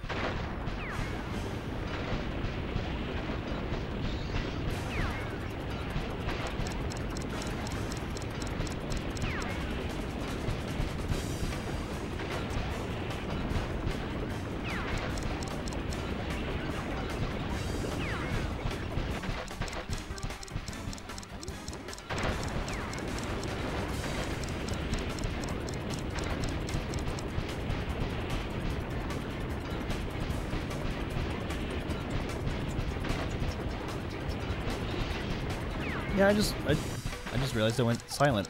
There's just not much going on here to explain. You just do this chase section. Like, you basically play this time trial out the same way as you would, like, the Crystal and Gem Pass. It's the same thing.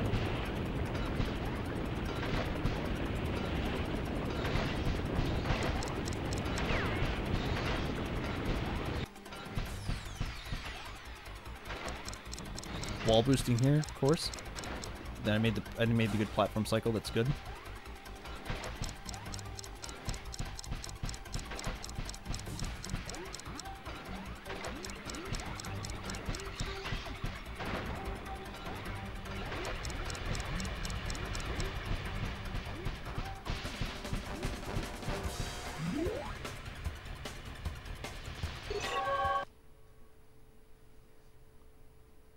That's it.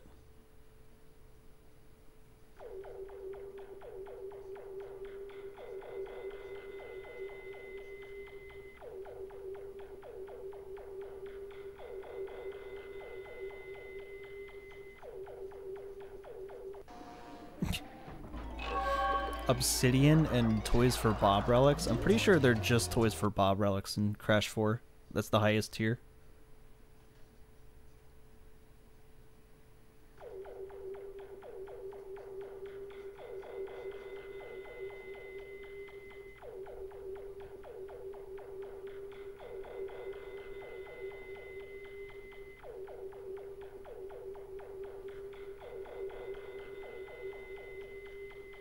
Yes, platinum is required in 106% in Crash 4. It's strange. From what I heard, gold relics actually give you no percentage at all. Like, I don't know why they did that, but it just makes them seem even more useless. Like, why even have sapphire if gold doesn't give you any percent? Sapphire gives percent, not gold. I don't know why that is. That's what I've heard. It's a rumor. I'm not sure how true it is, but I wouldn't put it past Crash 4 because that game's just got a lot of weird rules. Unlike this game where it's just simple, you know, you get a relic, you get percentage. Haha.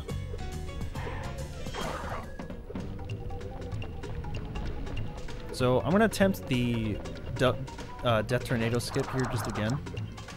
You can do a really late jump right there, and you can get it every time. Or that could happen. I don't know why it slowed down so much. Also, in case you weren't noticing, my wall boosting here, you wall boost, like, there's a lot of walls to actually, like, go faster off of. So, like, right here, for example, you can do this. You can do this. You can do it right here as well.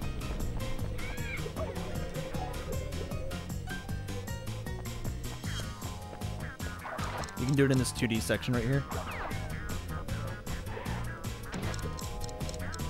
Except I just did it really badly because I was trying to do it with D-pad.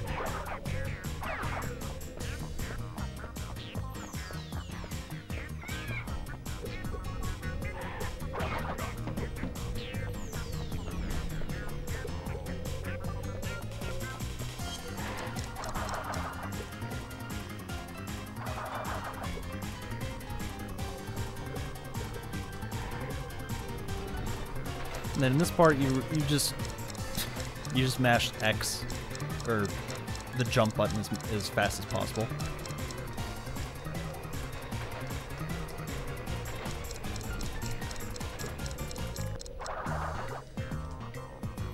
Another whole skip here, or whole skip, hangrail skip there.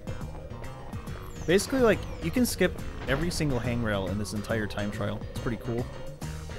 The wall boost here. This wall boost, that wall boost was pretty important because that's just a really long stretch of level to get through. You can also wall boost up here.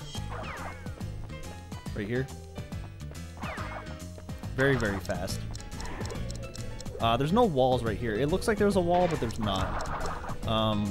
So just don't worry about it. Don't even worry about wall boosting there. Let's get the hangrails right there. Do the Death Tornado skip, just like I taught you before.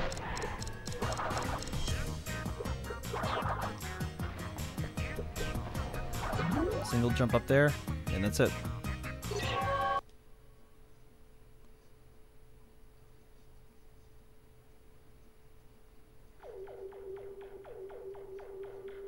No, it's Toys for Bob added the purple dev time relics, which that's what they are. Purple relics are dev time relics, so it's only one extra tier.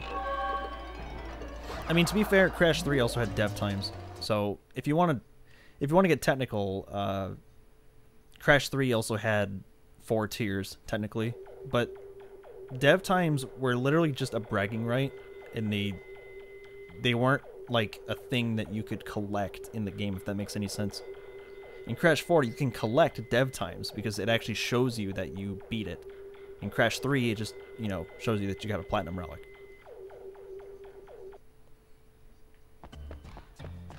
But anyways, so after you get done with Gold Rush, the last level in the run is surprisingly Crash and Burn, which is kind of a poetic end, because this level is, you know, if you know TWAC lore, this is the first level that the dev team created, and it has a lot of set pieces that are very unique.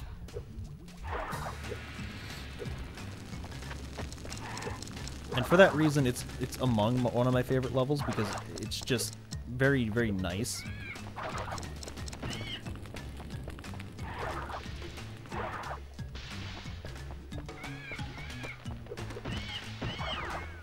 Got technology everywhere. I mean, like, it's a volcano island, that has technology everywhere. I think that's cool.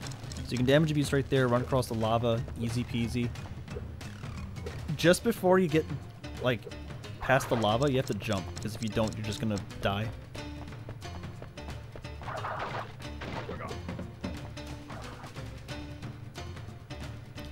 And you can actually just jump over the rock here.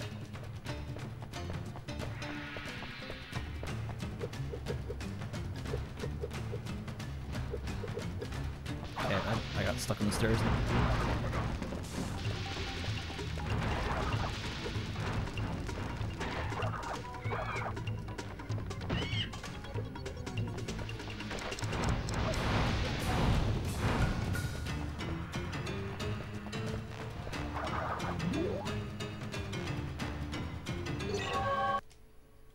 And that's it. That's the rest of the game. And after that, of course, you just do crunch time again. And okay, so when I do the boss, I'll explain again. Just as a reminder, like in case like people show up on stream who haven't seen this yet.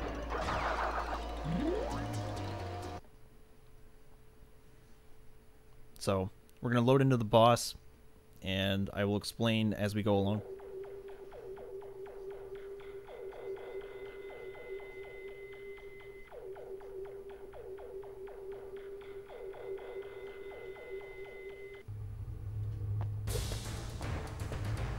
So here we are again.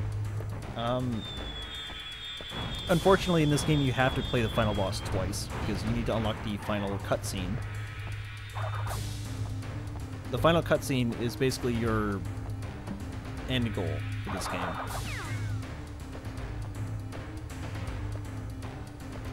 So, the first phase, he just throws meteors at you. He calls Rocco, which throws meteors. Second phase is Wawa, and then Rocco. He'll do ice, which just freezes you, and then the meteors will actually kill you. Wawa is more of an assist phase than anything else, because Wawa doesn't kill you. He just immobilizes you.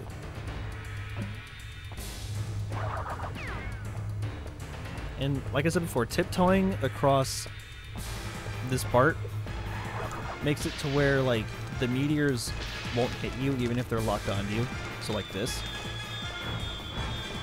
You can tell that like the meteors are homing in on me since I'm on the pipe, but you know. You can also shoot Crunch just slightly before his animation plays out. And it'll do what I like to call a frame perfect hit. Cause like he'll like kneel down for a second. Like he'll kneel down and then he'll just get back up. That's how you know you got it.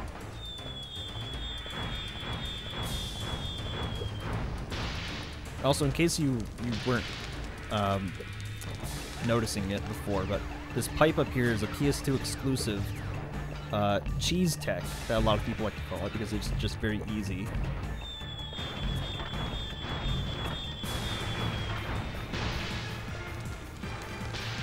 And you want to be around this area right here during this last Lolo phase. That way you can just shoot Crunch right away. And that's it. You just spin Cortex, and then the timer, if you have a timer for the speedrun, it ends right as Crash warps away, so right now.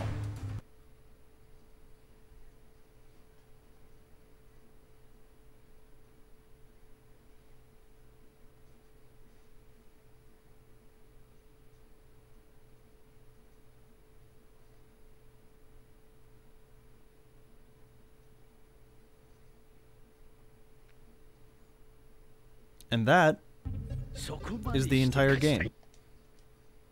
At least explained as best as I could. So, again, I thank everybody for watching on Twitch and eventually on YouTube. If you want to ask me any questions, you can hit me up on my Twitter. It's @_MickHooper, and you can also follow me on Twitch because I normally stream this game on the regular. So if you want to see more like live gameplay of this, you can follow me on twitch.tv/MickHooper, of course. And with that, I think I'm going to end the video. So again, thanks for watching, and I'll see you guys later. Peace.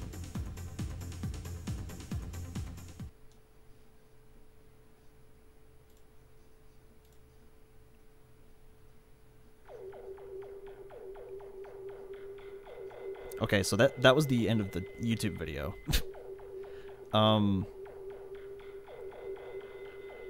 I can keep going on here if you guys are interested.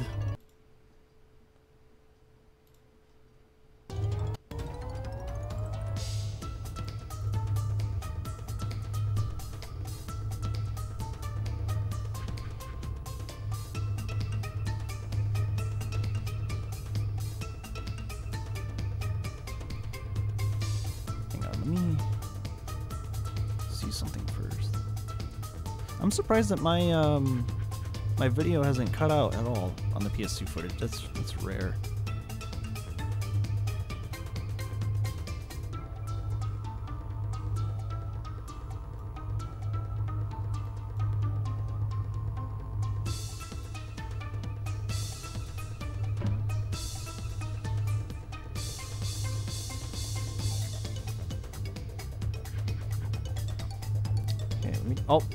Oh, man.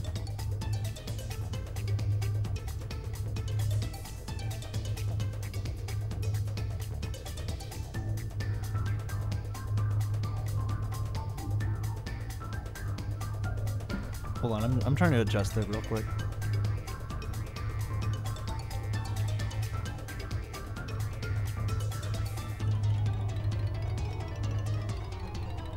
That's good. Alright, cool. Okay, so we got one or two options. First option is I could just do a 106 run, just because, you know, I just basically did one, except, you know, in a slow, methodical manner. Second option is I can just play a different game. Or the third option is I can just end the stream, because, I mean, I need to go eat something. So, I'm really thinking. Because I don't want to just end the stream after that, because I mean that was more or less just for the YouTube video. Oh yeah, that's right. I may have to cut the stream and then come back later. Okay, so yeah, I'm gonna have to end the stream, just to make the trimming process easier for the VOD. So I'm gonna be back probably later, if not later, then maybe tomorrow, with some more Crash 3. So. With that being said, I'm just gonna go ahead and end the stream. So, to everyone who's watching, thanks. Of course, I'll be back tomorrow, if not later tonight. And yeah, it's gonna be a fun time. So,